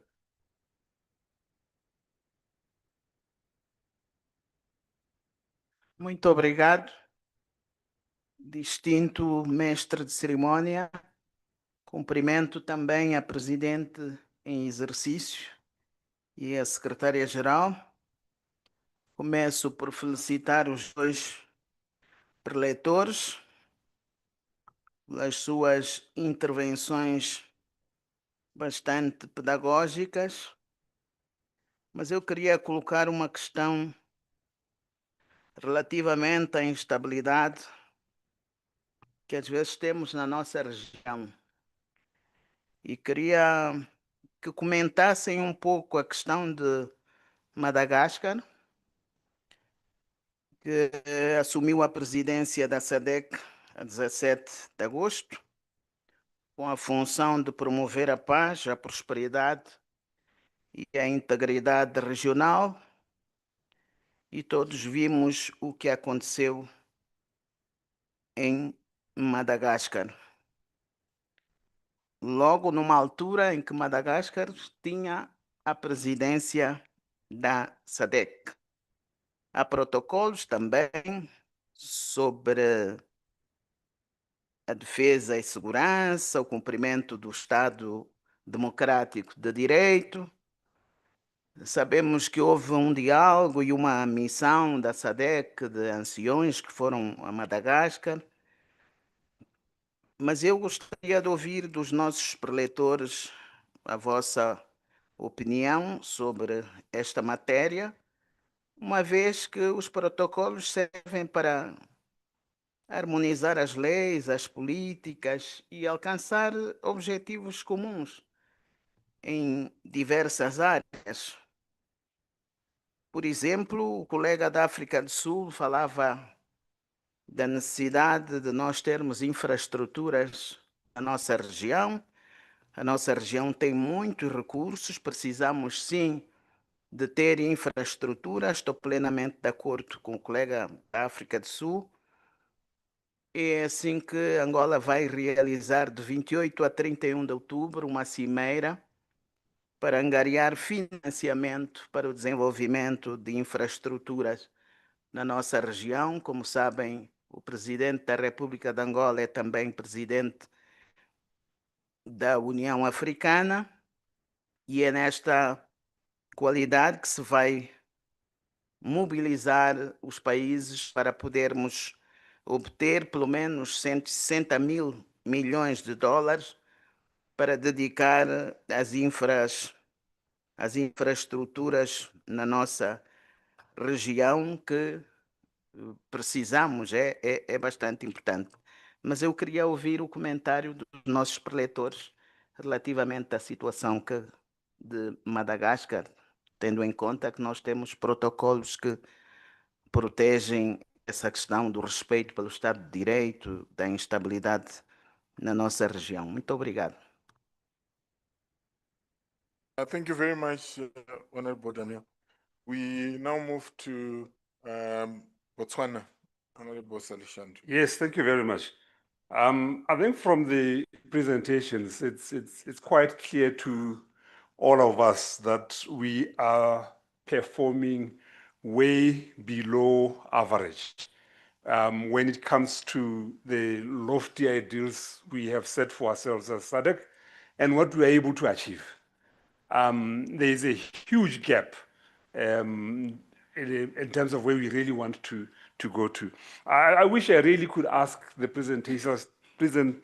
those who are presenting today what the real challenge is, but a part of me feels that may be unfair to them because the problem possibly is the heads of state who they don't have any control over. We as parliamentarians collectively are also unable to have a platform where we could sit under the same roof with them to find out what the challenges are. But I think the only way out is for us to maintain some level of focus on an annual basis as the parliamentarians to say, what are we holding our executive's arm of government to over the next 12 months? And we all do it in a very honest manner, because one of the challenges I've picked from attending interparliamentary bodies is that we tend to, as MPs, wish to present as positive an image as possible of our respective countries, to a point where it looks like we're trying to appear to be the most behaved guy in the room, as opposed to facing each other in the eye and saying, you are letting us down.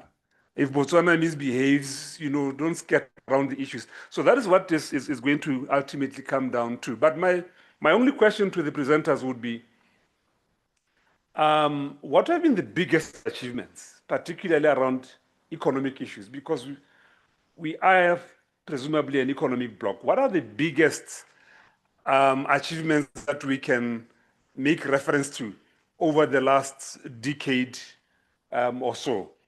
Because in my assessment, things like economic convergence, trading amongst each other, I don't get to see a lot of that. I see countries that are basically maybe trying to compete amongst themselves and rush out of the region to rather try and attract investment elsewhere as opposed to within the region. So I'd really like to hear what the highlights are in your view. Thank you. Thank you, Honorable Saleshandu. Lesotho, we'll come back to you in the next round, Honorable. Yeah, thank you very much. I just want to make a small comment before I bring my issues. Is just what Honorable from Botswana said, that if maybe we also had a common forum where we put our issues and take the implementers, we bring them into account, that would probably be fair. But now let me come to my question. My question is, how is there a mechanism of monitoring and evaluating, especially the ratification and implementation of this protocol? I was looking at what we have, all these beautiful tools from the SADC agenda and then the SADC protocols. They are so beautiful, and one tend to think that if they could be, ratified, if we could ratify them and then implement them, we wouldn't be lamenting about the funds from other, other regions, for example, from the funding from the United States. So that's my question. Is there a tool that you use to evaluate and monitor the ratification and then the implementation of these protocols? Thank you. Thank you, the Treasurer. At this juncture, I wish to hand back to the colleagues. We will do another round, and then we'll do an assessment with the guidance of the chair, whether we will do a fourth round. So in this round, we will allow the colleagues to respond before we open for another round.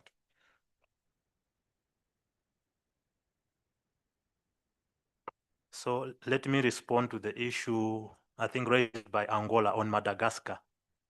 Just to indicate that indeed there are protocols. There's a SADC protocol on politics, defense, and security cooperation. And we have got also a structure within SADC that deals with issues of politics, security, and defense matters. So for the issue of Madagascar, let it be known that the organ troika, so these are the members of the SADC troika, Malawi, Eswatini, and Tanzania, they met I think last week, to consider the political situation in Madagascar, and they deployed a mission, a fact-finding mission to Madagascar, to go on the ground and get the matters, what is really happening, instead of relying on the social media or the mainstream media, what exactly happened in Madagascar.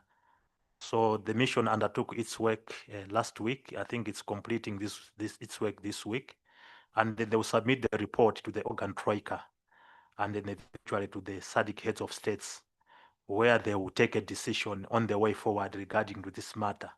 So this matter is under serious consideration by relevant SADC structures, in line with the protocol on politics, defense and security cooperation. Thank you. Thank you, Chair. I would like to ask my colleague, Madam Moleko, to respond to the question on M&E for the protocols. Thank you. Thank you very much, and all protocol observed. We have two levels of monitoring. Just before that, can you please introduce yourself to the plenary when you are responding, please? Thank you very much, Chair. My name is Lerato Moleko. I'm the Senior Program Officer for Monitoring, Evaluation, and Reporting Department within Policy Planning and Resource Mobilization. To the question from Lesotho, we have two levels of monitoring. We have monitoring, which is done by the legal unit in terms of monetary ratification and signing. How many have been signed and ratified? And this is information that is presented to Council of Ministers during their sitting all the time. But we also have another leg of monitoring and evaluation, which is done by the unit that I am at, which is supposed to, and I'll stress the word supposed to, monitor now after ratification, what happens. Are the protocols being domesticated? Are they being implemented? And that is where we have been a little bit weak. We have a system that allows us to monitor protocols, the monitoring and evaluation system. However, so far, directorates within within the Secretariat have been monitoring on their own. As the Secretariat, we've started with protocol on trade, which is now being piloted. We have developed the protocol compliance mechanism, and we've also developed the M&E framework for protocol on trade, which is currently being piloted. And from the results of that, that's where we're going to now have a tool that can be replicated to all the 25 protocols. So with that one, we are still a little bit behind. But for us, having a protocol compliance mechanism and also having an M&E framework for protocol on trade has been a very big achievement. So I think just to cut the long story short, we're a little bit weak, but we are getting there. But without leaving that as if we're not monitoring. If you look at a protocol like protocol on facilitation of movement of persons, although it is not yet in force or has not been ratified by 2/3 of majority of member states, we are still monitoring the articles that are embedded within the protocol. We have meetings where member states report on whether they're implementing one article, whether they're now providing 90-day visa, and so on and so forth, and we produce reports. But those are, we still don't have standardized tool, but we do monitor different protocols, yes, thank you. But in terms of evaluation, we have not yet really tightened the evaluation part. Thank you, I submit. On the question from Honorable Leshando about the biggest achievements in terms of economic issues, I must say that there is a great struggle when it comes to economic integration. Some statistics show that the biggest contributor in terms of intra-trade, obviously as an individual member state, is South Africa. But when you take the SACU group, you find that they are actually trading close to 70% of goods amongst themselves. So they are the biggest in terms of exchange of goods. I think these statistics may have been a little bit old, but they showed 70% trade between the SACU member states. Other member states, when you look at intra-SADC trade, it's very low. You are talking 7%, 3% of goods that are produced that are traded within SADC member states. So it's an area where we need to really focus and see. And you are rightly saying that we would rather trade with outside countries outside the region instead of trading amongst ourselves. Maybe we are chasing the dollars and the pounds. We need to look at that. But one of the things that also is a contributor to maybe easing trade within the region that we can maybe celebrate is the one-stop borders that we continue to push. We have the one between Namibia and Botswana. We have Zambia and Botswana. We're working on Chirundu with between Malawi and Zambia. Those one-stop border posts make movement of goods almost seamless because you stop once and trucks are able to move a little bit quicker. I don't know if my colleagues have any other additional achievements that they may want to highlight. Through you, Chair. Sure. Are there any, sorry, colleagues, are there any additions? Yes, Director. Thank you very much. My name is Mike Massier. I'm the Director in charge of Policy Planning and Resource Mobilization. Just to highlight a few other achievements that have happened. When you talk about infrastructure, now we've got the Southern African power pool, where member states are now able to share electricity because of what has happened in SADC. In terms of transport, we have established some corridors that are facilitating movement of goods and people in a very good way now. In terms of peace and security, you've seen the interventions that have happened in Mozambique as well as DRC. So just to highlight that those are some of the good things that are also happening despite our regional integration agenda not moving to the expectation of the people as well as the members of parliament who are here. Thank you very much. Thank you very much. Chair, we can do a second round, another round. No, I think what we can do is to get the presentation Sure. on the progress made with the transformation. Okay. And after that, it is still the same people, it is still, Sure. there is still an opportunity. So can we get the presentation? I don't know who is taking it. Is it the We are director? guided, Chair. Dennis, Dennis. could you come forth? Okay, so Dennis will then present on the transformation process for the SADC PF to become the SADC Parliament. The next key steps, I think since it's still the same team, if there is any outstanding questions, we can then have it after that. Thank you. Madam President, in last year, in February, March, we went to the EU with the chairpersons of standing committees. When we visited, we were greeted with a flyer at the EU, which said the 10 things that the EU can do for you. This was for the citizens. They said 10 things. And we are sometimes struggling to count beyond 5 in terms of the things that SADC can do for us as citizens.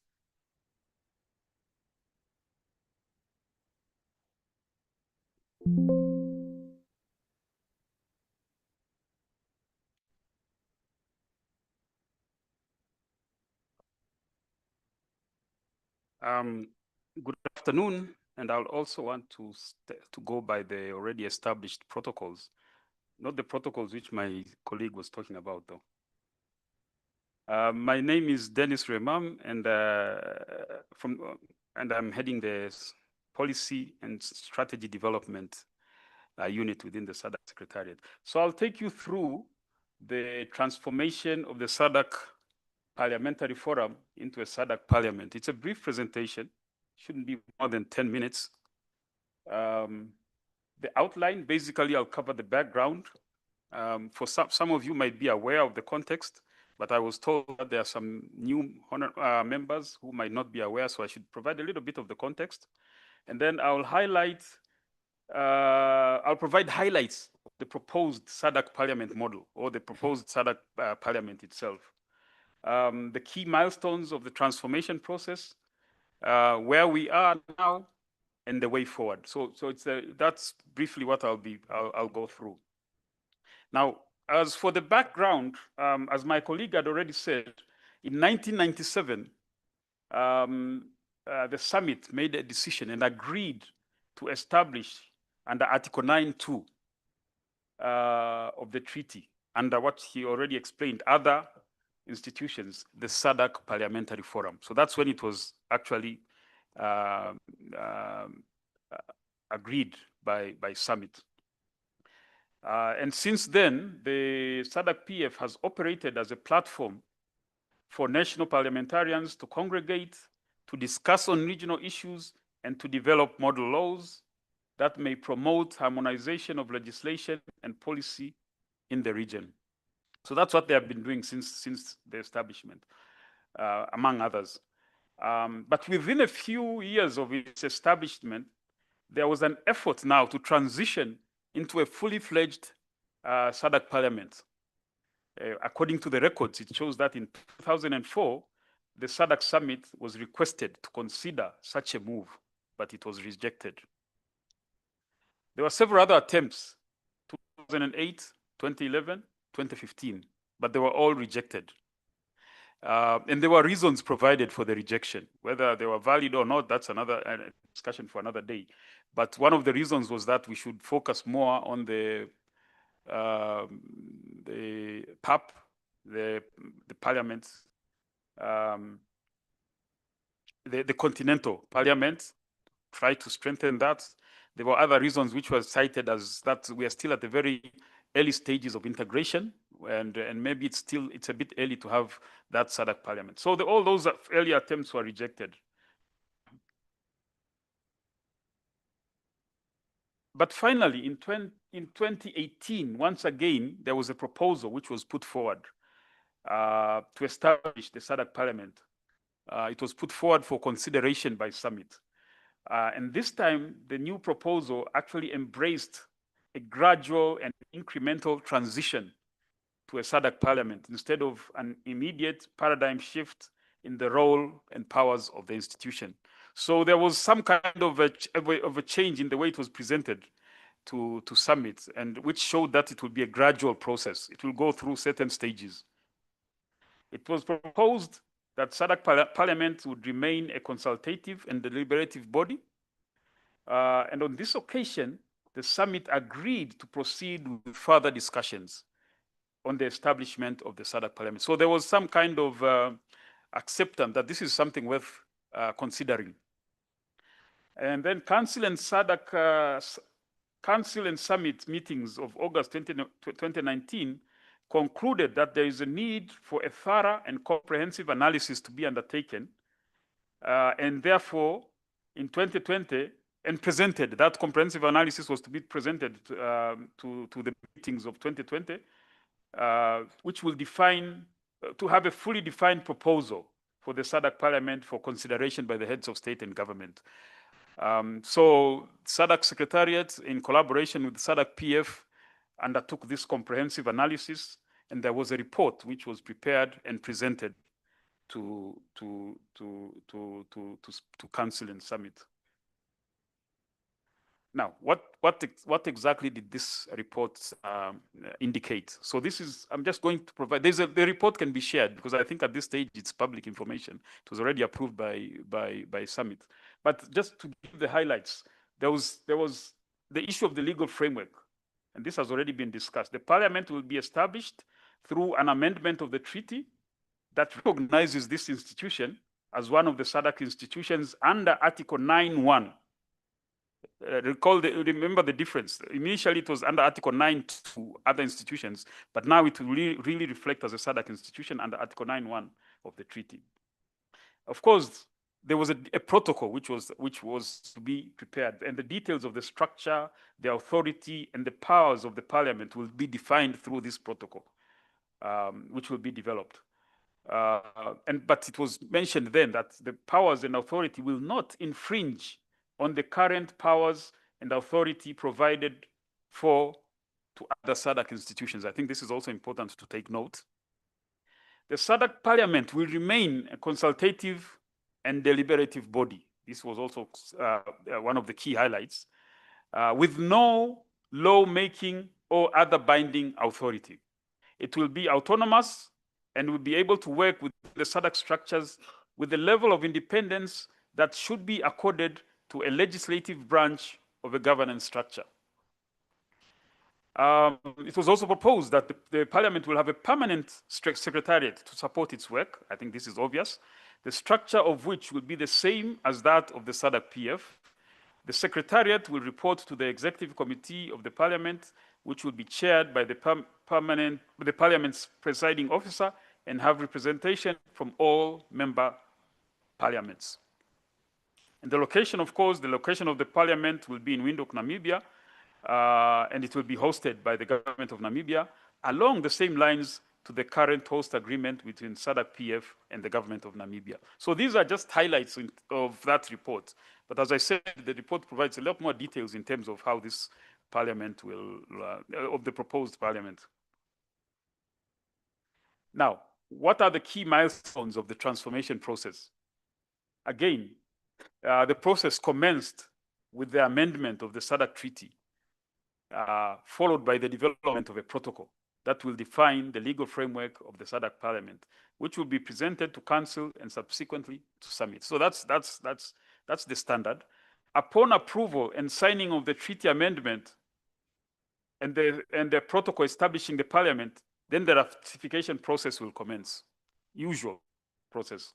The SADC Parliament will then officially come into force as a SADC institution upon ratification of the protocol by 2/3 of the SADC member states. Again, this is something which was already alluded to. Now, in the interim, before the treaty amendment and the protocol comes into force, SADC-PS will continue to operate as the SADC Parliamentary Forum in its current state. So those are basically the key stages in as far as this transformation process is concerned. Now, where are we currently? Just to recall that at its meeting held in Malawi in August 2021, Summit approved the transformation of the SADC Parliamentary Forum into the SADC Parliament and its roadmap. So there was a roadmap which was also put in place as a consultative and deliberative body with no law-making or other binding authority. So it was actually that decision was approved in August 2021. Now, the Secretariat, in collaboration with the SADC Parliamentary Forum Secretariat, then prepared a draft agreement amending the SADC Treaty to recognize SADC Parliament as one of the SADC institutions under Article 9.1, which I have already alluded to. And of course, it went through the normal processes. The Committee of Ministers of Justice and Attorney Generals at their meeting in January 2022 considered the draft agreement and recommended it to Council for consideration and approval. And upon approval, of course, Council recommended it to Summit for adoption and signature. So Council approved the agreement amending the SADC Treaty and recommended it to Summit for approval and signature at its meeting in August 2022. That's almost 3 years ago. Summit at its meeting in August, the same year, the same sitting, in Kinshasa, DRC, adopted the agreement amending the treaty to recognize SADC Parliament as one of the SADC institutions. Now, Article 5 of the agreement amending the treaty does not make provision for ratification of that agreement to enter into force. The agreement only requires 2/3 of the signatures of member states to enter into force. So as far as the amendment of the agreement is concerned, there was no issue of ratification. It was just signing, whereby once 2/3 is reached, then it comes into force. While the member states were signing the agreement at different intervals, SADC Secretariat, in collaboration again with SADC PF Secretariat, commenced the preparation of the draft protocol, which was the second milestone on the SADC Parliament. Now, the agreement amending the treaty came into force on 11th of June, following the signature of 12 member states. That's the 2/3. So that's when it came into force. That was last year in July. And then in August 2024, the same year, the draft protocol on the SADC Parliament was circulated to member states for comments. So we had already prepared the draft protocol. And then very recently, last year, Council at its meeting in August 2025 urged member states that have not signed the agreement. I think now we are remaining with how many in Paso? 2? Only 1. Yeah. That have not signed that agreement to recognize the SADC Parliament as one of the SADC institutions to do so. And those that have not submitted comments, because since 2024, August 2024, member states were supposed to submit comments on the draft protocol. But again, as my colleague was saying, there's the issue of consultations within the member states, which is still ongoing. So recently in August, member states were also urged to submit comments to the Secretariat on the draft protocol so that it can be finalized. And the deadline given was 30th of October, which I think is this week. And then the Secretariat was directed to incorporate all comments from member states and present the revised draft protocol on the SADC Parliament to Council in March 2026. So our next key date is March 2026. Hopefully, we will have received more comments from member states on the protocol. Hopefully, there won't be a lot of controversies in those comments, and hopefully we can have a revised draft protocol which can be submitted to Council in March. That's the plan. So the way forward, after incorporating feedback from member states on the draft protocol will be presented to Council and Summit for approval. Thereafter, we will begin now the process of signing and ratification. The usual process will commence as per the usual process for a protocol to come into force. As I said earlier, SADC Parliament will become functional and operational only after the protocol has entered into force in terms of Article 22.4 of the SADC Treaty. So tentatively, what are we expecting? As I said, member states are undertaking consultations as we speak, and they're supposed to submit comments on the draft protocol by end of October this year, which is this week. The draft protocol is to be submitted to Council, whereby we expect Council to recommend to Summit adoption of the draft protocol in August 2026. And then the draft protocol submitted to Summit for adoption, and Summit adopts the protocol in August 2026.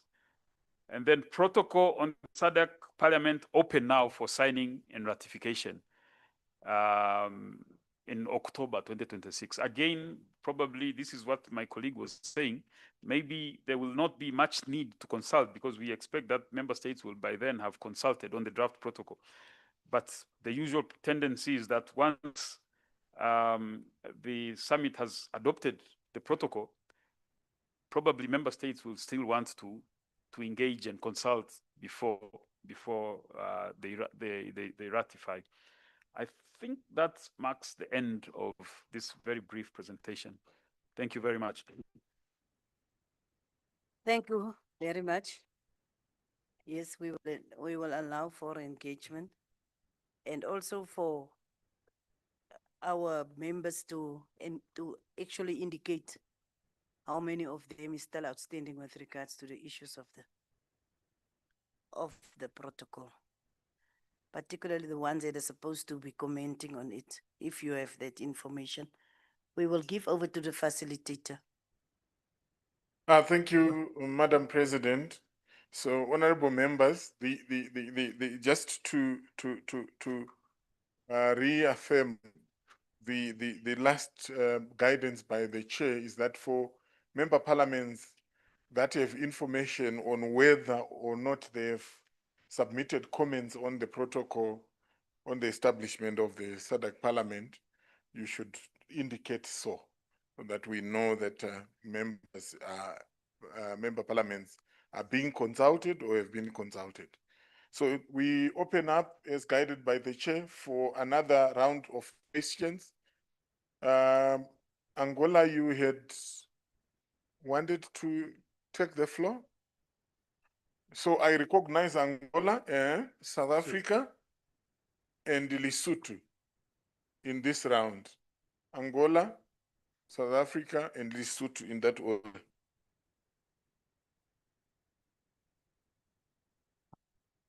Muito obrigado. Saúdo com muita vénia o presídio. E aproveito também felicitar os nossos preletores que foram profundos e exaustivos nas suas abordagens. Falando da agenda da SADC, é uma agenda extremamente ambiciosa e desafia-nos a todos para a necessidade da sua total efetivação. É um processo que requer a mobilização de esforços, meios e tempo. Basta acreditarmos em nós, acreditarmos nos nossos recursos e acreditarmos também nas nossas instituições. Pois, conforme acompanhamos, foram elencados aqui vários benefícios no quadro da livre circulação de pessoas e bens, no quadro da distribuição de energia para a SADC, ensino de qualidade e outros benefícios indispensáveis. Excelências, para que isso tudo tenha lugar, é indispensável que haja estabilidade política. A estabilidade política é o fator fundamental para que tenhamos a oportunidade de efetivar, de realizar todos os programas. Fiquei preocupado quando um dos preletores falou que a região da SADC não tem tribunal. O tribunal é indispensável para regular as leis e acompanhar o seu cumprimento escrupuloso e, por que não, punir os infratores. Porque se aquilo que está a acontecer na África do Norte, golpes consecutivos, tomada do poder por meios não democráticos, essa é uma prática a todos os títulos condenável e deve encontrar nesta região uma rejeição total. O que não pode haver é a cultura da impunidade, porque senão isso depois motiva os que pensam da mesma maneira. De maneiras que, excelências, estas eram as questões que eu gostaria de partilhar convosco. Muito obrigado. Thank you, Honorable. We move to South Africa. Thank you, Program Director. Greetings to yourselves and also the top table. The question that I wanted to raise in relation to the previous was talking much more to the transformation of of the parliamentary forum into parliament as resolved in a number of plenaries that we agreed upon. And let me appreciate the progress given in terms of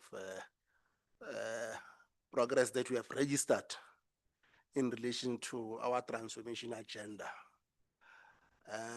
The two areas that came through that was more of an interest to me relates to this proposition that we need one country to take to have the necessary numbers for that resolution. The second one related to comments from various member states.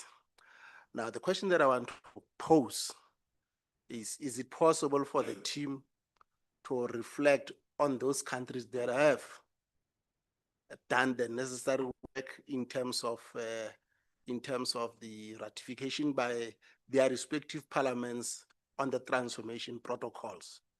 The idea is to ensure that at least we get a sense as to where we are, and much more putting,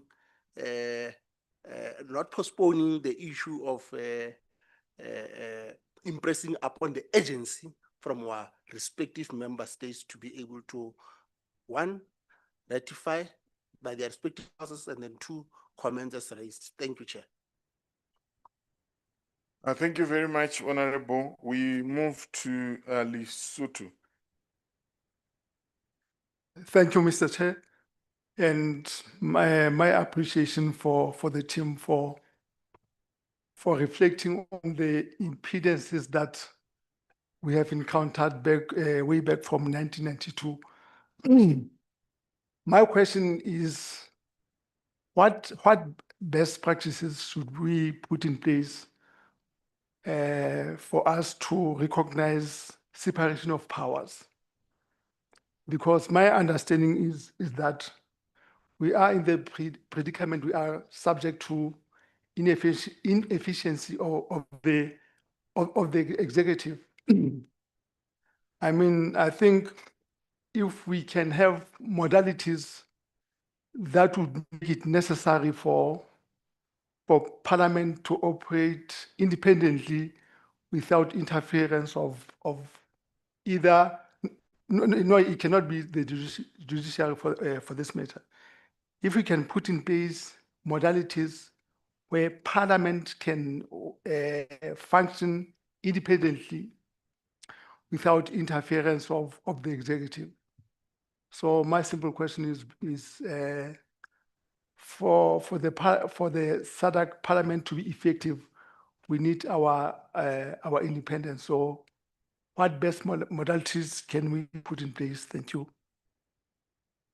Thank you very much, Honorable, for the question. I will invite colleagues to respond to the questions. You have the floor, colleagues. Thank you.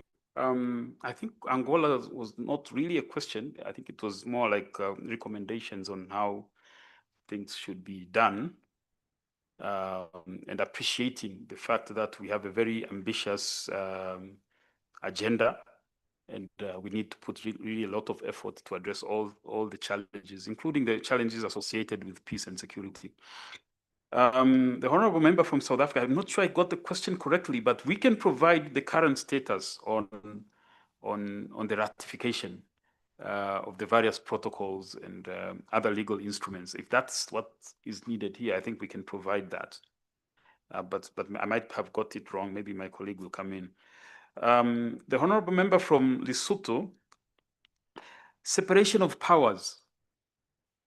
And if there are modalities that will make the SADC Parliament independent without interference from the executive, again, I'm not very sure, but what I want to do, the SADC Parliament will be developed gradually into stages, And there are 4 stages which were initially agreed upon in the report, which was presented to council and summit. And the movement from one stage to another, there's a little bit more in terms of its functions and its mandate. So I'll just read some of the functions. I guess in a way I'll be responding to the questions.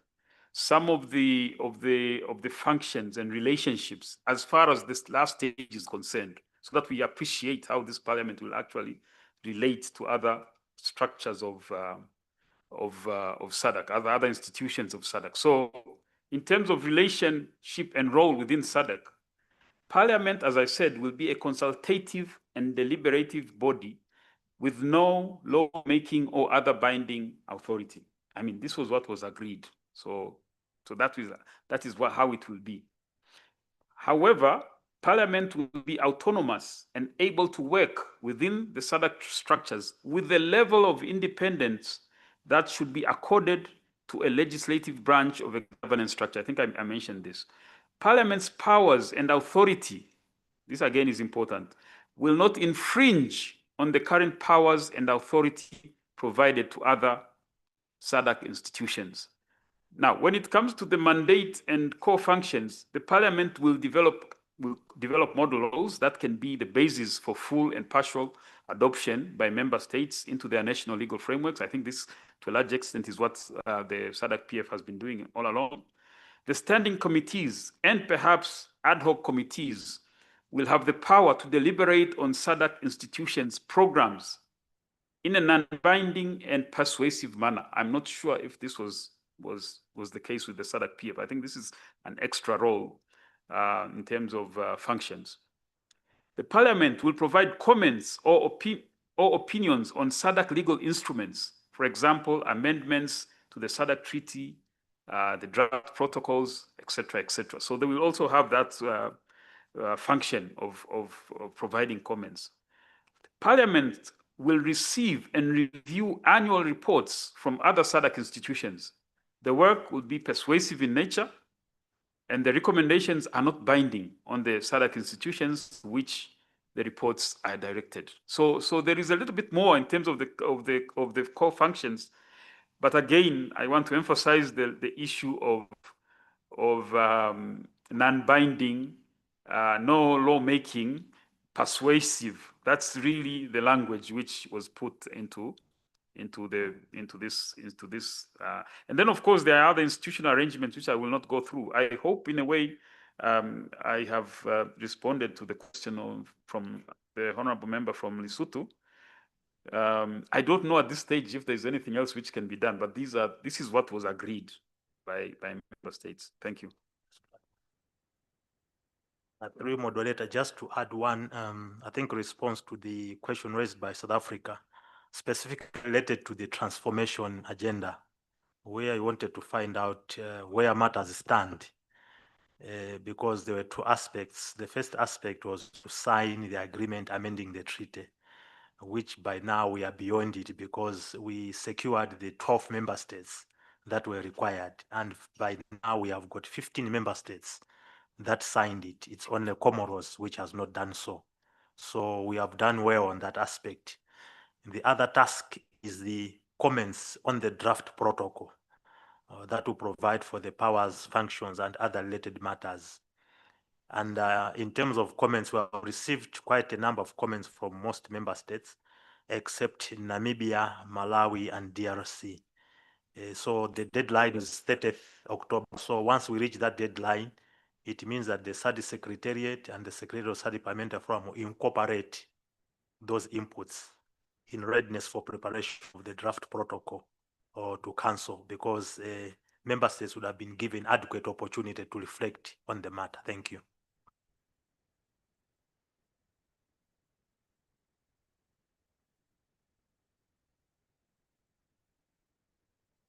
Thank you very much, colleagues. We want to check if there are any further questions before we move to. Yes, we see Eswatini, a second bite. Any other? We will end with the man who aspires to inspire before he expires.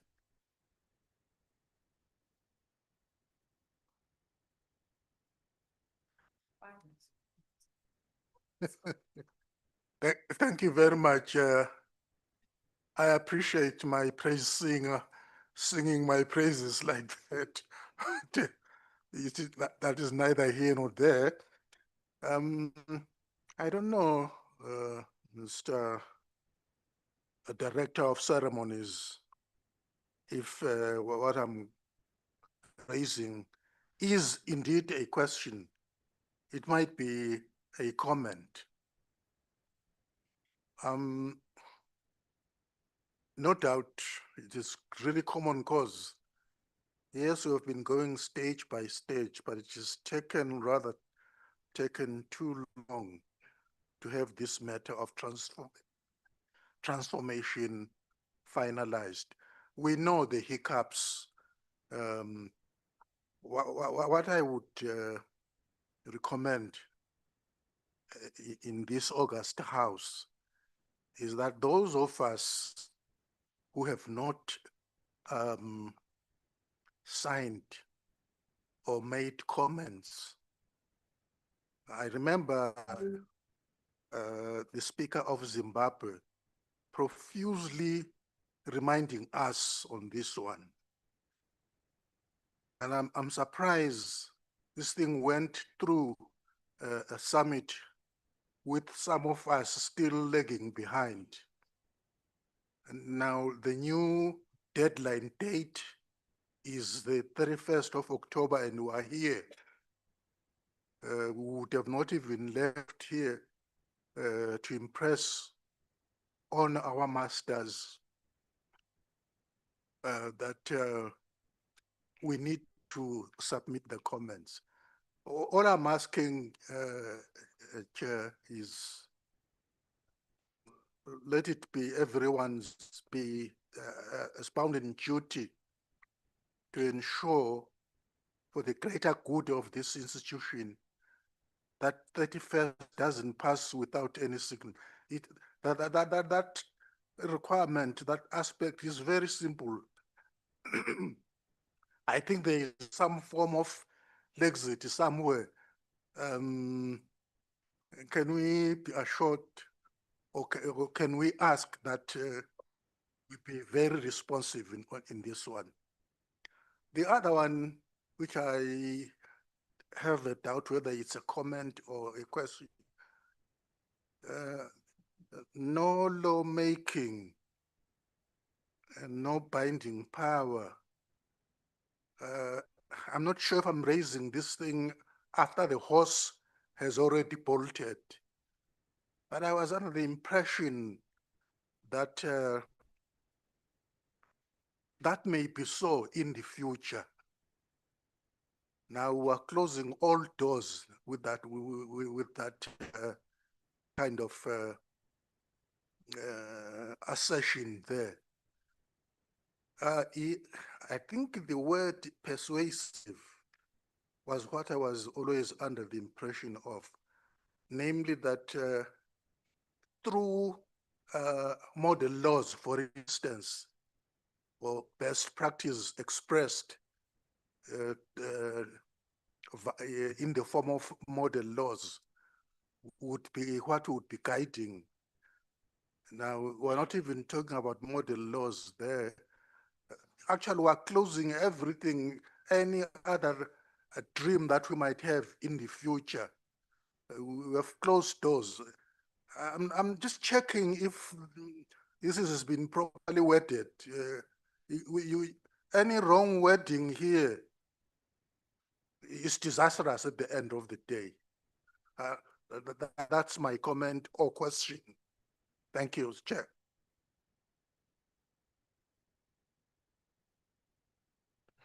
Thank you very much, Honorable Magagula, as you continue to inspire.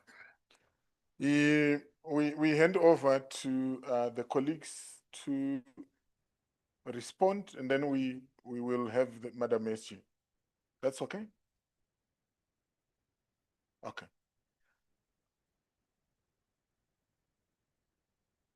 Thank you very much, Eswatini, for the question relating to the powers of SADC Parliament. The consultative body, consultative and deliberative body with no lawmaking or other binding authority. So indeed, the horse has already bolted. But the understanding in terms of the approved roadmap for transformation is that this is a gradual process. So as we begin from that premise. And when you look at the transformation roadmap, periodically, the powers and functions of the SADC Parliament will be reviewed to determine whether they can gravitate to another stage, with the view that ultimately at the end you have a fully fledged parliament, but that will be informed by how the SADC Parliament would have implemented these roles which have been given gradually. So the door is not closed. Legal instruments are amenable to amendments, and provided a good case is made to the summit on demonstrable facts that indeed now it's high time that the regional parliament assumes the lawmaking function, then that is very possible in the future. But what is critical is to start with the baby steps, knowing that eventually we'll grow. Because I think the main issue was, how do we start? We can't start fully fledged. I think that was the challenge which summit had. But I think if we start slowly, then gradually, when the impact of the SADC Parliament is felt, we have the firm view that a good case eventually, in the fourth stage of transformation, then SADC Parliament will be clothed with the necessary powers to assist in the regional integration agenda. Thank you.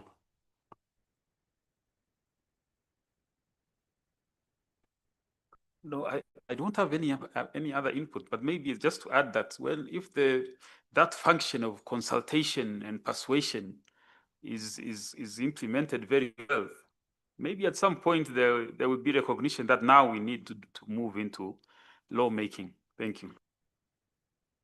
Thank you. Through you, Madam President, we may hand over to the SG. Thank you very much. I think SG just want to put the question of the SADC, of the transition into perspective from the SADC Parliamentary Forum perspective. So let us give to the SG to explain that so there is no confusion. Thank you. Thank you, Honorable President. Honorable members, good afternoon. I was enjoying sitting here silently. And just for recall, honorable members, that the proposal, as indicated, emanated from us. And I say this fully appreciating that even yesterday when we asked how many members were here in 2017, there was only one member. So it is really appreciated that these issues are being asked, because democracy took root. And now we are here again. Oh yes, even Honorable Mendes, there were three actually, Honorable Sebastian Mendes and Honorable Saleshando from Botswana. So this proposal, as indicated earlier, the journey towards transforming into the parliament doesn't start now. It started, according to our records, earlier than 2004, with the first submission being made in Grand Bay, Mauritius. The journey continued up to Luanda, where the heads of states and council said, we do not want to see this proposal ever again. We reiterate our decision of 2004, 2006, up to 2011. So it was fully rejected that we cannot transform into a parliament, fully fledged parliament, like you would see with IALA or the EU, just to be on the extreme side of things. So what happened is that in 2018, 19, somewhere there, we went back to the drawing board and were instructed to come up with a new proposal that takes into account the need to retain sovereignty of countries. Secondly, the need to ensure that there will be no financial implication other than those that are regular to running any operation of the country or of the organization. The list goes on. When we went back to the drawing board, it was resolved that indeed the parliament will be persuasive and not have binding powers. So this came from us. We then approached, at that time, Angola was the chair of the SADC Parliamentary Forum. The Honorable Speaker of Angola appeared at council, made a presentation on the case for the transformation. What our colleagues from the SADC Secretariat are being requested to respond to is what we gave to them. It did not come on the other side from the executive. It is us who appreciated that the rationalization of the REX is at an infant stage. There were issues that were put forward in terms of why we cannot fully transform into a parliament. And it was necessary that we do not push issues unnecessarily. We appreciated that the cup is half empty. And therefore, with the wisdom of council and summit, we may gradually be evaluated every 5 to 10 years, if I recall, at every stage, where they can then decide to give us certain responsibilities, I'll call them that, as a way, I'll put it in very practical. They'll continuously test us, give us responsibility to see how we handle it, review, and eventually see how much power they cede to us to graduate into the next phases.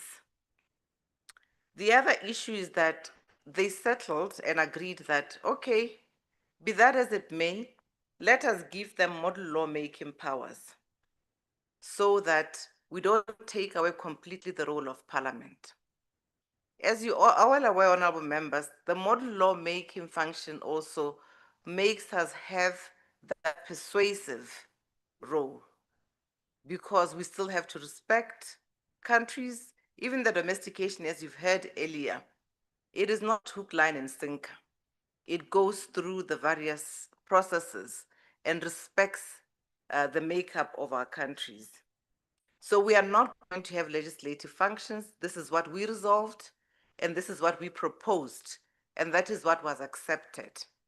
So what they're presenting to us is precisely what was agreed. It was consensus that was reached by ourselves. The other issue, honorable members, is that we're very clear because we understood the concerns. Some of the protocols that were presented this morning around free movement and other issues, we had to be specific that it will not affect movement of goods, services, people, or capital in any way, because we understood at that time that there were sensitivities around these issues, and that if there's any policy decision regarding the movement, and therefore will remain the discretion of the policy organs. I'm just giving a little bit of what was agreed to at that time. So this is not what SADC Secretariat came up with. This is what we proposed as the forum for the consideration of council and summit. I hope that is clear, honorable members. And I appreciate that some of us were not there at that time, but I guess we are bound by successive decisions that were made before our time. It does not mean that when we're going around lobbying for this transformation, we got everybody else agreeing to the type of parliament. There were heads of states who said, I will not sign this. What am I signing for? We want you to have the powers, because how can we submit a budget, even where an audit report says to us, these and these are the weaknesses, we then clap for ourselves and we let it pass because we take decisions by consensus. We were looking forward to a situation where a parliament can hold us accountable so that our conscience is remain intact.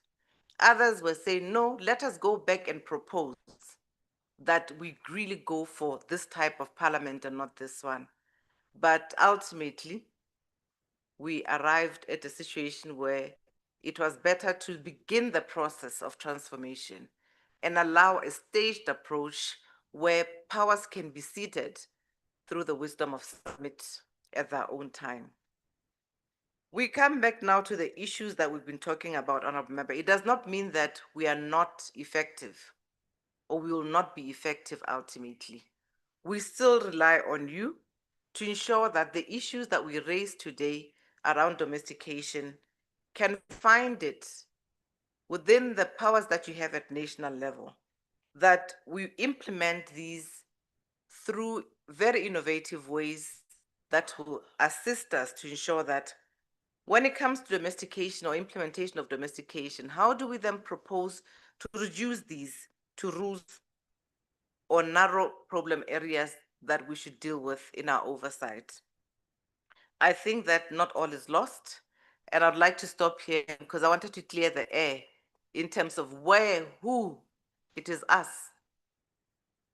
who took this proposal forward, and it was filed accordingly, and this is what was being worked on. I thank you, Honorable President. Thank you very much, SG. Honorable members, unless there is any other clarity that we need, I think we will continue now. We had a point on agenda, and that was the one of the strategic role of parliamentarians in promoting domestication and implementation of SADC protocols. And we have 3 case studies that will be presented by the following 3 countries. From Zambia, it will be presented by Stanley Banda, the legal officer. From Botswana, Dr. N. Masuku, the parliamentary counsel. And from Zimbabwe, Esrina Mufutse, legal counsel. At the same time, let us appreciate the team of the SADC Secretariat for the extensive way. They went through the issues, although we still have some questions, but at least we are at a point where we've got a better understanding of where we are going. So at this moment, we will request the presenter from Zambia to actually come to the fore to present the case study that will assist us. Stanley Banda. And after him, it will be the presenter from Botswana, Ebe Masuku, and then Esrina Mufutse. She was also here yesterday. She will then be the one that will present on behalf of Zimbabwe. Over to you, Mr. Banda.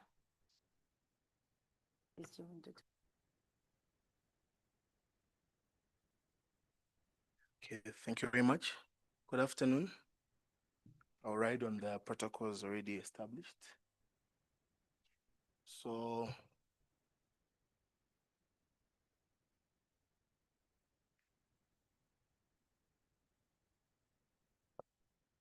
my presentation will be on the role of Parliament in the domestication and implementation of SADC protocols, the practical experiences, challenges and innovations in parliamentary oversight, and comparative lessons with regard to the Zambian Parliament.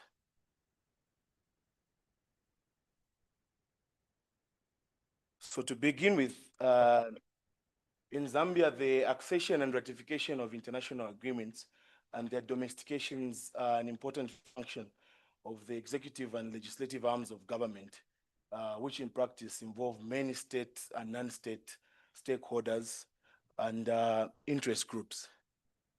So, like I earlier said, the main objective of this presentation is to highlight Parliament's role, experiences, challenges, innovations, and comparative lessons in implementing SADC protocols.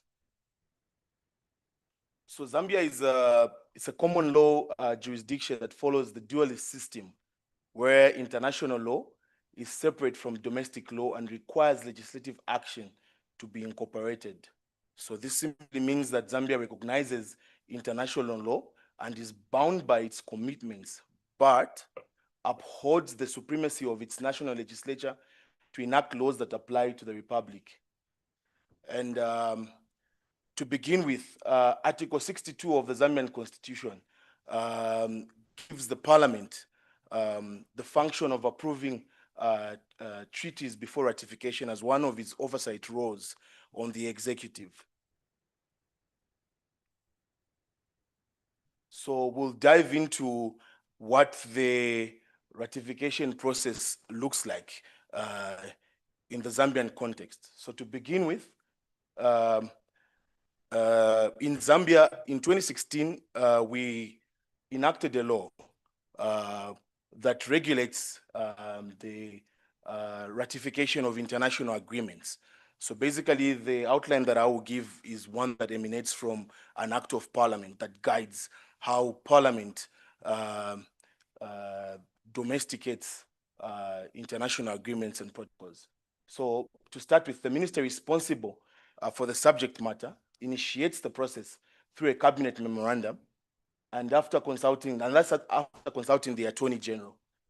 And then after that, cabinet considers whether the ratification is in the best interest of the state and approves or disapproves the proposal accordingly.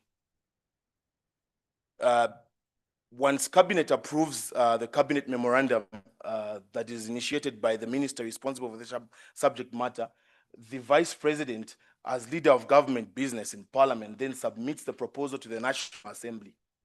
At that point, the speaker then refers the proposed protocol to the relevant committee, parliamentary committee for review. The committee then consults stakeholders, prepares a report, and makes relevant recommendations. After that, the report is brought back into the House, and the House then decides based on the report that comes from the committee and the recommendations that are made by the committee. The House then decides whether to ratify or not. After ratification, we now go to the domestication process. So when Parliament approves the ratification, there is now need to domesticate the protocol and make sure that now it is reflected in our domestic laws. And so we'll go to the next stage, which is the domestication process. So after ratification, the line ministry instructs the Ministry of Justice to draft necessary legislation to domesticate what has been ratified. And it goes through the same process of cabinet approval. So the bill is taken to cabinet for approval, and then afterward it's gazetted for public consultation, and then sent to Parliament for domestication. So the ratification, as I earlier indicated, the ratification of international agreements, Act number 34 of 2016 is what guides this process. And it provides that an international agreement may be domesticated by one, an act that sets out the international agreement in a schedule, or two, setting out salient provisions of the international agreement in the substantive part of an act that will require specific interventions or measures to be undertaken, and annexing the international agreement to the act. Three, rephrasing the terms of the international agreement in an act and annexing the agreement to the act. The fourth way is adopting it in an act, in an act the terms of the international agreement in its entirety, or the fifth one is the use of any other enforceable means where applicable. So some of the practical experiences that we've had in the Zambian context with regards to domesticating SADC protocols is recently Zambia aligned the Marriage Act with the SADC protocol on gender and development. So we adopted the SADC model law on eradicating child marriages, and this was done through the Marriage Amendment Act of 2023, which now makes all marriages for any person under the age of 18 void, and this includes customary marriages.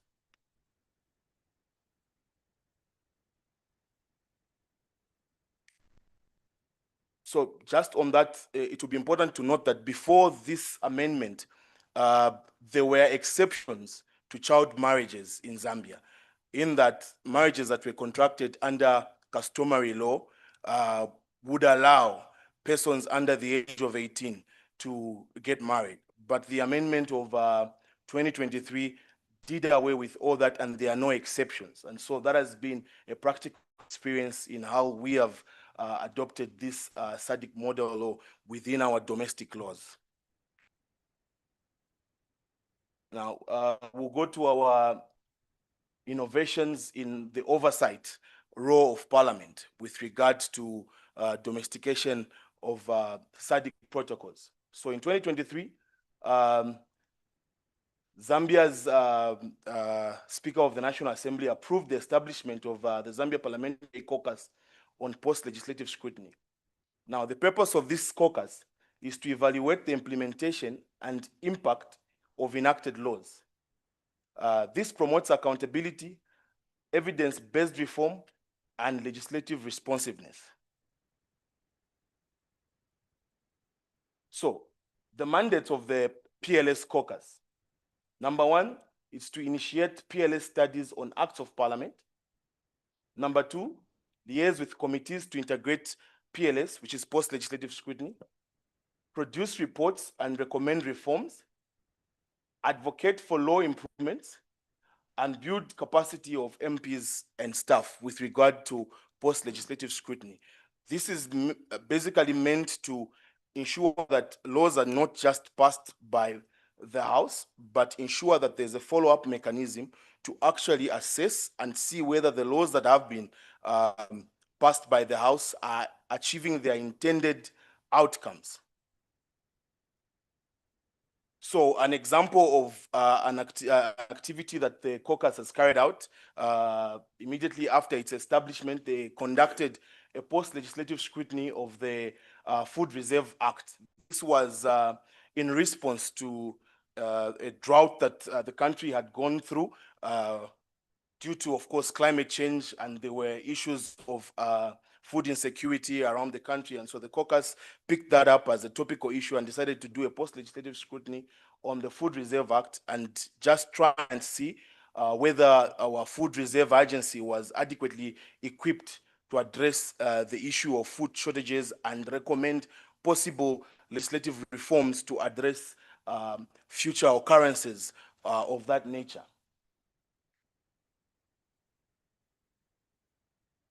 Fast forward in 2024,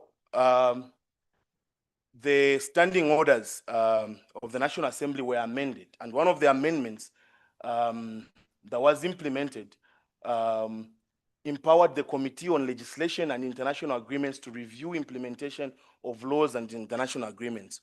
So this was basically embedding into the standing orders the concept of post-legislative scrutiny.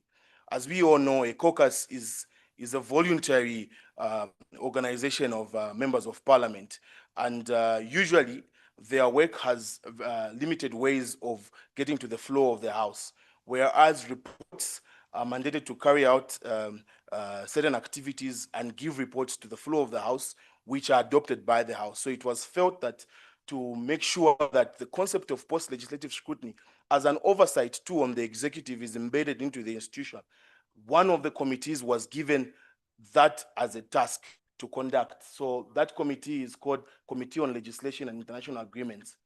And this ensures continued oversight beyond the enactment of laws.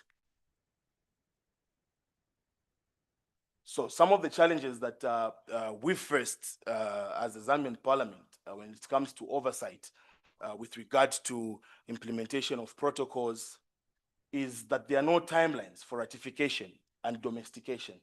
So that is a challenge once these protocols and international agreements are ceded to. There is no timeline within which those protocols are required to be domesticated and ratified by member states. And sometimes that has seen a little bit of inertia on the part of the executive to ensure that these protocols and international agreements are domesticated. The second challenge has been that the initiation of ratification and domestication of an international agreement at the instance of the ministry responsible for the subject matter. This ties to the first point. So it all goes down to the ministry that is responsible for the subject matter. Now, the challenge sometimes is that these subject matters cut across different ministries. And so there's usually a challenge of coordination in terms of driving the agenda to domesticate some of these protocols that have been acceded to. The third one is limited political and partisanship, where SADC model laws address issues seen as low priority or politically sensitive. An example is SRH, HR issues, gender-based violence, and customary rights. And then the fourth one is conflicting national and regional priorities. So sometimes you find that the protocols, once brought to the attention of the executive, and they start scrutinizing whether or not to domesticate, they are then competing priorities between the regional commitments and what is in the best interests of the country at that particular time. So that also becomes a challenge. So some of the recommendations that we would put across are that there's need to kind of find a mechanism to set time-bound frameworks for ratification to ensure that these protocols do not just sit on the shelves for a long time without being ratified and domesticated. The other recommendation is that we need to centralize the initiation of the domestication of these protocols under the Ministry of Foreign Affairs, especially in instances where a protocol and international agreement cuts across the subject matter that is dealt with by several ministries. There's need to centralize and find a central point that sort of drives the agenda to domesticate. And we feel that the ministry responsible for foreign affairs would be best suited. And also that ties down, the third recommendation ties to the second, where there's need to enhance interministerial coordination to ensure that everybody is speaking the same language and they are on the same page, driving the same agenda towards domestication of SADC protocols. And then the fourth recommendation is there's a need for SADC to develop balanced SADC model laws aligning national and regional goals so that there's no competition between international commitments and what is a national priority at the time. So there's need for that when those model laws and protocols are being developed. So some of the, in conclusion, the comparative lessons, Zambia's proactive reform showcases effective legislative executive collaboration, institutional innovation, and regional leadership in implementing SADC protocols. So domestication of SADC protocols is complex, but achievable through sustained commitment, innovation, and collaboration. And Zambia's model demonstrates how parliaments can translate regional commitments into tangible national outcomes. Thank you very much for your attention.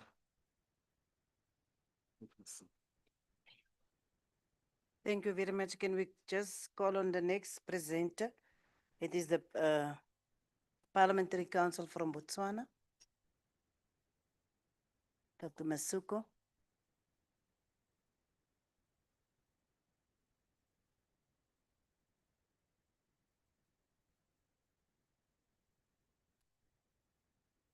Is it right? Good afternoon, ladies and gentlemen. Indeed, protocol has indeed been observed. The gentleman before me was standing like this. Does it work, Council? Is this how it should be? Right. I hope I can be able to navigate that. Right. Good afternoon. My name is Dr. Ame Masuku. I'm from Botswana. I am Parliamentary Council in the Republic of Botswana. My presentation, perhaps I should go back and. It's going to sound like we had a discussion before you and I. So some of the content I will try and go over quite quickly because it's been resonating throughout the room for the better part of today. My presentation is on the role of Botswana's parliament in the domestication of SADC protocol. So I was just asked to come and give sort of a status of where we are in our jurisdiction in this pursuit. So firstly, I thought I should give an outline. So it's going to be a very brief presentation, just 3 salient parts. Firstly, is theoretical underpinnings. What is the law behind it? The underlying notions that guide our domestication process. Thereafter, we're going to look at the Botswana perspective and then go into the parliament and SADC protocols more specifically. In terms of the theory underlying the legal reception relates to the relationship between international and domestic law, and that prescribes how international law should apply in a particular jurisdiction. This has been discussed even by colleagues from the SADC Secretariat. My apologies. He's just said to me, you speak very fast, you need to slow down. I will try my best. The translators were challenged, evidently. So legal reception relates to the relationship between international and domestic law, and that prescribes how international law is going to apply in a particular jurisdiction. The reception of international law in many legal systems has this dichotomy, this idea of monist versus dualist, which I believe my colleague from the Secretariat spoke about even earlier on. So quite briefly, monists view international law and national law to be part of one single legal order, and therefore international law is directly applicable to the national legal order. In that instance, and many examples were given this morning, there is no need to transform international law into some form of legislation that then domesticates the international law into national law. Botswana, like Zambia, is a dualist country. So we subscribe to the notion of dualism, which means that international law and legal law and national law are seen as separate and distinct legal orders. So for international law to be applicable in the national legal order, it must be received through domestic legislative measures, therefore transforming it from an international rule to a domestic rule. Accordingly, the dualists, that is myself from Botswana and the Zambian perspective, believe that the national democratic process is the ultimate legitimate source of any coercive legal norms. So these dualist notions ride on the rationale that if you are going to have any legally binding rules or laws in a jurisdiction, they ought to go through the democratic process. That is, they ought to go through parliament first. And I've noted there that international norms are only enforceable at the domestic level to the extent to which they have been incorporated.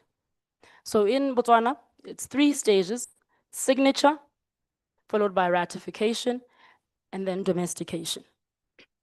Signature just being the initial act of signing a treaty to say we agree with the tenets therein, and ultimately subscribing to the underlying notion of that treaty. Ratification, which is the second step, is now the formal process where the state gives consent to be legally bound at an international level. So remember, we are dualists, so we have the signature, ratification, and then the domestication. Here now is where we make the international treaty applicable and enforceable under our national law. Oftentimes, through passing a new law, as is the case in Botswana, or amending an existing one. So with that theory, I thought, let me bring it home. So the Botswana perspective. Legislative powers are found in Section 86 of the Botswana Constitution, and I have sort of taken it out there and have it quoted verbatim. Subject to the provisions of this Constitution, Parliament shall have power to make laws for the peace, order, and good governance of Botswana. So all lawmaking powers in my jurisdiction rely solely with Parliament, including the domestication process of taking international law for it to become national law. In effect, this means that for international treaties, Botswana's parliament role is the domestication process. So the involvement of parliament in Botswana relates to the latter part. The signing and the ratification remains within the purview of the executive. And thereafter, domestication is where parliament then comes in to domesticate this particular treaty. I've noted there that, in effect, this therefore means that the relevant ministry would have to send instructions. So an international treaty would have to go through the usual process of any government bill, as it were, because the signature and ratification is done by the executive. And so the relevant ministry is the one charged with taking that particular treaty and taking it through the usual bill processing as if it were any other bill before Parliament. Good or bad, I don't know, but that's the position of the law currently. There are a few examples. I put here some classical examples where this domestication process has happened in our jurisdiction. For instance, this particular act is an act that was to enable and give in Botswana to certain international conventions made in Geneva. So what has been affectionately known as Geneva Conventions. So we had an act of parliament that was passed through, this is the domestication process, for us to be able to domesticate the Geneva Convention. So it is through this particular act that now the Geneva Conventions have legal force and are binding in our jurisdiction. But for this, they would otherwise not have that. Another classical example, which I hope will pop up shortly, is with respect to the Vienna Convention. Many of us refer to it as the VCLT, the Vienna Convention on the Law of Treaties, also went through a similar sort of undertaking that it had to go through the line ministry and follow the usual bill processing and come before the floor of Parliament in a way that domesticates international treaties. The reason why I chose these particular examples is because if you are a student of law, you will know that the Vienna Conventions and the Geneva Conventions have attained a certain status known as jus cogens and international customary law. So they are international customary law principles which apply or should apply to every nation. However, in Botswana, they still had to go through the domestication process before they have equal force in our jurisdiction. What then is the role? Or maybe the status. Let's talk about the status of Botswana with respect to SADC protocols. So I have here a table that I received from the SADC Secretariat, which gives an account of the treaty establishing SADC, the 1992 treaty, which obviously entered into force on the 5th of October 1993. There we have it there that it was ratified. Botswana ratified it on the 5th of September 1993. Other countries acceded to it because it means they joined after it came into force. It just reflects ratification because it will have to go once again through the usual bill processing for it to be domesticated in Botswana. So the status as it is that it has been ratified. Specifically with respect to the establishment of the SADC Parliament, there is no ratification column. I asked my colleague at the Secretariat, are you sure this is the right table? She said, yes, well, this is, you guys only signed a few months ago, so this is where we are. Botswana became a signatory on the 26th of March 2025. This therefore means naturally that when it comes into force, then it's going to go through the ratification and domestication if the law remains as it is. I should perhaps say that I have statistics on how far we are with ratifying, not domesticating, ratifying the SADC protocols. So currently for the protocols that are in force, Botswana has ratified to a percentage of 63%. So we're just above average with ratification. But of course that it's a great statistic to say that Botswana has ratified 63% of the SADC protocols that are in force. It, however, doesn't mean that they have national force enough because they haven't been domesticated. Not all of them, certainly not.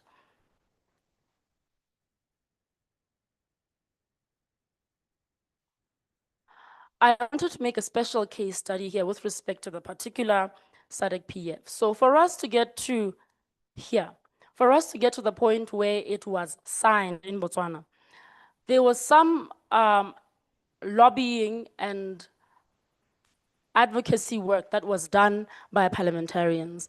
In the 10th Parliament in Botswana, one member of Parliament for Nkange, Mr. Edwin Batsu, had a motion where his motion was titled Consideration of Transformation of the SADC Parliamentary Forum into a SADC Parliament. I apologize for that typo. And so this is part of the work to answer the question that my colleague was raising of what parliamentarians can do. Parliamentarians can definitely put in the advocacy work, because we can see that as a result of his motion in the 10th Parliament in Botswana, Botswana ultimately then signed the protocol this year. The 10th Parliament, I must say, as you can see the date there, was 12 November 2010 is when this motion was in Parliament. And so it is 5 years later that we were able to see the fruits of this particular motion. There was also more advocacy work that was done with respect to this. There was a lobbying team that came to Botswana in 2024. There's the composition of the lobbying team. The Right Honorable Speaker from Zimbabwe, the Right Honorable Speaker from Botswana, the Right Honorable Speaker from here in South Africa. I was very happy to see her this morning because I was like, she's in my presentation somewhere. Right Honorable Speaker, from those different Zambia, Angola, and Namibia all went as in a lobbying campaign to go and lobby the Botswana government to sign the protocol that purports to establish the SADC Parliament. So this is some of the work that members of Parliament can put in to be able to try and pursue this mandate. I believe this is the last of my slides. Yes, thank you very much. Thank you very much. You can just take your seat here and then we will call on Esrina.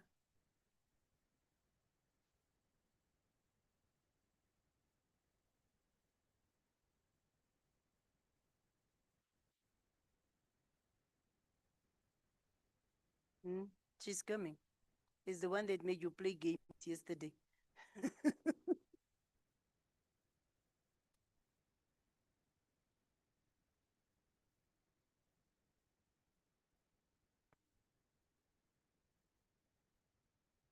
Good afternoon, Honorable Vice President. Good afternoon, SG, honorable members and colleagues. Allow me to write on the protocol already observed. And also, with your indulgence, Honorable Vice President and SG, allow me to wear my other hat. I'm an artist, so I will kindly ask your honorables to stand up for a minute.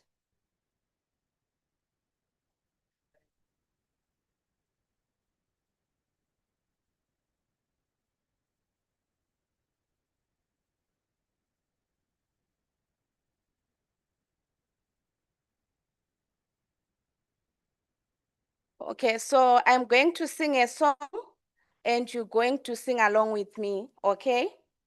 Right, so my song is going.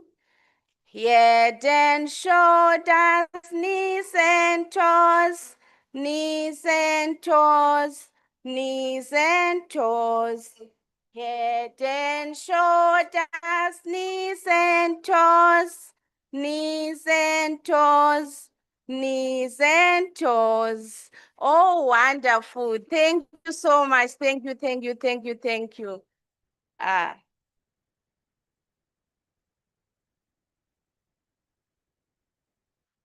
Okay.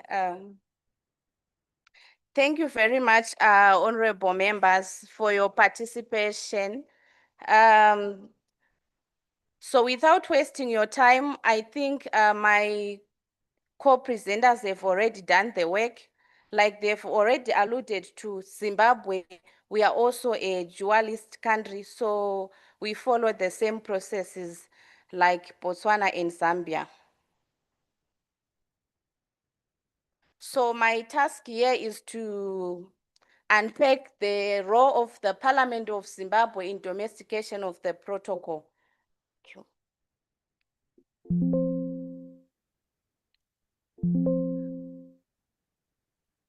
So I'm not going to present, but we are going to converse, because especially on challenges and whatever that is done, it's not us, we are just technical persons to assist, but I'm very sure and certain that you honorable members already know this process, and we are just refreshing each other as we'll be bearing in our minds that we have got protocols ahead of us that we want to ratify and domesticate in our different nationals. So that's my presentation outline. I've got introduction, key definitions, legal and constitutional framework, procedure for approval in Parliament, case studies, examples, challenges in the domestication process, recommendation and conclusion. So the role of the Zimbabwe Parliament, what's happened? Sorry.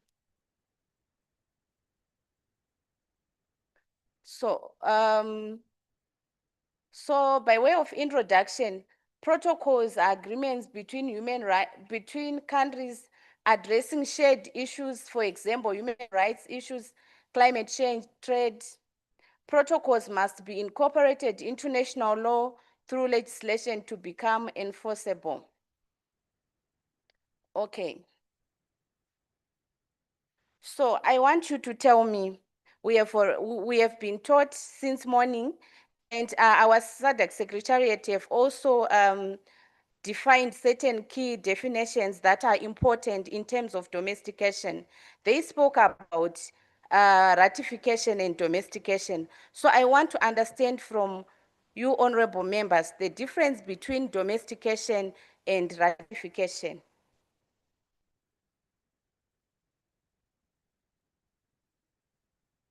Yes, Honorable Karen.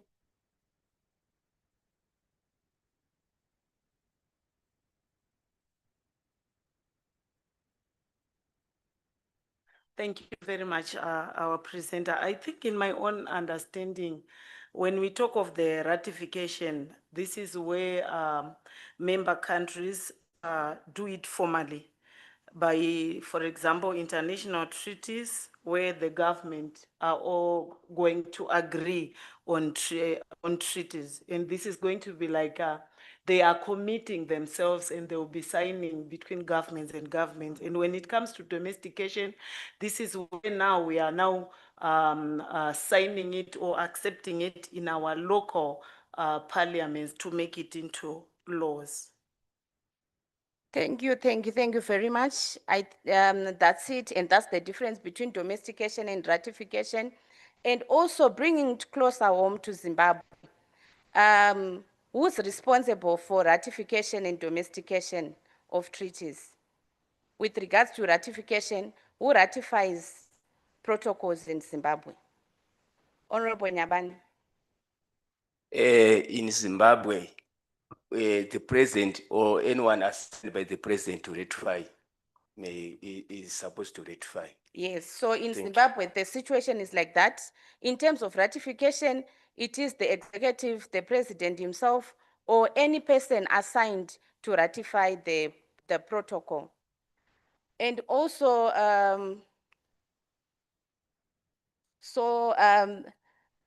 those are just key definitions. Ratification, we have already been told by Honorable Kareni, including domestication.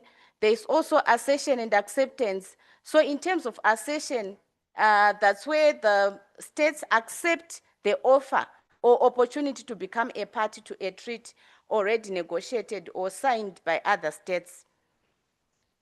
And in terms of acceptance, it's same as approval, express the consent of a state to be bound by a treaty.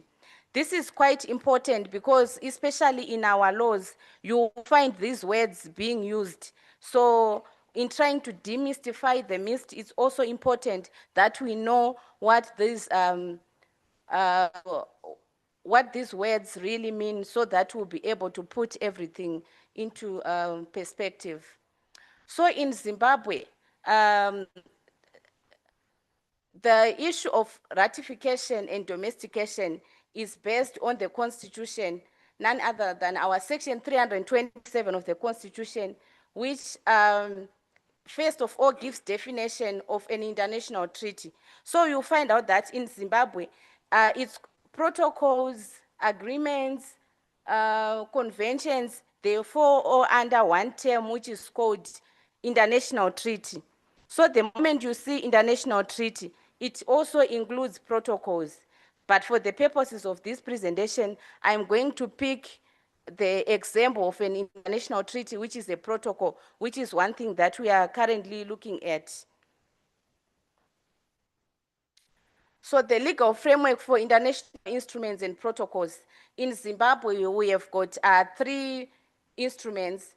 The first of all is the Constitution of Zimbabwe, Section 327.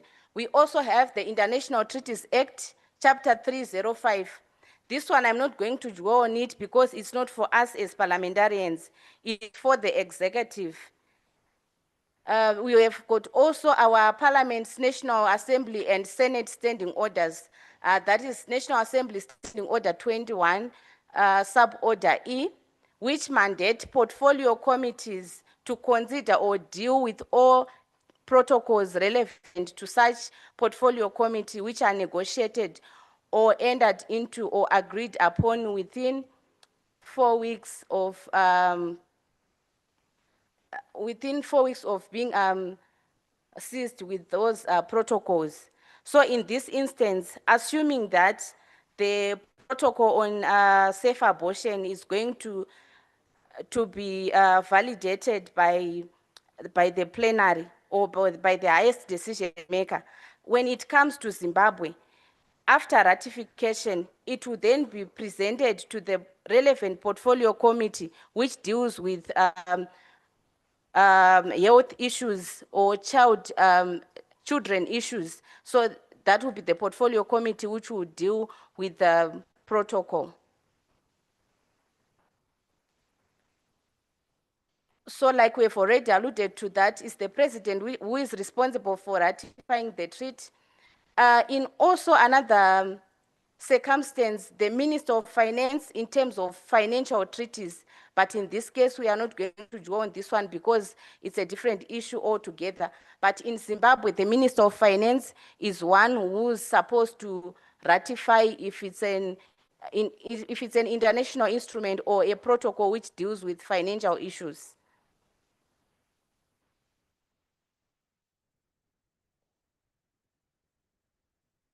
So procedure for approval in Parliament. So what happens in Parliament is also similar to my co-presenters as parliaments. It first starts by the executive bringing the motion for approval by the relevant minister, tabling of the international instruments in both houses. So we have got 2 houses, the National Assembly and the Senate. So the protocol is supposed to be tabled in both houses. After that, the portfolio committee, which I've alluded to previously, would then conduct a depth scrutiny of that protocol. At some point, they may also ask for consultants or they will ask technocrats to assist in unpacking the protocol so that they may have an informed position. And also in Zimbabwe, the constitution mandates that in whatever parliamentary business that is being conducted, there should be public involvement in terms of Section 141 of the Constitution. So they will also, in some instances, conduct public hearings on the protocol to say, okay, fine, the public, us as the government of Zimbabwe have ratified this protocol on safe abortion. What's your take? We want to domesticate it. What's your take? And we'll have a public input. Then the final procedure in Parliament, resolution of the House. So the House has to resolve whether to adopt or to disapprove the protocol. So the Parliament may vote on approval or rejection. After that, certificate of approval for ratification or acceptance will then be sent to the relevant ministry. So what is our role as parliamentarians as far as SADC protocols are concerned before tabled in Parliament? For example, we may know that our Parliament has already signed and has committed to a certain protocol. What can we do about it? Can we just sit, relax, and wait for the cabinet or for the executive to come when we know that back to our regional parliament, we are not compliant because we have not yet done anything? Do we just sit back and relax? I'm of the view that we should continue engaging with the executive to ensure that commitments that have been made to SADC resolutions are brought before Parliament for proper procedures. And also, as parliamentarians, we've got an oversight role over the portfolio committee, over the executive. We follow up on the ratification of protocols. For example, a follow-up which was done by the portfolio committee to the Ministry of Foreign Affairs on the ratification of revised Dodge agreement. So on this one, it was a success, although it was not a regional protocol, but the portfolio committee on foreign affairs had to engage the executive to say that there's an outstanding agreement, please ensure that you ratify this, and it was done. So another case study, we have got also SADC protocol on health signed by Zimbabwe on 18 August 1995 and ratified on 13 May 2004 and become enforceable on 14 May 2004. So see the time that this protocol took to become enforceable in our country. If we were going to do our work as the portfolio committee, following up on executive, I'm made to believe that maybe it was going to help, and the timelines in terms of ratification and domestication of that protocol was going to take less. And also, I've also taken this opportunity, since we are also seized with a protocol here at SADC, actually with a proposed model law on safe abortion. Currently in Zimbabwe, we have got a medical services amendment bill which is before Parliament. So we can take that opportunity as well. We know already there are certain discussions surrounding health issues in relating to children and adolescent girls. So we may as well push for amendments to ensure that Article 17 and Article 4, is Article 16 and Article 17 of this protocol in terms of reproductive rights of children find its way in the medical services bill. What am I saying? It's also good that even prior to ratification of certain protocol that you may know that it's before our regional parliament, you are the first to domesticate certain issues in that proposed model law. And when the time other countries will be said, please ratify, please domesticate, for you it will be a step forward because we would have already domesticated that some of the provisions in that model law. So we have got also a success story on the SADC model law on eradication of child marriages, which then brought about the Child Marriages Act, chapter 515, which set the minimum age of marriage at 18 years now. I think it's a similar position as of Zambia. Prior to this, there were child marriages due to customary beliefs. So this is also a success story in terms of a protocol.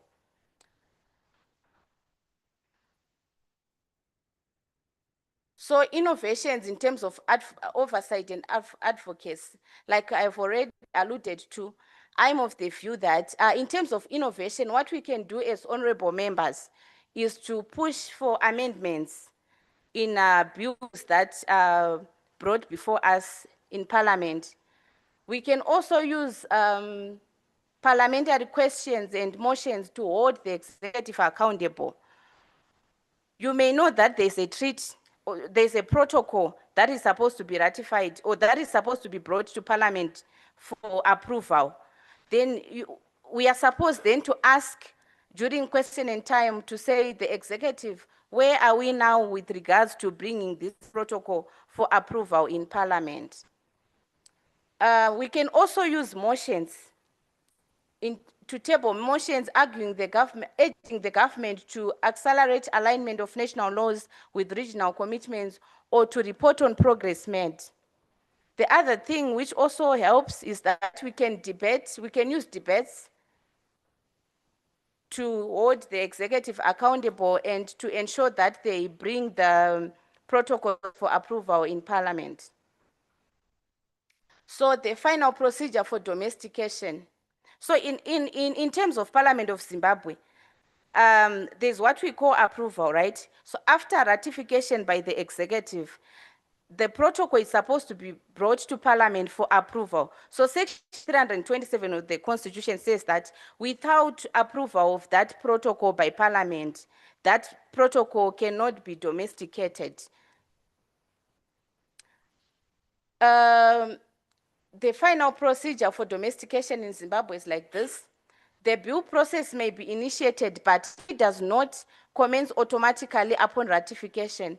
It requires deliberate legislative action to translate treaty obligation into enforceable domestic law. Section 2 of our Constitution says that our Constitution is the supreme law. Why am I speaking to the Section 2 of the Zimbabwean Constitution? It is because of the reason that Section 34 of the Constitution of Zimbabwe states that all international conventions, treaties, and agreements to which Zimbabwe is a party must be incorporated into law. So see, in terms of Zimbabwe, I think our law is very good in the sense that the moment the executive ratifies a treaty or ratifies a protocol, already they've got a constitutional obligation. And once you have got a constitutional obligation, there's a very high risk, even in terms of court cases, you can be dragged to court by citizens because there's also another section which is Section 324, which states that all constitutional obligations must be performed diligently and without delay. So I'm sure honorable members, we are following. This is quite critical, and we should ensure that we are making sure that all constitutional obligations in terms of ratified treaties are being brought, like all constitutional obligations are being met by the executive, so that we may not be found wanting in terms of violation of the Constitution.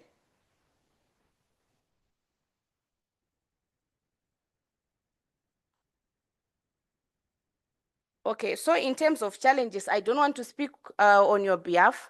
I want you to tell me the challenges that you face in terms of ratification, in terms of domestication of treaties. On this one, I do not want to be misquoted or to speak on your behalf. You are the ones who experience these things. So tell us, it may also help us to map the way forward. What are the challenges that you face in your different parliaments? And I'm sure they are also similar to the situation of Zimbabwe. Okay. No challenges. Okay, that's fine. Yes.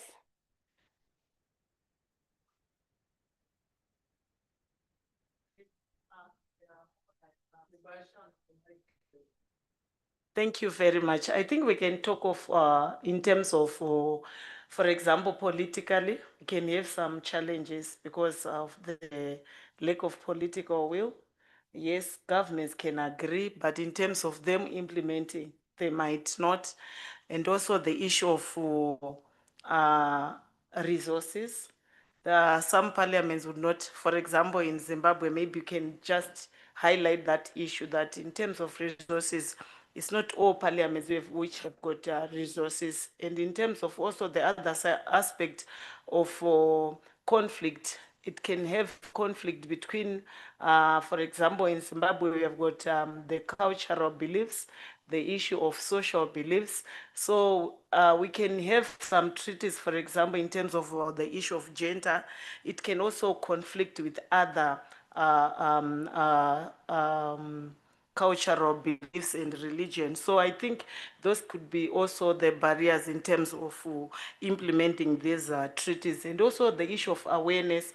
Some members would not even have more knowledge of the treaty. So maybe we need also that kind of capacity building so that everyone is taken aboard. So it might be one of the challenges. I thank you. Okay, thank you. Can I also come in? Yes. With your indulgence, Chair, maybe 1 minute. Yes, Thank you. just one aspect in relation to South African case with the al-Bashiri matter. With South Africa having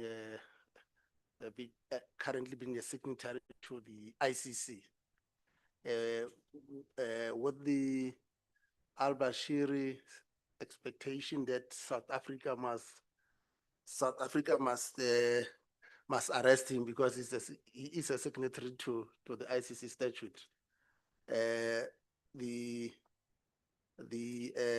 cabinet then decided to re-look at that commitment and revoke the decision. But then what then happened? The decision was taken to court for review because this international treaty was ratified by Parliament.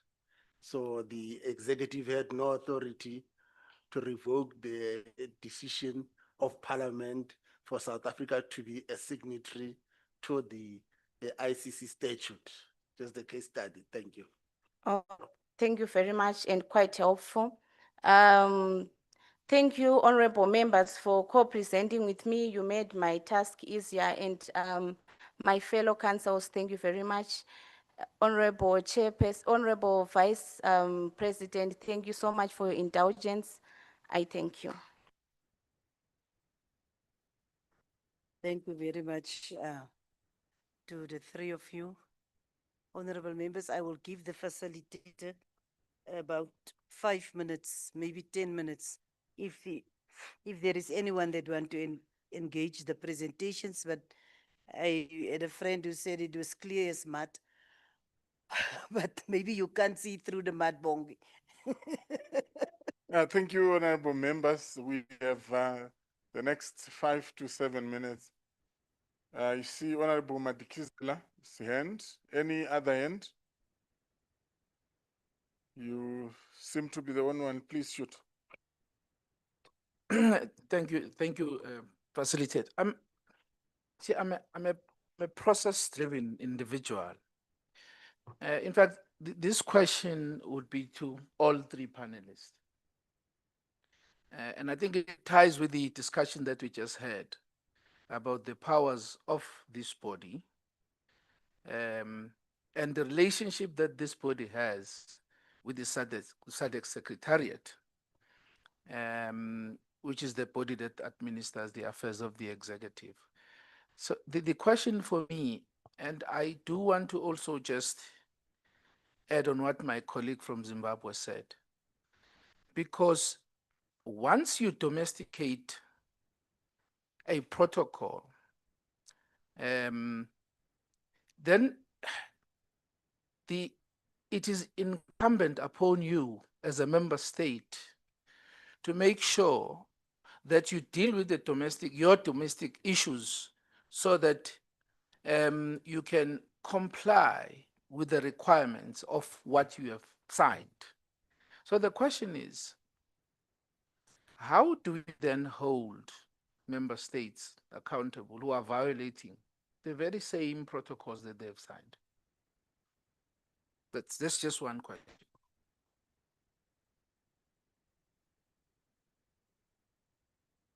Colleagues, you have the floor. This was the only question we have. Proceed and answer the question. Okay, so if I heard you clearly, you said, how do we hold accountable nationals that violates protocols? I think that question is best answered by the regional body. Otherwise, at our level, what we are looking at is what is it that we have domesticated? Yes, at regional level, we may ratify a treaty, but then we come to our jurisdiction and look at what is acceptable within our jurisdiction in terms of course, our constitutions, as our constitutions are primarily the supreme law of the land. So we will take certain things that are applicable to our country and then we domesticate them. And in any case of any violation, I'm sure there will be punitive measures in that specific legislation. But violation at regional level, I'm sure that answer is best given by the regional body itself. I'm not sure if my colleagues want to add. Thank you, Honorable, for the question. My response was going to be with a question as well. I hope you can indulge me and allow me to ask. The first question is, when you say, how do we hold member states, I think I captured it, how do we hold member states accountable? My first question was, us as who? Us as the SADC Parliamentary Forum, or us as members of parliament in our different jurisdictions? Us as this body. Okay, so this is why you were saying it ties in with the powers that Madam SG was referring to earlier.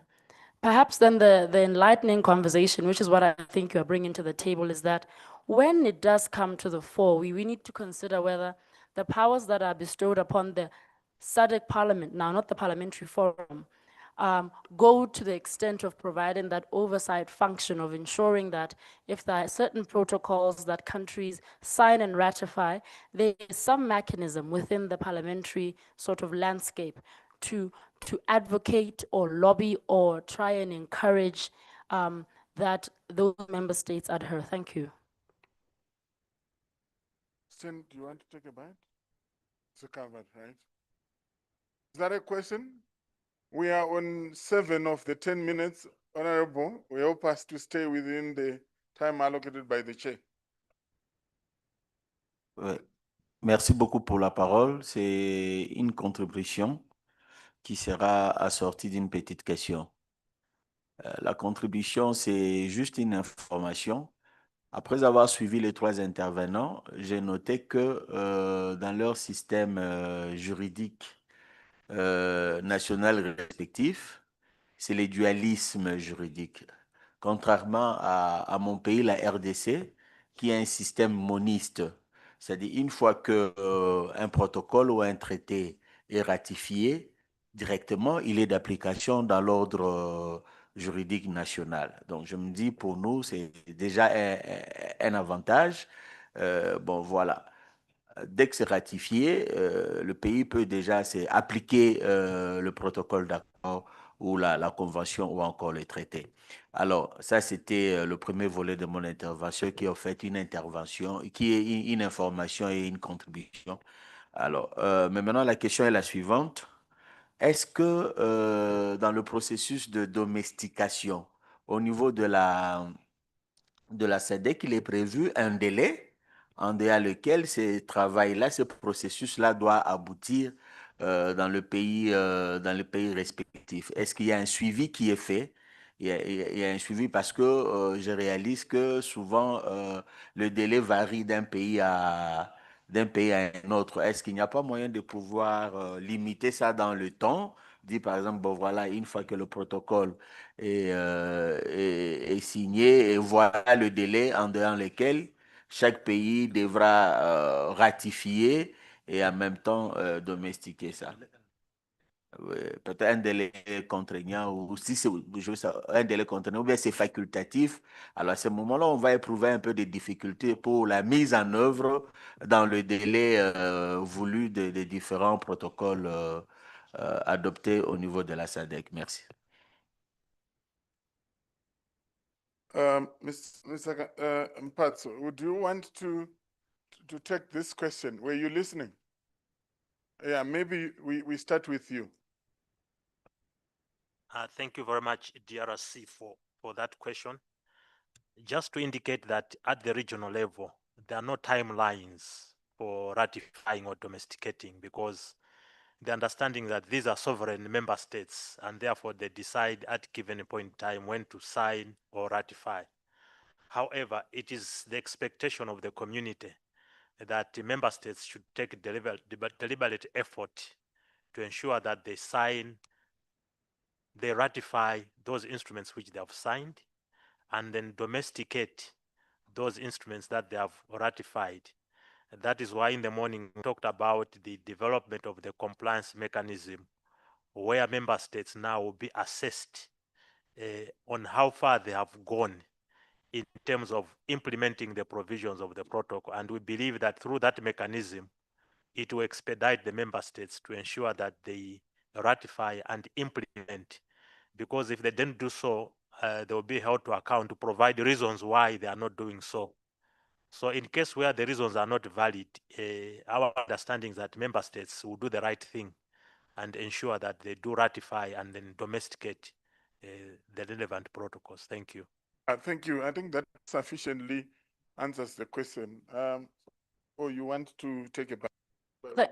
Yes, please. Thank you, moderator. I was just going to say that the difficulty as well with perhaps setting a prescribing and codifying a timeline might also be in the fact that even for the 3 countries that presented this afternoon, who are all dualist, even the process of domestication is different.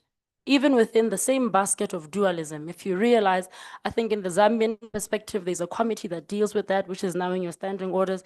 In Zimbabwe, there's even a constitutional obligation that takes it to the committee stage, whereas in Botswana, we don't have that structure. So although we are under the same blanket of dualist, we have different flavors of what this dualism looks like. So it might be difficult then to prescribe that you must domesticate by set time because the wheels of domestication in the different jurisdictions will vary. Thank you.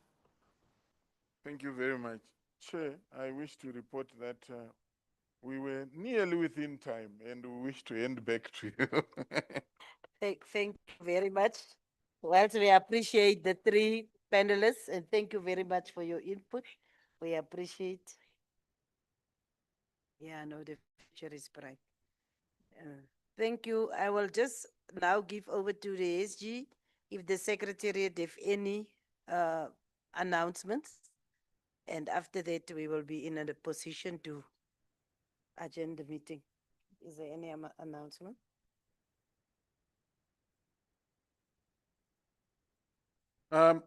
The Honorable Chair, there is none, possibly except to request colleagues who are presenting today, colleagues from the Secretariat and the last panel of presenters to stay behind when we do a debrief as the meeting adjourns. Back to you, Chair. Thank you very much. Members, because of the fact that you have worked so diligently today, we will allow you to be here tomorrow morning at 9. So the meeting stands adjourned with the understanding that at 9 o'clock tomorrow we start. Thank you.